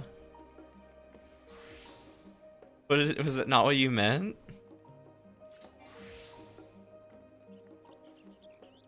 Okay. Now we're here.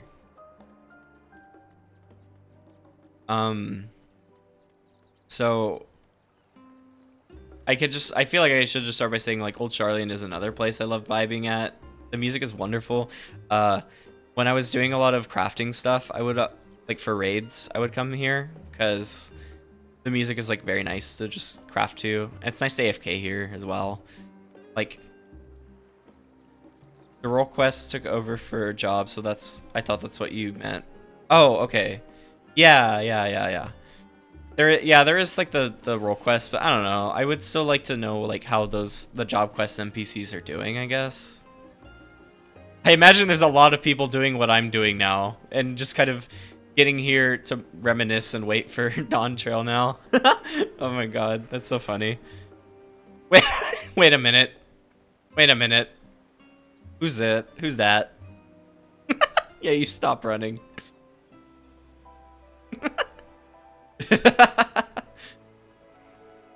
Oh my god.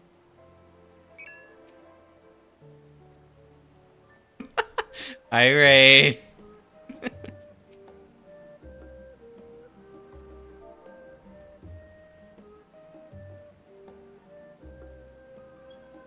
There we go. Sona looking ass. Yeah, that's fair. Oh, let me shuffle the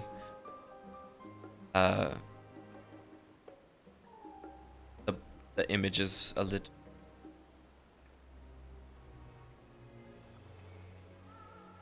I can do some more of the Endwalker specific one.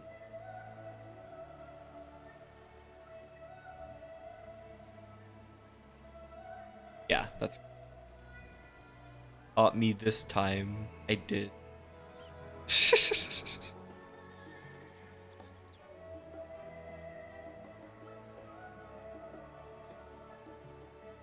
Okay.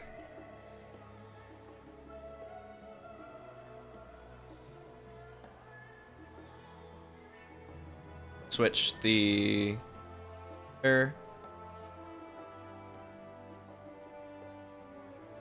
break anything. I did see it froze last time when it was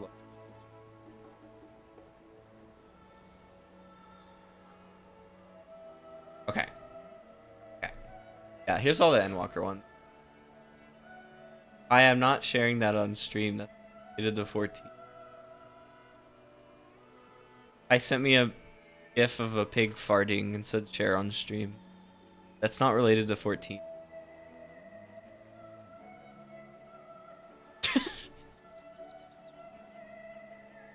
Oh, Kai! Not scaring it. No. Why do you want me to do that? Also, fight me in chat like a real gamer. Come on.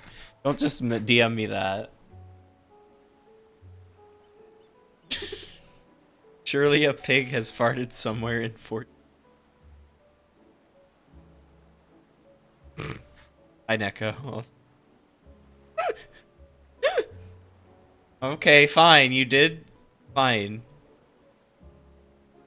You did confront me in chat, so I asked. I have an idea though.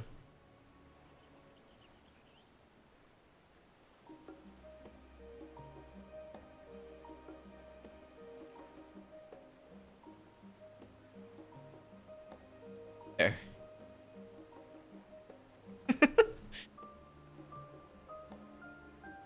Look, I wasn't looking at the screen. I had to fix my Neko. I had to fix my slideshow.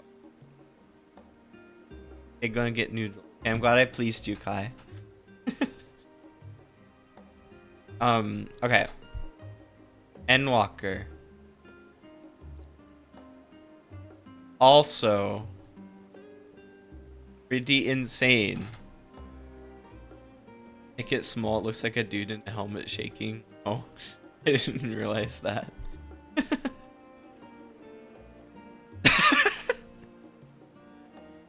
There I am. I'm on the stream.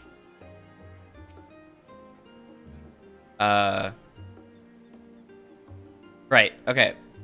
So Endwalker was also insane. I will say it was nice having Graha on the team. My boy, my favorite guy. Very grateful for.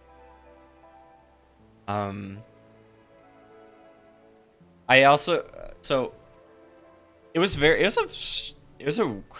also a crazy one. I do think I'm trying to think because it also kind of did a lot of what Shadowbringers was doing, though not as much to say like any specific thing about like light and darkness, anything like that. I think it was it all. I mean, it also hit some of the. It did also hit a lot of the emotional like that Shadowbringers did. I mean, I talked about Venice Body earlier. That is a hard one to go again sometimes. Like how brutally, how brutally the final days works in this universe, and like especially having to see it in like a dungeon that you just.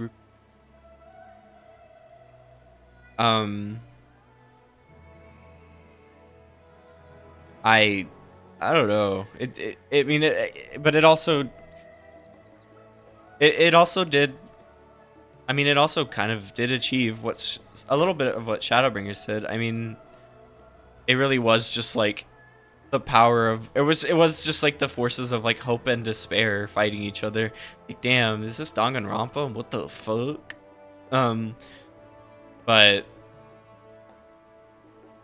I don't know. I'm trying to think of what I would say. I do also think that Endwalker kind of like hit at like a good time, as it was also like I kind of mentioned what I was like where I was kind of trying to find my place and find myself before.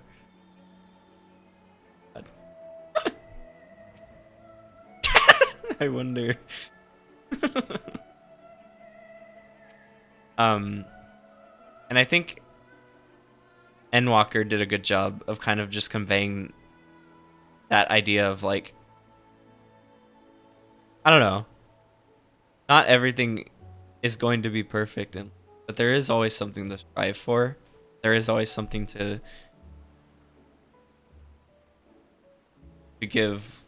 I don't know. There's always hope to have, and I think Endwalker did a really good job kind of conveying that as well. It was definitely more of like a controlled hope versus Shadowbringers like just keep fighting, or like never, you shouldn't give up, that kind of thing. But like I think Endwalker did it really well. It was super cool.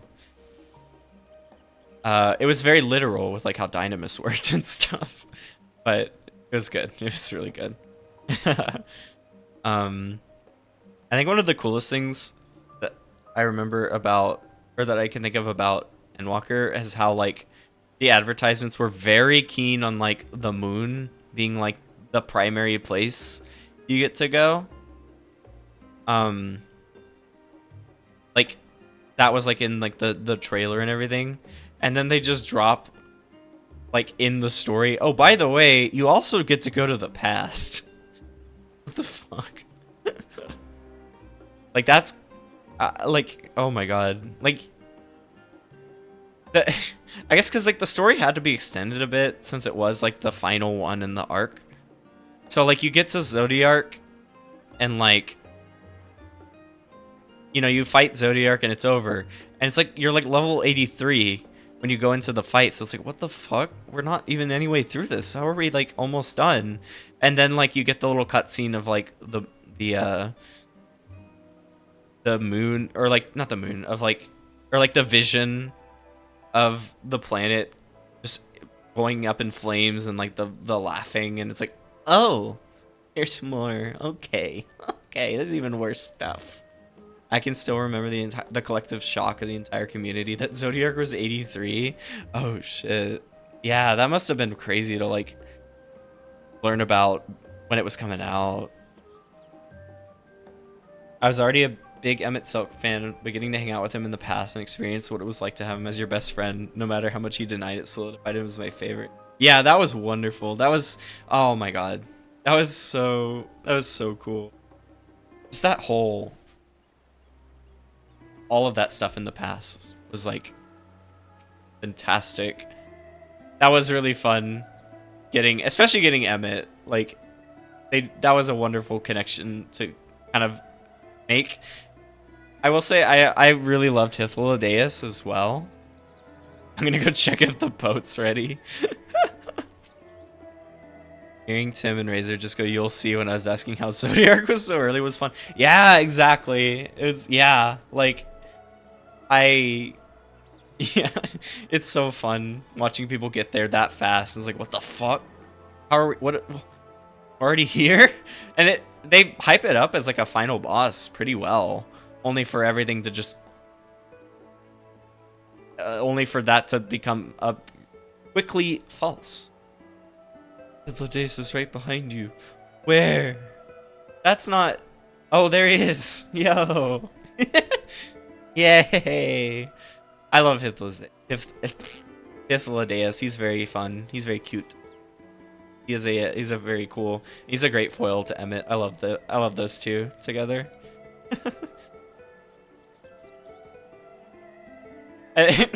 So the only times I did trusts, like, or not trust, but like the duty, or like I guess trusts, like in the game, was like in the Kitsesis dungeon and in the Heidelin trial.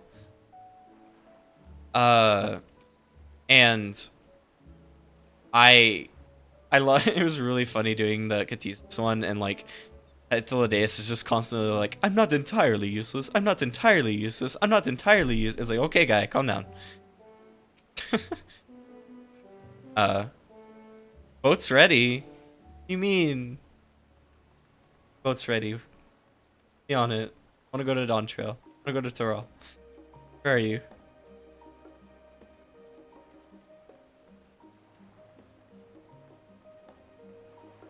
Okay, I actually did see this.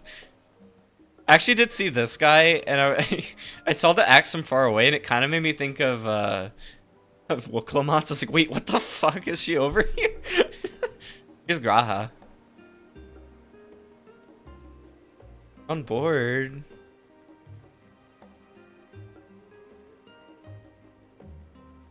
He's your supportive friend.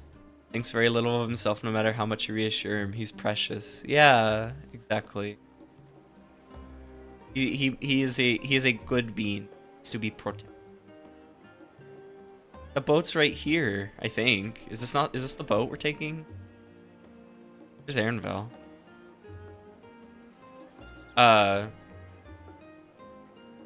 But Yeah, I think they did a really good job. I will say, I did the secret Viera handshake with Aaronville, and he said, "All right, you're good. Get on."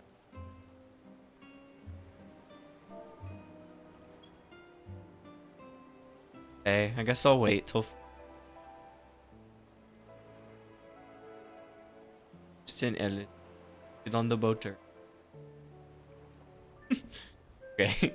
I will say the story did kind of. There were parts of the story that kind of were a little long. Like penance for not being able to wear hats. Okay, fair. Like there's the bit before you go to Ultima Thule, and you, or like right before it, where you're like waiting for the ship to be prepped, and you have to like show the Loporrit dude around, and it's just like showing this Loporrit around while you're like hearing the epic music playing still. It's like, I don't think this needs to go this hard. Also, I just want to go to the Thule at this point. Doing like, I think there were a couple parts like that kind of dragged, which is kind of why it like I see it as like Endwalker is like almost to the caliber of Shadowbringers, but slightly lower. And I think it's just like little stuff like that, but ultimately it doesn't bring it down that much. The entire experience is still like well created, well crafted. Having the entire Ultima Thule scene was actually, you know what? We'll go there now.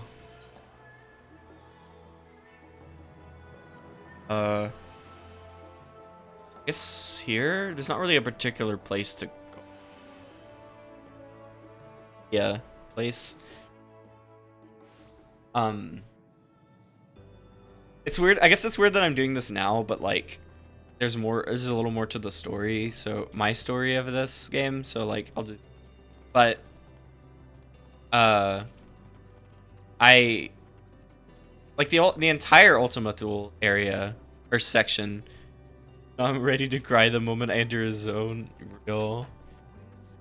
The entire thing was so well done. And I think it was a fantastic like I don't know. I think it was a fantastic like way to show hope. Like the fact that like everyone was willing to like they saw the way forward. They were willing to take a hit, help you get to the end, and then having the reversal of like Emmett Selk and Hythlodaeus coming back and like, now, like, don't worry, there is hope in this place now. You can summon your friends back. I think that was all like just like really well done. And on it, like, damn, I cried a lot during this. Like, obviously, yeah, the song. I can't help but get a little solemn when I have to come here and gather or something, and like I have to hear the song.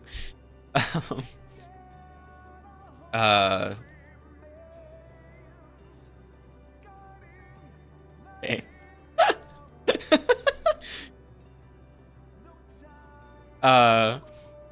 And I mean, on it, like Graha especially getting taken was like a big moment because I love Graha, so like having him get moved, getting sucked up us out really hurt a lot, and just that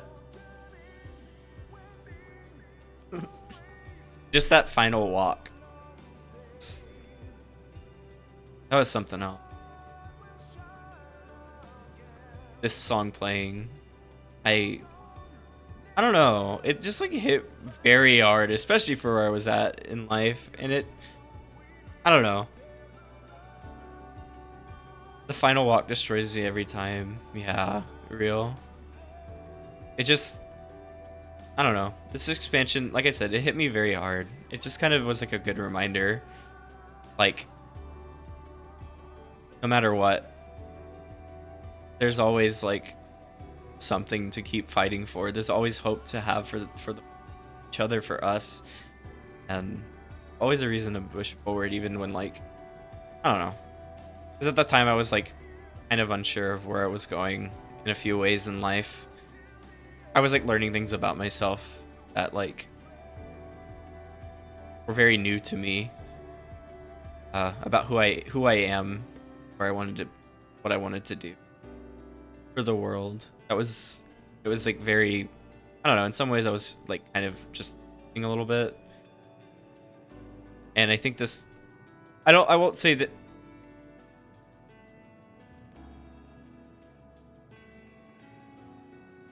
I'm not asking for.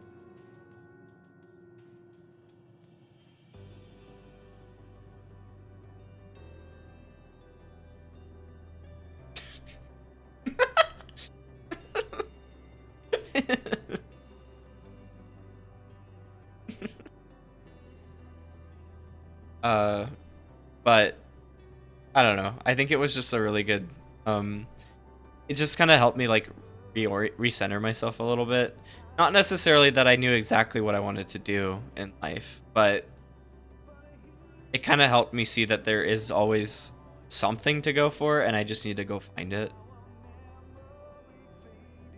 There is that like hope. There are those good times to find. There are those people who you can be there for and who will be there amidst chaos of life.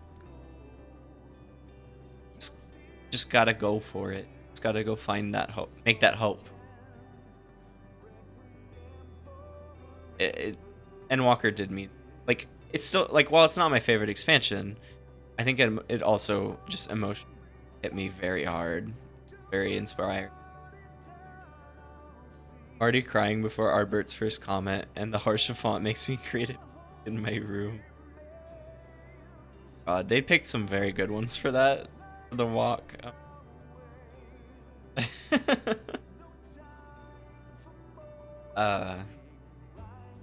And yeah, like the finale was fantastic. The the dead ends is super cool. I think the dead ends is cool in particular because it shows off that one society or that one civilization that like became like fixed every problem and then became so bored and complacent that they just wanted to die. And it was like, I think it kind of was like a good opener or a good point of like, yeah, there's a reason for like the trials of this world as well, or there's something to fight for, or like the trials of this world are there for a reason. We are supposed to fight through them to find the good in them and through them. So I don't know. I just thought that was funny, in particular. But yeah, also just the end singer was fantastic. Was a fantastic fight. It was fantastic. Like it was wonderful getting to help resolve Medion's like struggles and give her hope back to show that there is hope in the world. I thought that was really nice and inspiring. And Xenos, obviously this is where also people tend to go have their various opinions about Xenos in this one, but I do think it was good to have him back. I thought it was good to have him back for like the finale of this arc, because this is an MMO. The game ties that in very well, very clean, or not cleanly, very. I don't know. They definitely make you remember you're in an MMO, and having Xenos as like a foil for like our desire to go keep adventuring and stuff, but like a negative connotation of it, I guess, was very interesting. And having that final fight was fun. I appreciated because I was a bard. Thank you, Oversize. I was a bard the whole time during Endwalker. I just went back to bard, and getting to deck Xenos face was very fun and really cool. I appreciated it. I do think I'm good with him not showing up anymore, but I think he had a deserved spot in Endwalker.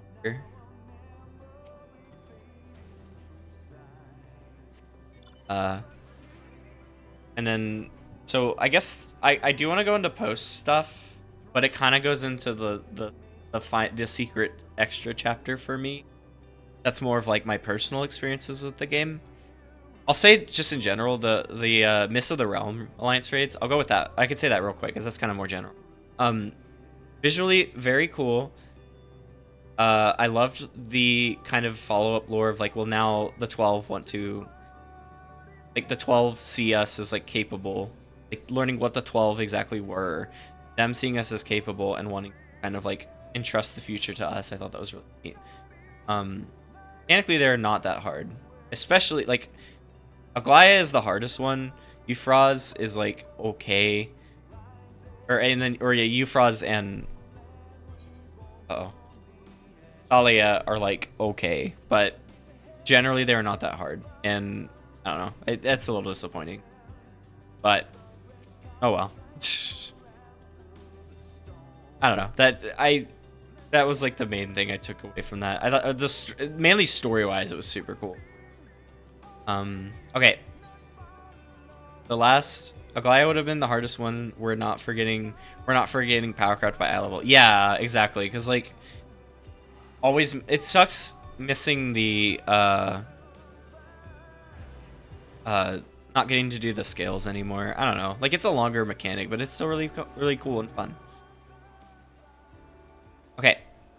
For this next chapter, or for this last little bit. Oh, don't play Undertale. That's not what we want. Going to... Yeah, that's right. Oversized. Yeah, because we ran it with you, and we finished like right before the scale started. Sorry, yeah, I need to travel a little bit for this last bit. I did a low eye level run recently, and it was so different. People were dying left and right.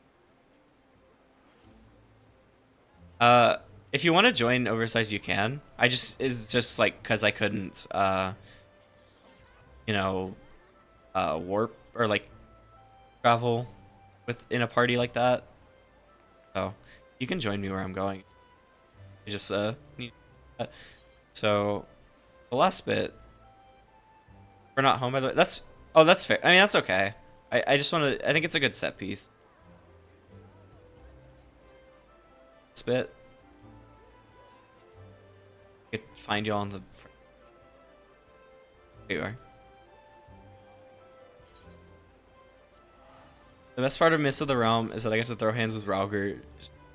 Shamagi really enjoyed that. Yeah. That fight was cool. I like that fight. It's fun.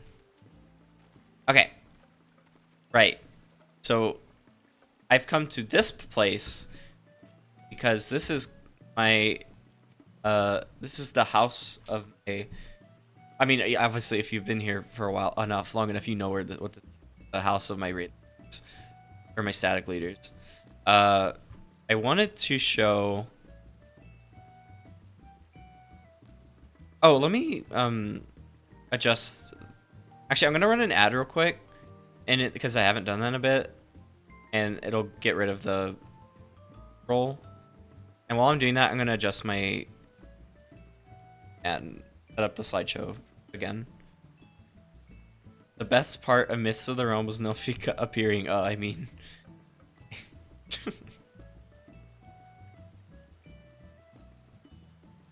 Fair, but okay.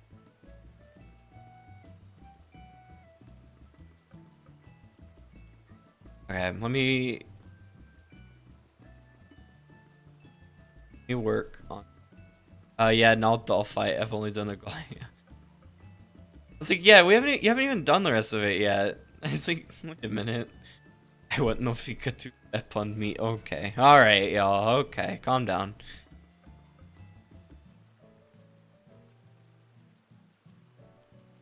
I'm gonna grab a few images here that kind of like further adventures type stuff. Grab definitely some that involve the homies, especially because this was especially important game, and the friends I've already had, but like who I played the game with, that kind of thing.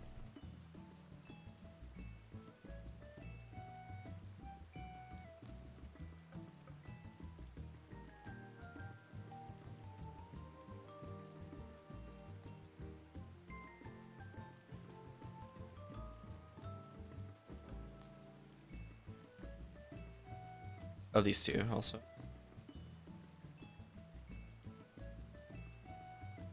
Yeah, that should be enough. But yeah, because after after I finished Endwalker was when I went back and did a lot of the side stuff as well, because that's like when I did like the Scholastic Hit stuff. There's that quest line you can get where it's kind of like remembering the Dragon Song War, and like you get the like Haurchefant email like that. It's when I more actively started leveling classes, and now like getting to the Omni 90 like I am now. Stuff like that.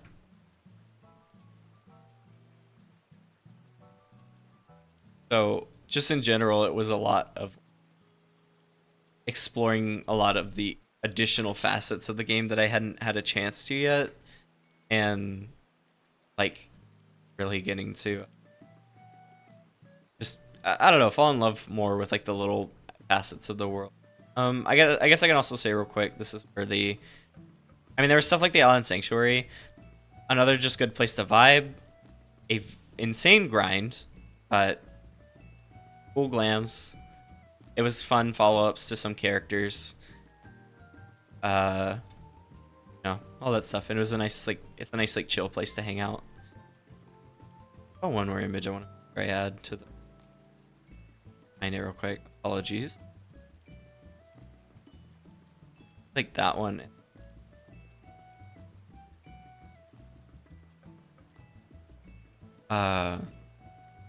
Oh, I guess also like Beast Tribes, or like Tribal Quests. I didn't really do them until now, or until this point, and it was fun again just getting all these other stories. Like I said, I think the dwarves were my favorite.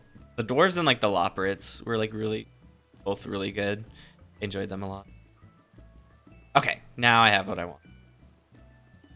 We work on switching it over. Worry about the free. What happened is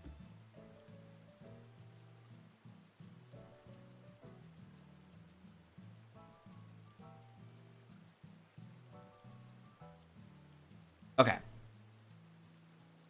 They're bigger. Right. This is also raid. This is so. I started raiding in Abyssos. I think I got carried by Envy through voice carried by Envy through P1S, but like I really didn't know.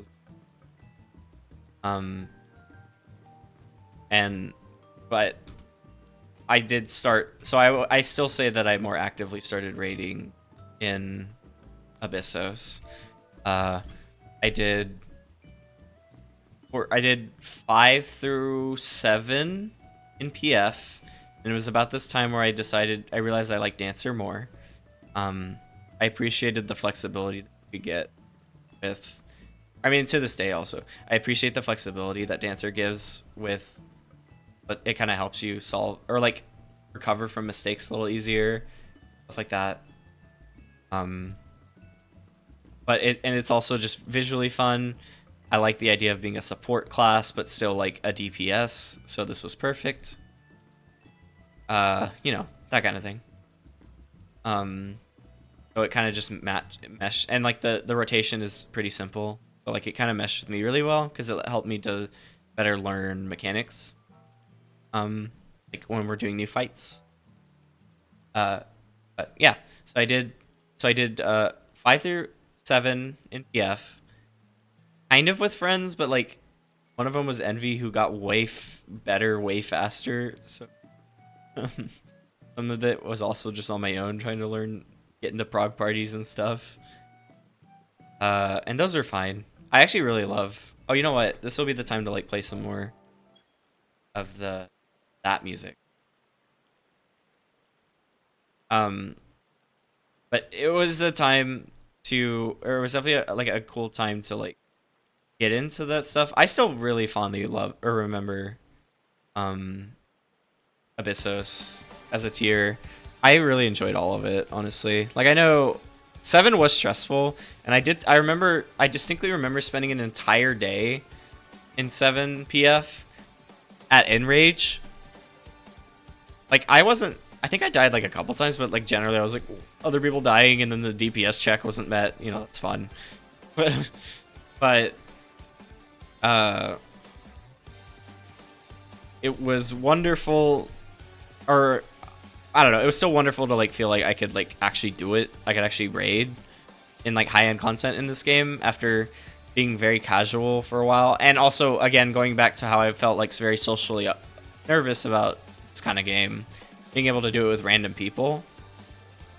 Then we got to 8, and it was just like I think one party got to like the midpoint of the fight, not the second phase, but the midpoint of phase 1, and I just kind of got burnt out in like, what was it? It was fourfold prog, I think was the meme. I just got burnt out being stuck in that, so I stopped for a while. And then for some reason was convinced to again. I think Envy said something, and I was like, I'll try it again. But for some insane reason, I was like, I'm going to join a static. I don't know why why? Because I'd done a couple, like, PFs where they were like, oh, by the way, there's a Discord, you can come in there. But I never said anything really, or I didn't say a ton. I just like listened to callouts and stuff. So I don't know why my head decided I could join a static, or my shy ass decided I could join a static. But thankfully there's that 14 Discord that's really big that has like like you can like look for PF, or not PFs, looking for groups, stuff like that, you know. And I don't know, but put out there that I wanted a group so I could finish 8 and maybe do more stuff, and somehow Hellfari found me through all of that, and turns out their group was around the same spot. Actually, I think they were like a tiny bit farther, but technically, because at that point they had like been through like Animals 2 stuff a lot more regularly than I had, but like I had seen them, so I was just like, yeah, that works. And that first night where they tried me out, we made it to phase 2 for my first time and their first time, so that was a good sign, I guess. But yeah, and then from there we just kept going, and we beat 8, and it was a very cool moment to be able to like say I've like actually done that like with a party. They did what to you? I don't know. Did I say that weird? I realized that might have sounded really weird. They test, you know, they like did the like new member of the static test. I don't know I don't know how you say it. God damn it. Oh shit, there's one of them now. Hi Kai. You're in the game now. But yeah, so we finished 8, and then pretty soon after that, because it was pretty close to the next tier, Anabaseos came out, and we made it happen. We made it through that as well, through all of it, and apparently it was a very good time. Like they were saying how like, or I guess yeah, we cleared it like before, like the lockout thing was restricted, because I guess there's like the point where like, you know, where it's like you can only do them once a week, and then at some point they get rid of that. My mind's simply in a gutter on the level of the Marina Trench. That's fair, I guess. Oversize. But yeah, we did it. I will say I liked all those fights as well. 10 had execution jank, though conceptually it was super cool. And 12 phase 1 also just had a lot of jank, though a lot of it ended up being a little more annoying. And it was just like, I just want to get to phase 2, please. That one's cool. But in general, I did also like that like the raids here, or like the Savage raids a lot. It was very fun.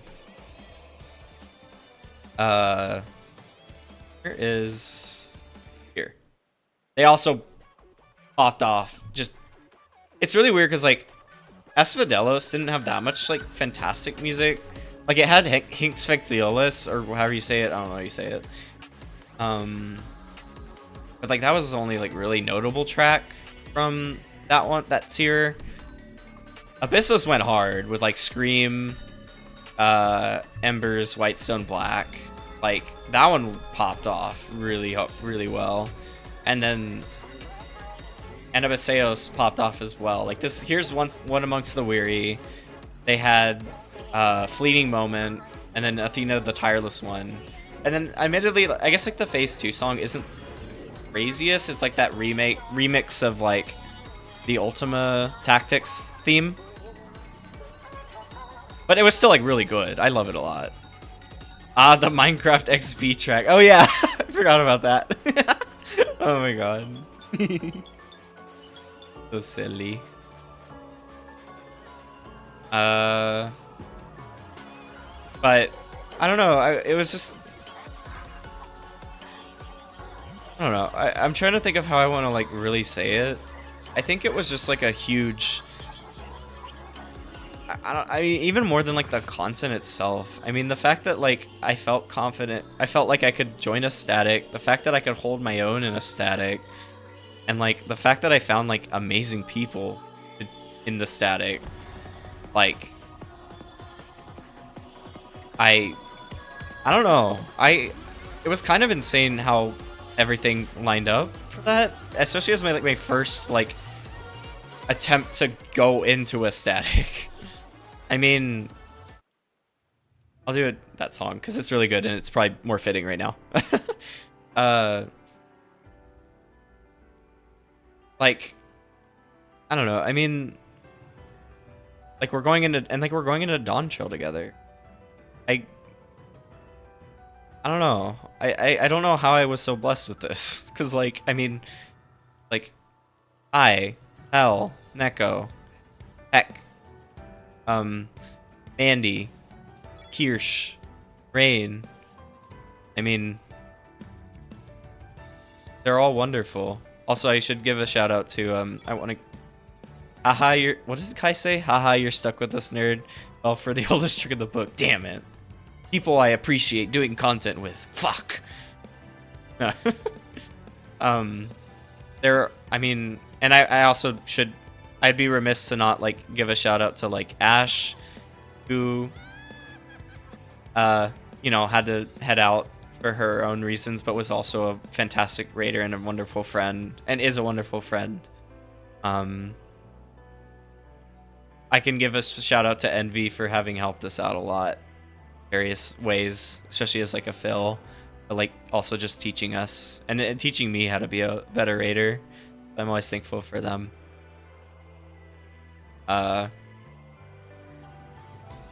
It sucks to be you. You're stuck with us. No, damn it.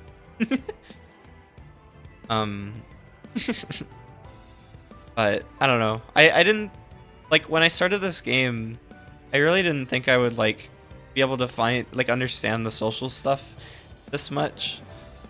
But like, I don't know. Like, I mean, all these guys are my like legitimate. Like, I didn't think I would find like legitimate friends through this. Like, I don't know.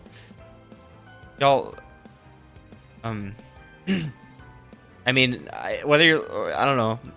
I'll say y'all, but y'all / they mean so much to me. I mean, I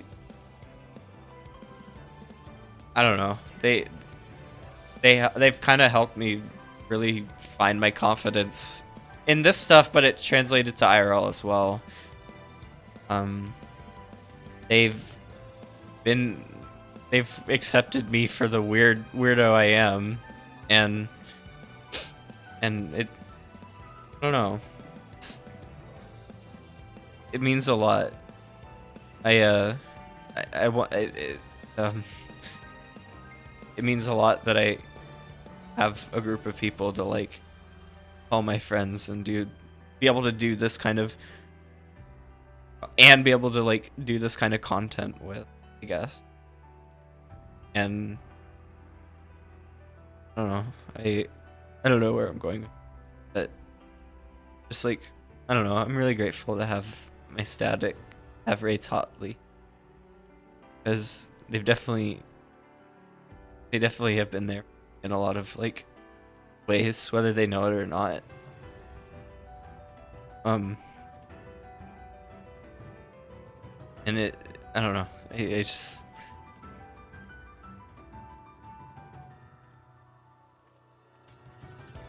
they're just I don't know. They're just wonderful people. And we cleared a fucking ultimate together too. We cleared our first ultimate. Got Ukab. Oh, I'm sorry, Kai.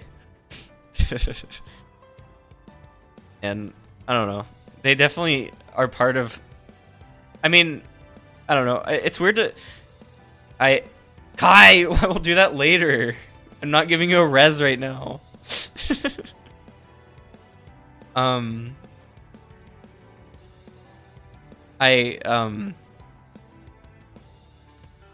don't know. I mean, it's weird. I don't want to like this because I've since I've like gone out on my own as well. I've like been able to make a ton of amazing friends who are also like there for me and like accept me for me, and I accept them for them, and we like build each other up. I just remember, I don't know. I mean, well, first of all, this is the 14 stream, so like I'm going to talk about the 14 people. But I don't know. I know they watched me be this like really quiet, timid like creature, and then have seen me. I think I have at least broken out of my shell a lot more. Been able to be a lot. Honestly, they've helped me find my self-confidence a lot. Both like in who I am or like who I am as a person, and just like my ability to do things like, I don't know what things like this, things like in general. I don't know. Shut up, Raid. And I don't know. I appreciate them for building me up to be someone who can stand up for myself and for others a lot more than I feel like I have been able to in a while. So I'm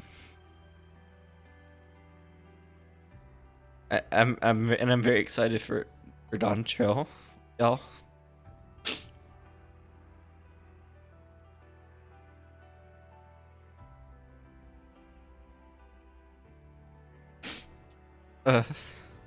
Sorry.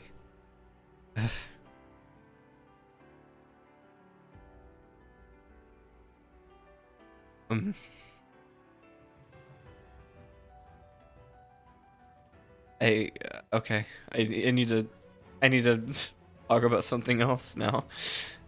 I actually will say no. I will say as well, I appreciate all of my friends as well who I've made playing this game, or like that I've made or that I've known and have like enjoyed the game with. I mean, like Oversize and Logano are friends who I've known outside of this game, who have also just been like very fun to play this game with, and like do content with, and talk about the story, and like geek out about the story and everything. Arabu's here a lot, Ultra's here a lot, Cal's here a lot. I don't know, I'm just like thinking of names. There are like definitely more. I'm just like, those are the quick ones I could think of off the top of my head right now.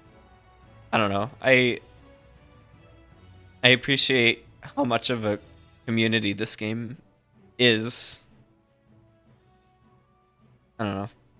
It means a lot for someone who is bad at talking to people sometimes. That I feel like I can be a part of it. Yeah. Okay, now I need to talk about something else for sure.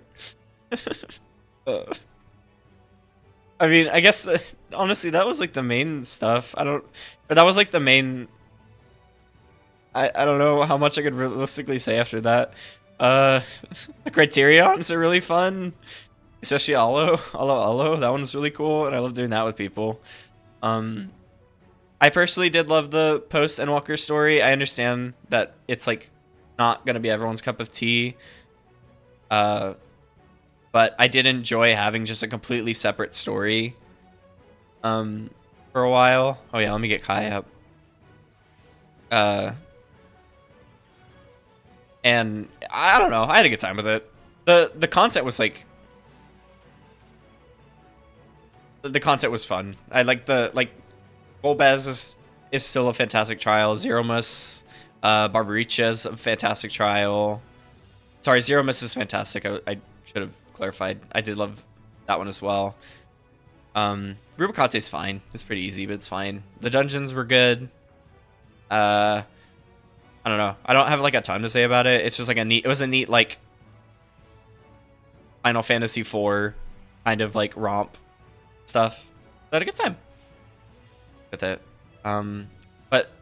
And they did a good job getting us hyped for Dawntrail for sure.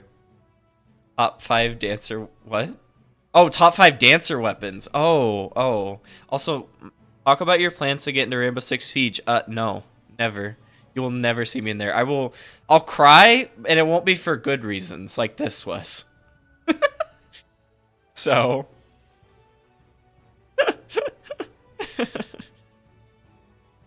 Okay. Top 5 dancer weapons. Okay. These. The tombstone weapons from this tier were fantastic. Titania's. I'm gonna put number 5 as the ones from UCOB that they're definitely making. Please just make them now. I have a totem ready to spend on them. Please. Wavy.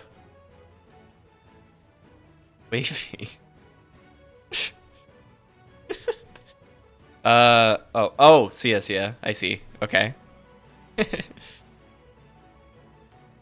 What else? I like those ones. I don't know what they're called, but I've used them for Halloween glams. They're those ones that are basically like wooden wheels with like glass shards stuck out of them, and they're a really good horror vibe. So I think those are really cool because they're neat for glam stuff. Was that 4? I think that was 4. I'm gonna say tambourines because I also want that to be added to the game at some point. I swear to God, they. Oh, hold on. Use the song. Do that one. Actually, no. I need to do in the balance. I'm gonna also make the 5th one a placeholder and say that there was that design contest and one of the runner-ups for dancer was tambourines. And that needs to be real because that would be like insanely good as like canon for Tim's weapons. So there you go. That was a shitty list, but because 2 of them don't exist, but that's what I got.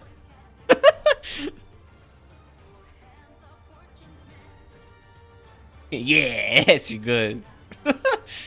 But I think that's it. You know what? I'm gonna start heading back to my world. No Baj. Oh, duh. Fuck, you're right. Wait, not those. You're right. The relics. I'm stupid. The Bajda relics are fucking amazing. Those can replace the tambourine ones that don't exist. Do I have them? Oh. Oh, do I have to... Oh, right. I have to, like, remove... What? Oh, maybe those have a glamour. Yeah, that's it.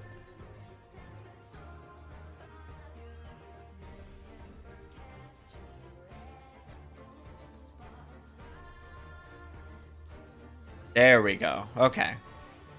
You're right. These are amazing. And I was very proud to have gotten these when I did. Like, they're so cool.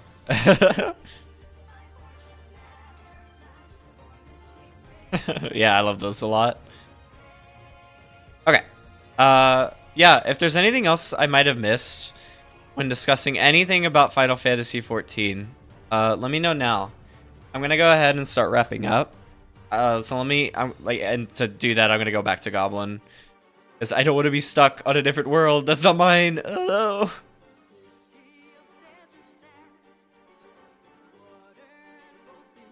That is weird. That is interesting that they're like restricting. I guess it makes sense, but that they're restricting like world travel. It does make sense ultimately. I guess like they want to avoid any traffic issues because I do remember, Endwalker's traffic issue. The fuck? Oh, that was just an accident or unrelated. Okay.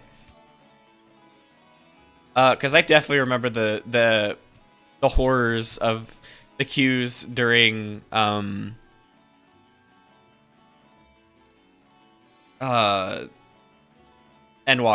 Like I wasn't even in Endwalker and I couldn't play the game and I could barely play the game.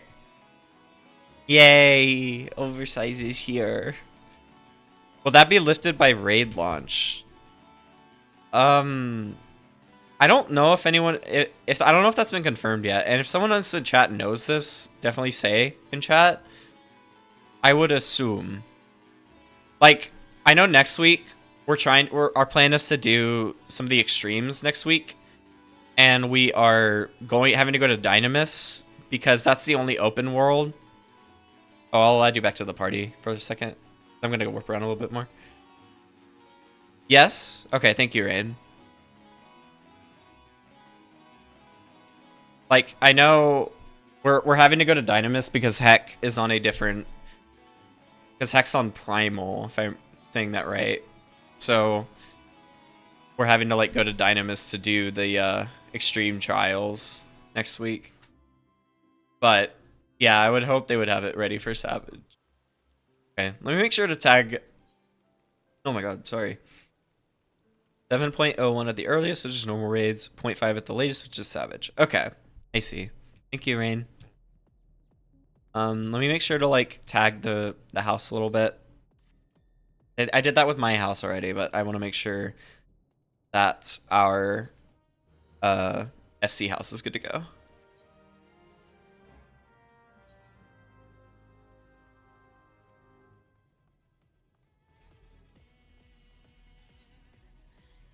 I guess I'll... Oh my god. Oversized. Thank you. When did I get that?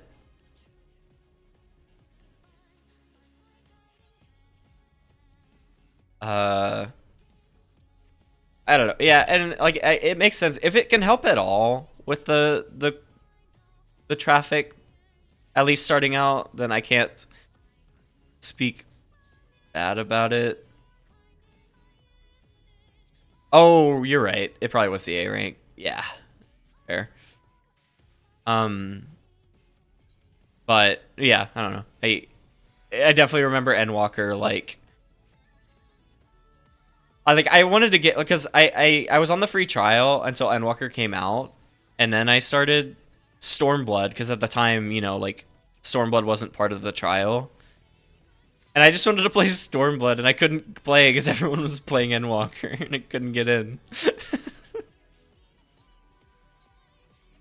See if we can get some last sales in before where everything goes down.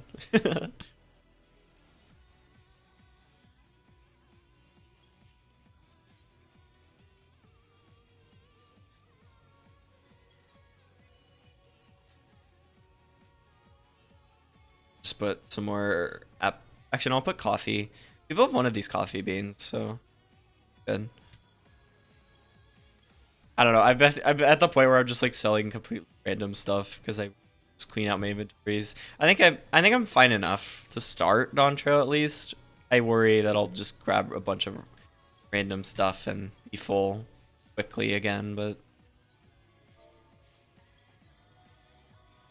We'll get there when we get there.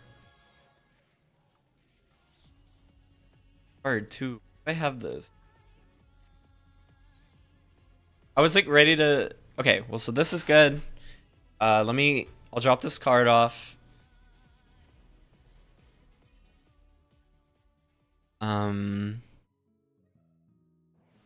And I'll go. I think the plan is to go to Old Charlie, and so if anyone wants to hang out there for a little bit, then you can. But I'll probably like end there. It'll be nice and cinematic and stuff.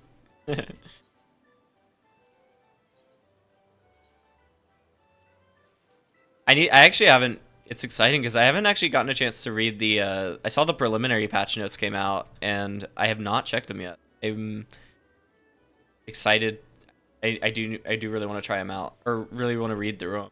I've seen like some really good highlights of stuff, but like I haven't had a chance to like actually read them. Oh, I didn't do mini Cacpot.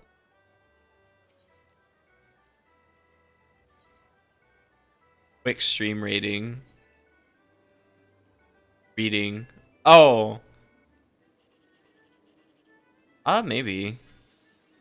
Oh shit.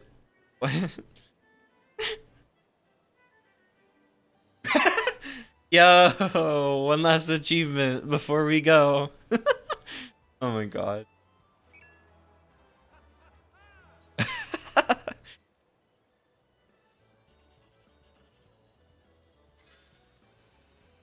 Hey.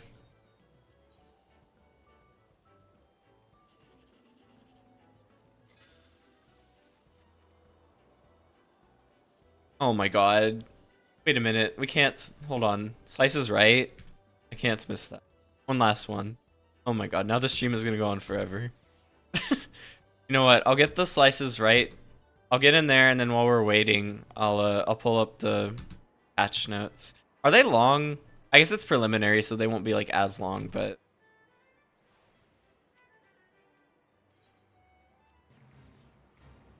Okay, Dawntrail patch.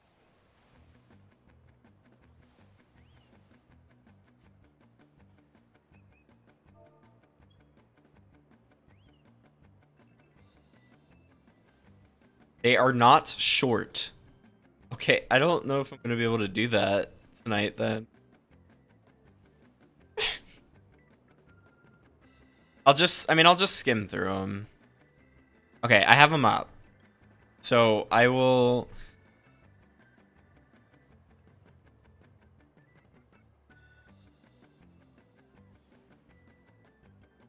Okay, yeah. So I'll just like after this I'll skim through them. Just kind of look at some interesting. Obviously, I mean a lot of it's gonna be obvious. Like, wow, new mounts, no way. Wow, new locations. That's so cool. I didn't know that. But there might be some like specific interesting tidbits that would be good to know.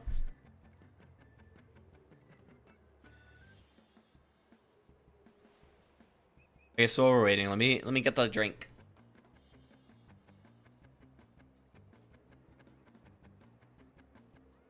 All right, I have one more chance to achieve greatness. Slice us right to greatness, and we do it. Aversi and Tim will make it happen.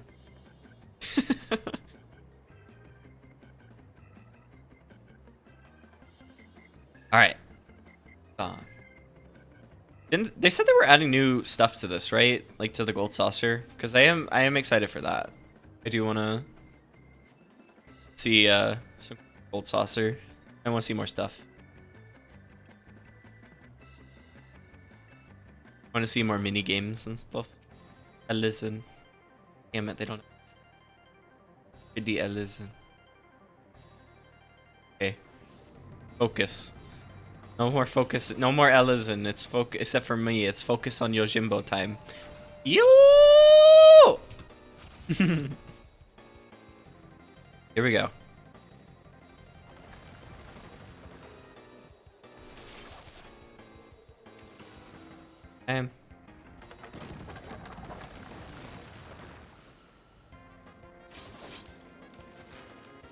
Sway, yeah.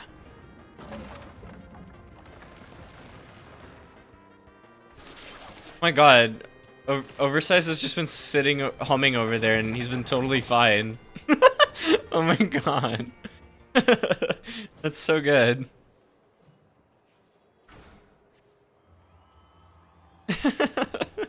That's incredible.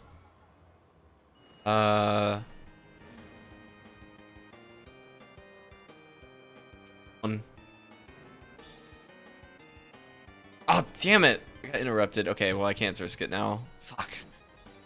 I got too nervous. Oh, well. If you're still game, then so am I.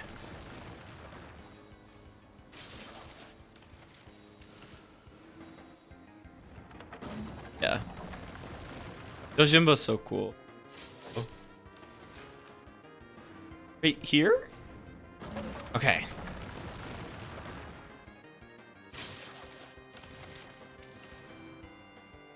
Here.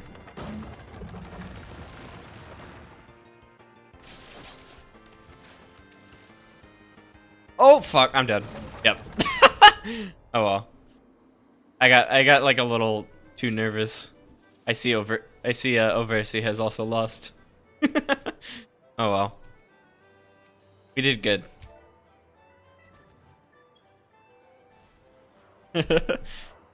Oh, okay, so he was trying to win without moving, I see. You were doing a good job. I mean, you got pretty far.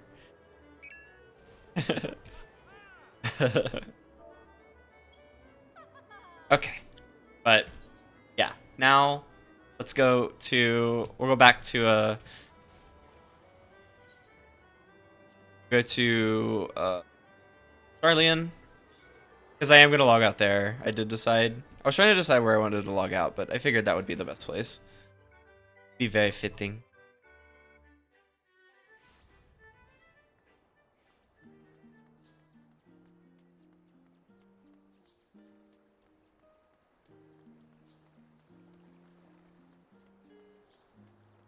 Up in.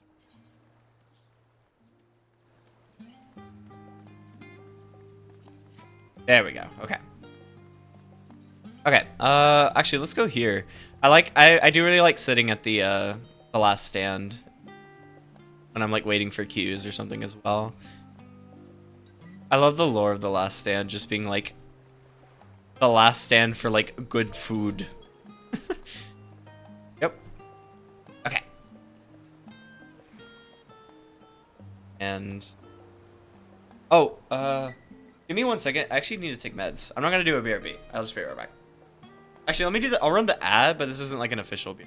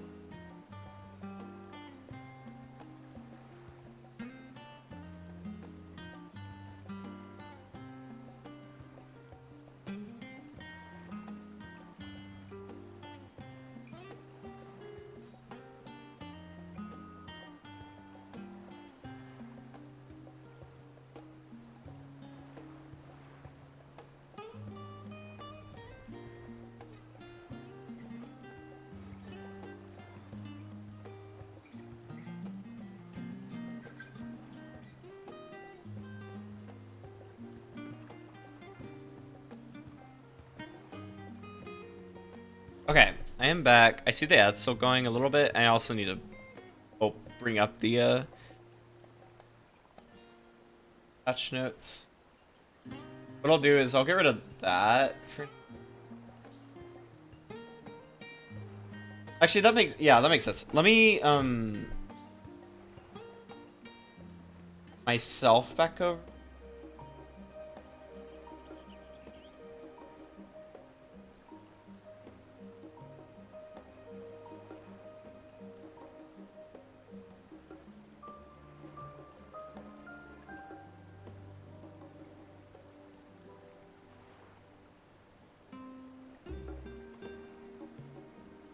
Okay. Here. And now I can have a it'll make more sense to like be able to patch it.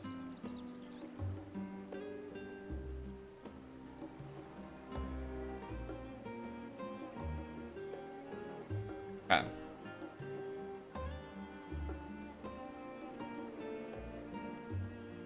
All right, so this isn't gonna be like a super comprehensive reading of this. I think it would be fun. I do think it would be fun.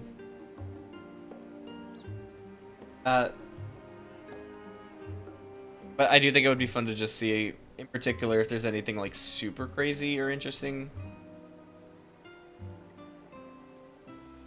Okay. Like, like wow, new cities. Who could have guessed? You know. I will say I am very excited to see these. Like, this seems like a very fun like. Seems like it'll just be a really nice beach vibe. Solution 9 seems like it'll be super pretty and shiny and fun to be in. I am excited about that. We have all these new locations. Where was the... Oh, this is the Wild West one, yeah. So we have this, like, western town, this frontier town. Oh, it is... Oh, right. Some of those screenshots are pretty cool to look at least. Yes, that is very true. I am very excited to see these places in person because they do look very pretty. Oh my god. The last field area one is interesting. Oh, heritage found. Oh, this is the FF10. This is Thunder Plains. Yeah. Duh.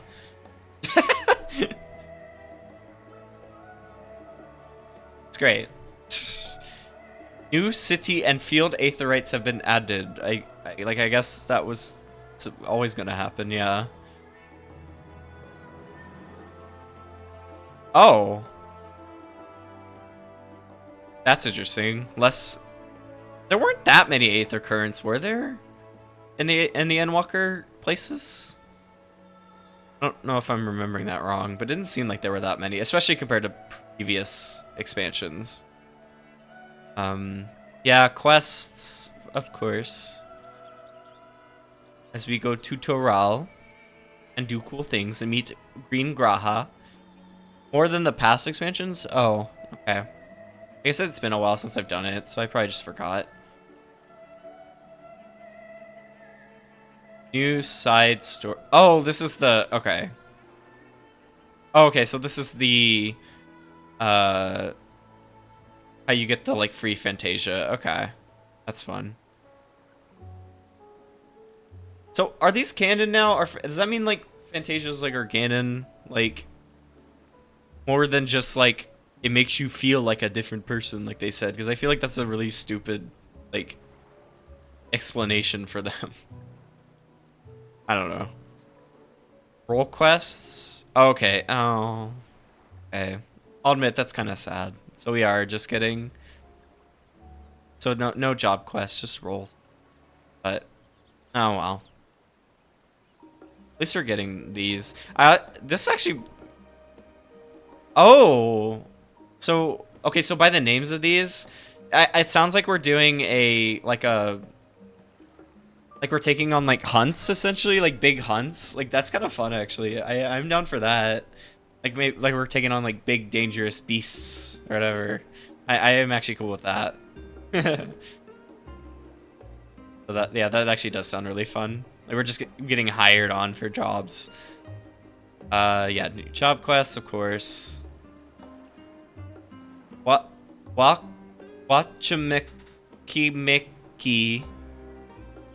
What? Watchameki deliveries. Oh, I guess this is like the studium and stuff. Okay. I see.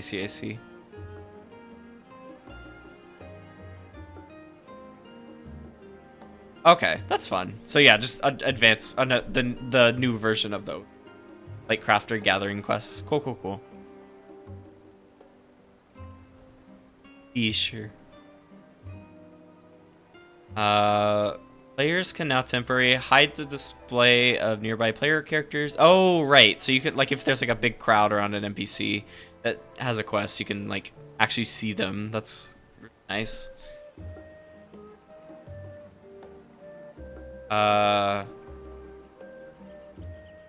Oh, I actually heard about this. This is interesting that they're like making the stealth things a little easier to understand. I do appreciate that because some of the stealth things can be like a little finicky. So, and even without considering like accessibility, like that this brings, that is actually really helpful. Players can now select icons in the duty list to carry out quest objectives. Oh, so you can click on the little like cheer thing to do cheer. That's actually really sick.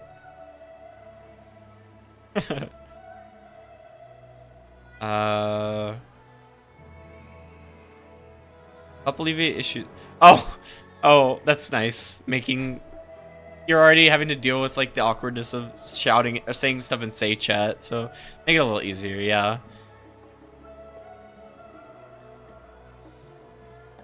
Oh, okay, so they're changing the name again. So Tribal is now Allied Society. Sounds good. New leaves, new fates. Pepley, look at him, he looks so nice. More gemstones, cool. That's actually kind of, is this what yeah, I remember seeing this. That's kind of neat. So like you can get bonus gemstones now. That's nice. Oh,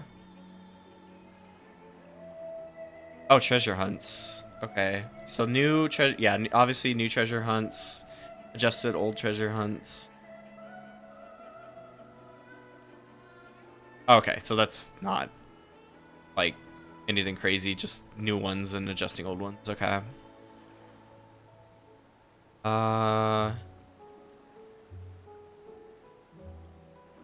Okay. So I mean, I guess a lot of that is very much like standard stuff. The house I remember seeing this house. It looks very comfy. This house exterior. That's really nice. Okay, so just adjusted. Yeah, adjusted like house words, ejecting unwanted creatures from your bait. New furnishings, and these look all really nice. I am very excited for all these. I love that the deck, the like observatory deck thing. That is very pretty. I am so cool, so excited for that. Oh right, so these are from the contests that they did, and then there's just also just generally new furnishings. Okay, and then yeah, more striking dummies. My quest gets even longer. More orchestrion rolls. That's kind of interesting. What are they adding from ARR? What's getting added from there? Because usually, what? Okay. More fish, more flowers,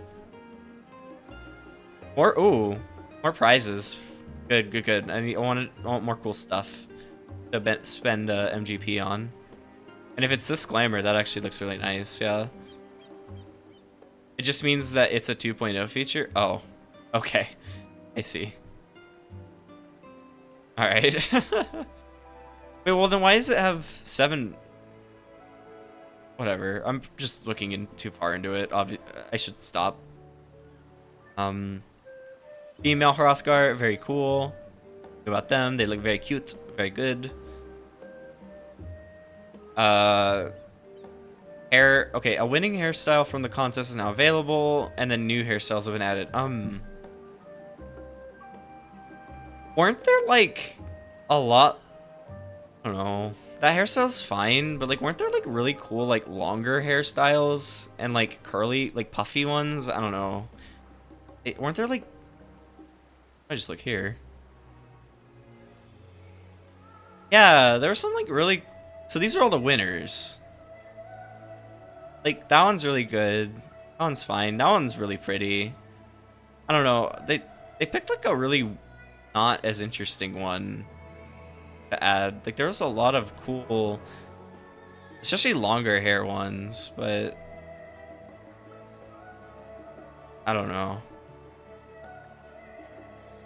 I feel like they could have started a little stronger with the contest hair. Like that one, yeah. Where's that one? But I don't know. I'm not the developers, so I don't. I just say I hope they add the longer hairstyles soon. I just wish there were better hairstyles with back braids for Shamagi. Yeah, like that stuff would be cool. More variety like that would be super nice. Okay. Oh, trust system. Oh yeah, I guess Kryl. Cool. New glamours will be unlocked for avatar NPCs that reach level 100. Is that a thing that's been done before? They have glams for like 90 and stuff. Because if not, that's really cool.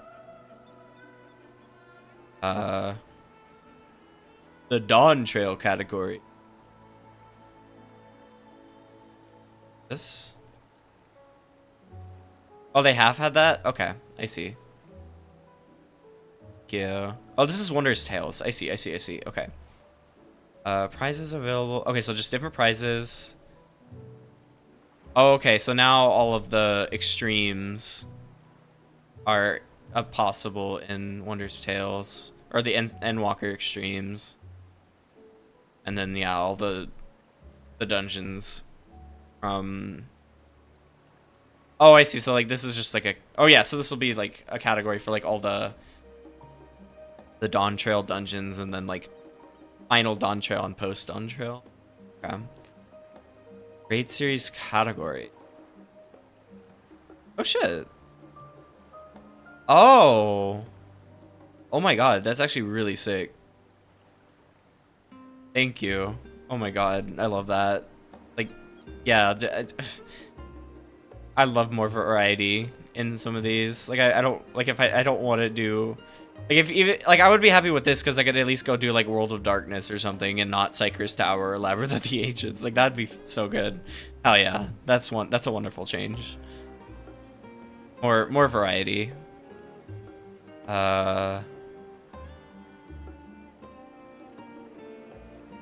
Oh, more Island Sanctuary. What is this? Plus button. Oh, it's just like UI stuff, I guess. Okay, so nothing like major, just UI. Okay. Right, battles. So yeah, level 100, Viper and Picto. I am very excited to try these out. Enter the Viper and the joy of Pictomancy. Very cool.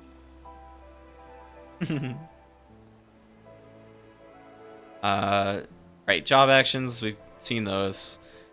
Actions and traits adjusted. Oh, right. Having the LBs that like move the characters forward. I think I remember Neko using Monk LB in like P12S and like dying because it was like when the stage was like one piece. So yeah, that's good.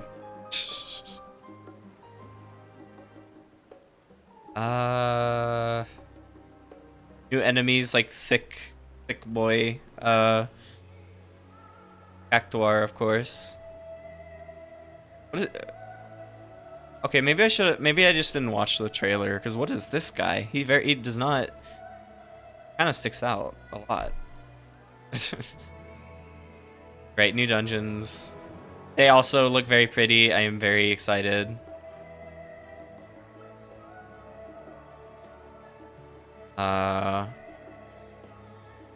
New trials. Very good. Oh, I didn't know they did that. They disable Unreal for a little bit. Okay. I mean, I guess that's fair. More Echo. More Echo.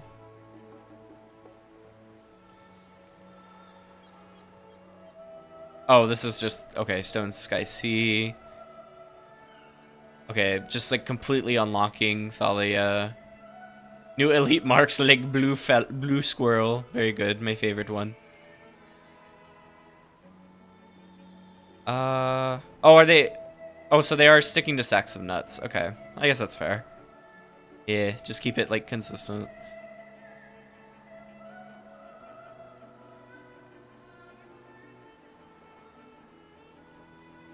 Right, the new tombstones and then transferring everything over.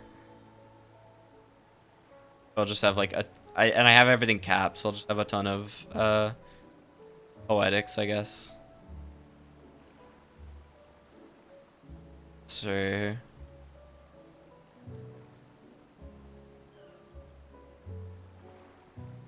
say okay, the raid finder now only lists trials and duties introduced with patch 7.0. However, they oh, okay. Oh, right. So I guess we'll have oh, okay. So they're just adding level 90 to 50, 60, 70, 80, and now it's like a new category. Okay. It's fine. And everything else looks normal. Okay. PvP, we get this guy. I do remember seeing this. That's really funny. We get this big guy now.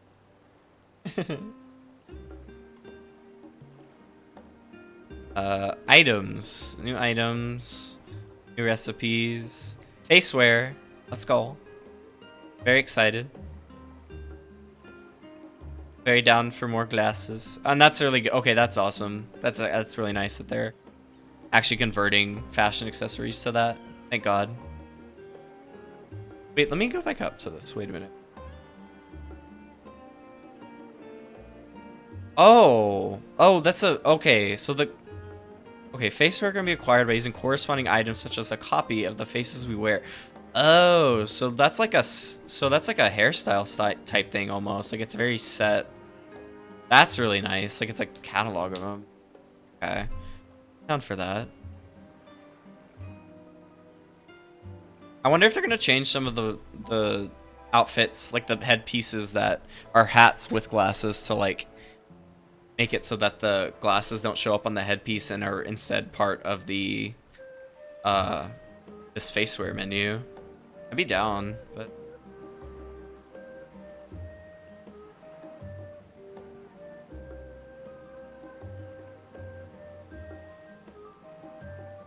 just looking a lot of this. Okay, I mean, hell yeah, the 2-die channel. I've been so ready. I'm ready. I'm ready. I wonder how much it's gonna like delay my start of Dawntrail when I'm messing with die channels, but maybe we'll be careful and not do that actually. No, not your monocle. They'll just add it in, that's what I'm saying. They'll add it as as one of those face mask accessories. It'll be good. Oh, thank God. The furnishing oh thank Christ. The furnishing ceiling wax and letter set is now dyeable. Thank God. I actually saw this. This is cool. That the fairy tale stuff is like regardless of gender now. That's actually really sick. Good move, Square. Maybe I'll check out the prince's stuff for Tim now, just to see what it looks like, if it would be good for her. Oh right, yeah, just adding more, making it easier to buy stuff, various things for throughout like Old Charlian and stuff.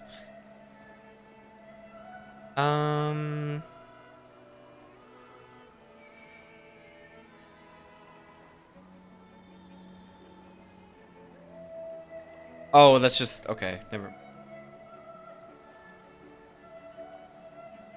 Oh, they're just like combining. Okay, that's actually really nice. They are doing some more. They're combining a few more things like that like since like a lot of the older gear, or like for Black Mage for example and White Mage were shield plus one-handed. That's good that they're combining.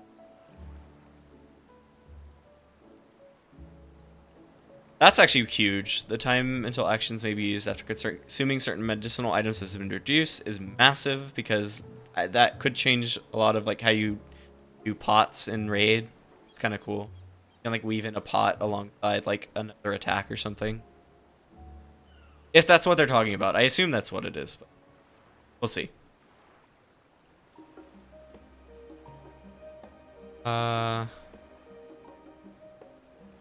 Okay, so this is just all the crafting stuff. Creating orange scripts.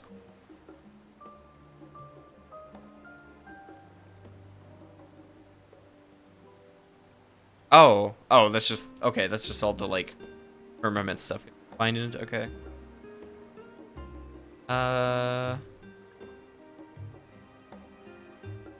Right. Of course, new crafting recipes, new gathering points.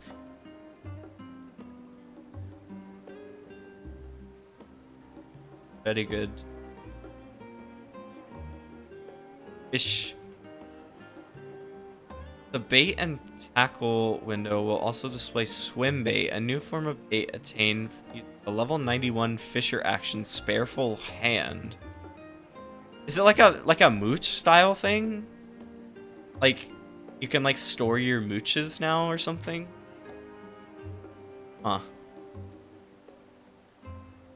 Oh, that's nice. Like more clarification on, or more helping out with like what you need to do to catch a fish. Actually really cool.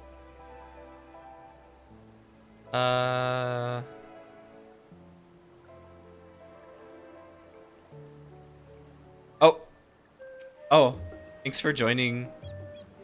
Thanks for joining, Oversize. Yeah, it's good to have you as we go through a lot of this stuff. Okay, new mounts, alpaca, new minion. Oh my god, look at that cat, guys. Look at that freaking cat. He's so cute. I want that cat. Love that cat. Oh my god. Also, the manatee is amazing too. Look at that, dude. And then the chocobo barding, very good. He's ready with his sombrero. And then umbrella. Okay, and then system. You grind. Yeah, it's time to get back to it, Ray. And you gotta get Kato and manatee. Okay. Right. I guess all the texture stuff is here, which I'm very excited to see in person.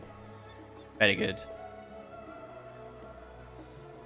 Right. They were improving the lighting stuff, which they've already shown in the benchmark. I'm glad they're adjusting a lot of that. That's really good. Like it's a lot easier to like actually see the character lighting, and then also the sound thing to get to see voice lines. Because yeah, when I was making my character, the battle voice lines were not. They felt very different from the normal ones, the other ones, which not a bad thing. It just was funny. What is this? When editing character appearance by way of Fantasia, players will have 60 minutes of gameplay time from any initial. You should edit their appearance as many times as they desire. Oh, that's really nice. That's awesome. So you can like, so if you mess something up, you have a chance to fix it up again. That's okay. That's actually kind of cool. I do kind of think maybe it should be a tiny bit longer, but like, that's still conceptually like amazing for people who may like want to fine tune some stuff on their character. New market board, yippee. Okay.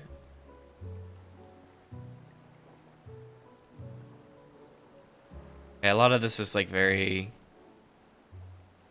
standard stuff, I think. Oh, here's the... Okay.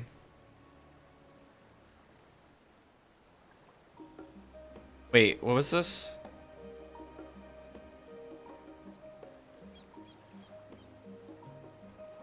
Well, that's in game time. Oh, it's game time. Okay, I see. I maybe I read that wrong. Okay, that is actually really good then. Never mind. That's good. That's good. Thank you, Rain. Okay, and I guess here's the thing about like, yeah. Okay, so this is the bit in like fine act. A new option has been able to enable a recast timer to prevent erroneous input actions that replace others on the hotbar. Execute. Admittedly, I'm not entirely... I feel like I would need to see that in action to fully understand what that's saying. I'm kind of stupid. But that sounds good. So... This is what I got. Also, just in general, that feature, I'm excited for that. I don't know if I'm going to use it. I don't think I will for Dancer, because Dancer is not super complicated, but like maybe for like some of the melee classes, I might use out of it, so that's good. The like combining trait or actions and stuff.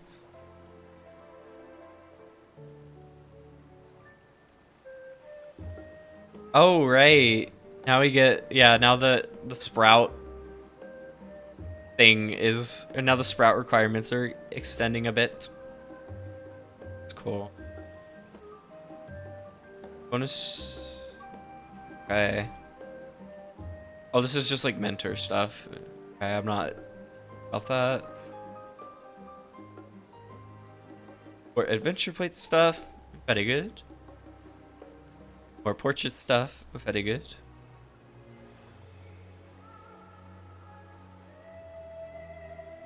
Might not want to press a button after the button that turns.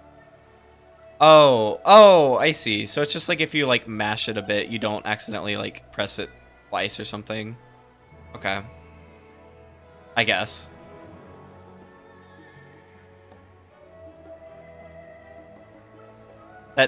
Okay, that makes sense then. Thank you, Kai. That is actually really, really nice. Wow,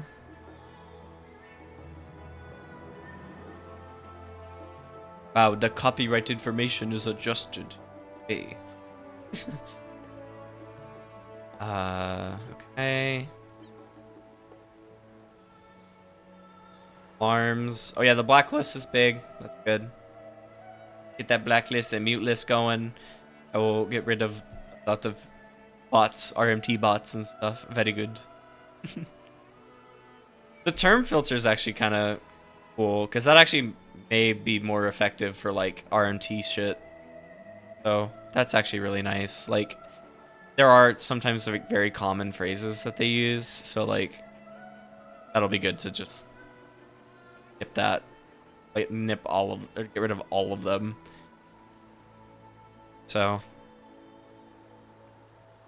that's good. I like this example. I don't want to hear about potions ever again. Hide that.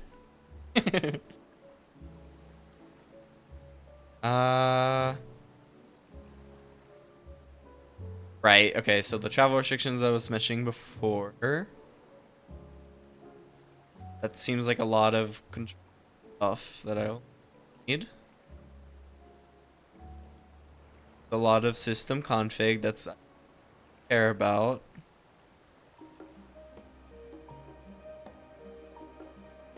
Oh, that'd be good. So okay, so like toggling stuff for faceware, good, or commands for faceware. Auto target priority. Oh, okay, that's kind of. So like you can adjust how you target stuff. But yeah, stuff for the filters and muting. Visual alerts.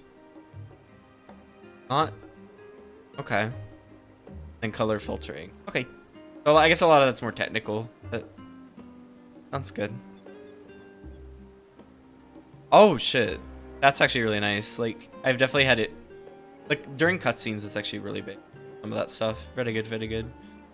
I also didn't know that some of these commands, huh? I didn't realize how much you could adjust through commands like that. Okay.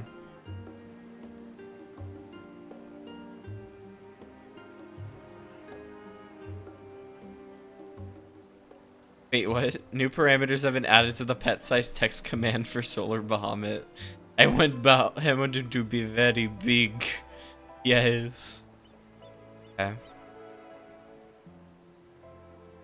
I will admit I am very much gonna miss seeing Tales of Lost at 5. But it'll be exciting to see the new one.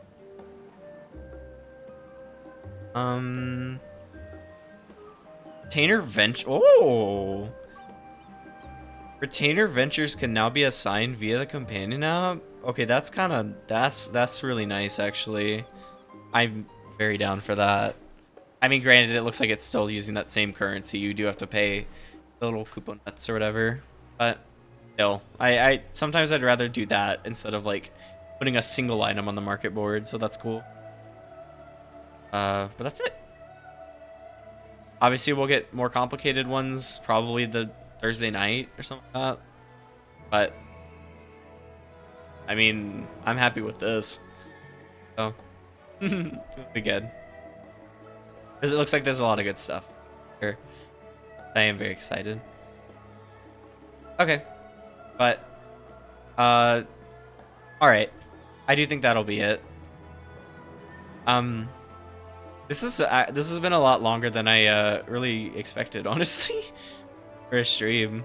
But I appreciate getting to just talk about my feelings about 14 and like, you know, everything it's meant to me.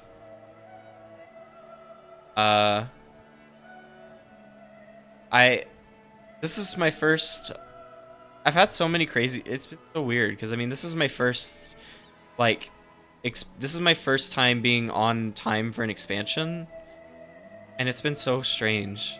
Just like all of the feelings I've had, just kind of like about everything that I've done up to this point, kind of like coalescing into this. You know, this now it's time for the next step. We've made it past the end, so now we get to see a new dawn. I don't know. It's very bittersweet knowing that like this thing that I'd started with is ending, I guess. But on the bright side, or not on the bright side, but there's so much more to see, and like I said, now I have the friends and community to see it with. I'm very excited. So, put on my glam, my Dawntrail glam. Give a little thank you to everybody. Everybody watching and lurking and chatting and all that stuff today. First of all, thanks for stopping by as I kind of just talk about this game that I love so much.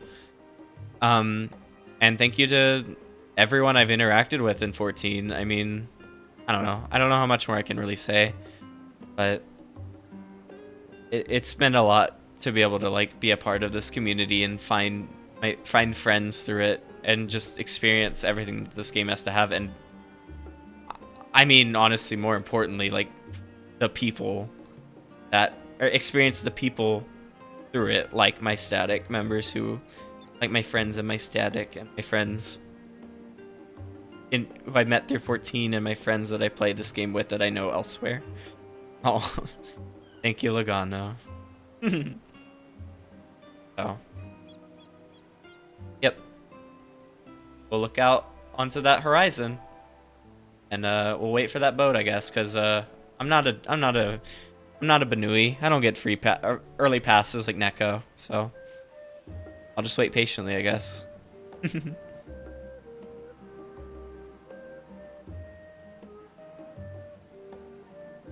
All right. So, horizon. Yes, say look out onto the horizon. I was like, do I make that joke too, Rain? I thought about that. Horizon Zero Dawntrail. Goodness. Okay. So I have some logistics I want to go over a little bit before we end.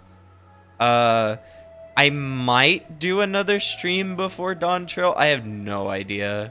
I might just want to hang out. I go 14. Honestly, I'd be down. Give me a little Lego Graha. Yeah. Be funny.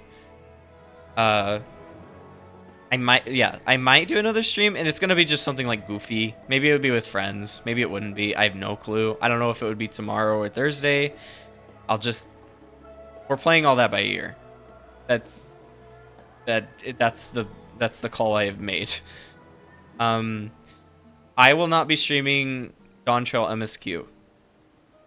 On my Discord and on Twitter, I will link to people who I know are streaming the MSQ instead, if that is what you want to watch. But I am personally I want to experience the MSQ on my own, like as just on my own.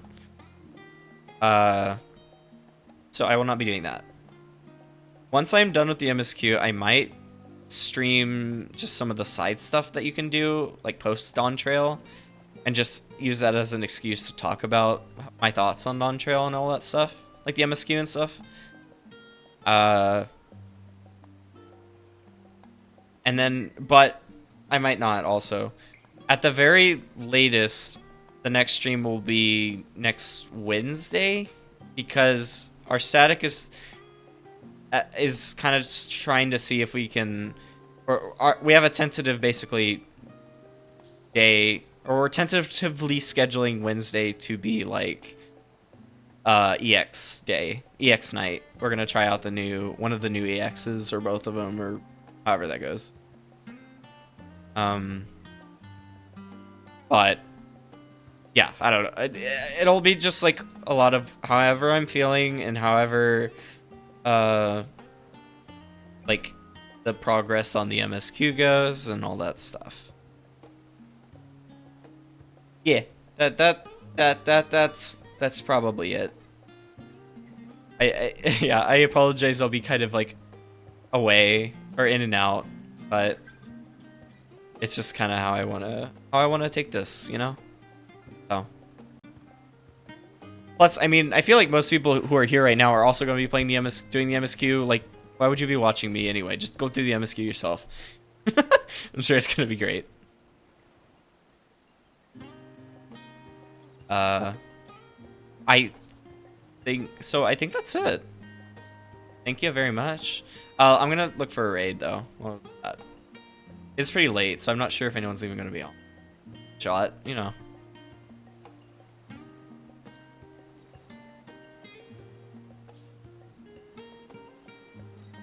But yeah, while I'm looking, thank you very much. Again, love y'all very much. It's been an honor to share this with y'all today. Oh, we'll go to another 14 streamer. Airy Fruit. It looks like they're doing last minute Dawntrail stuff. So I mean, you can just have more Dawntrail. We'll go there. Go to see them.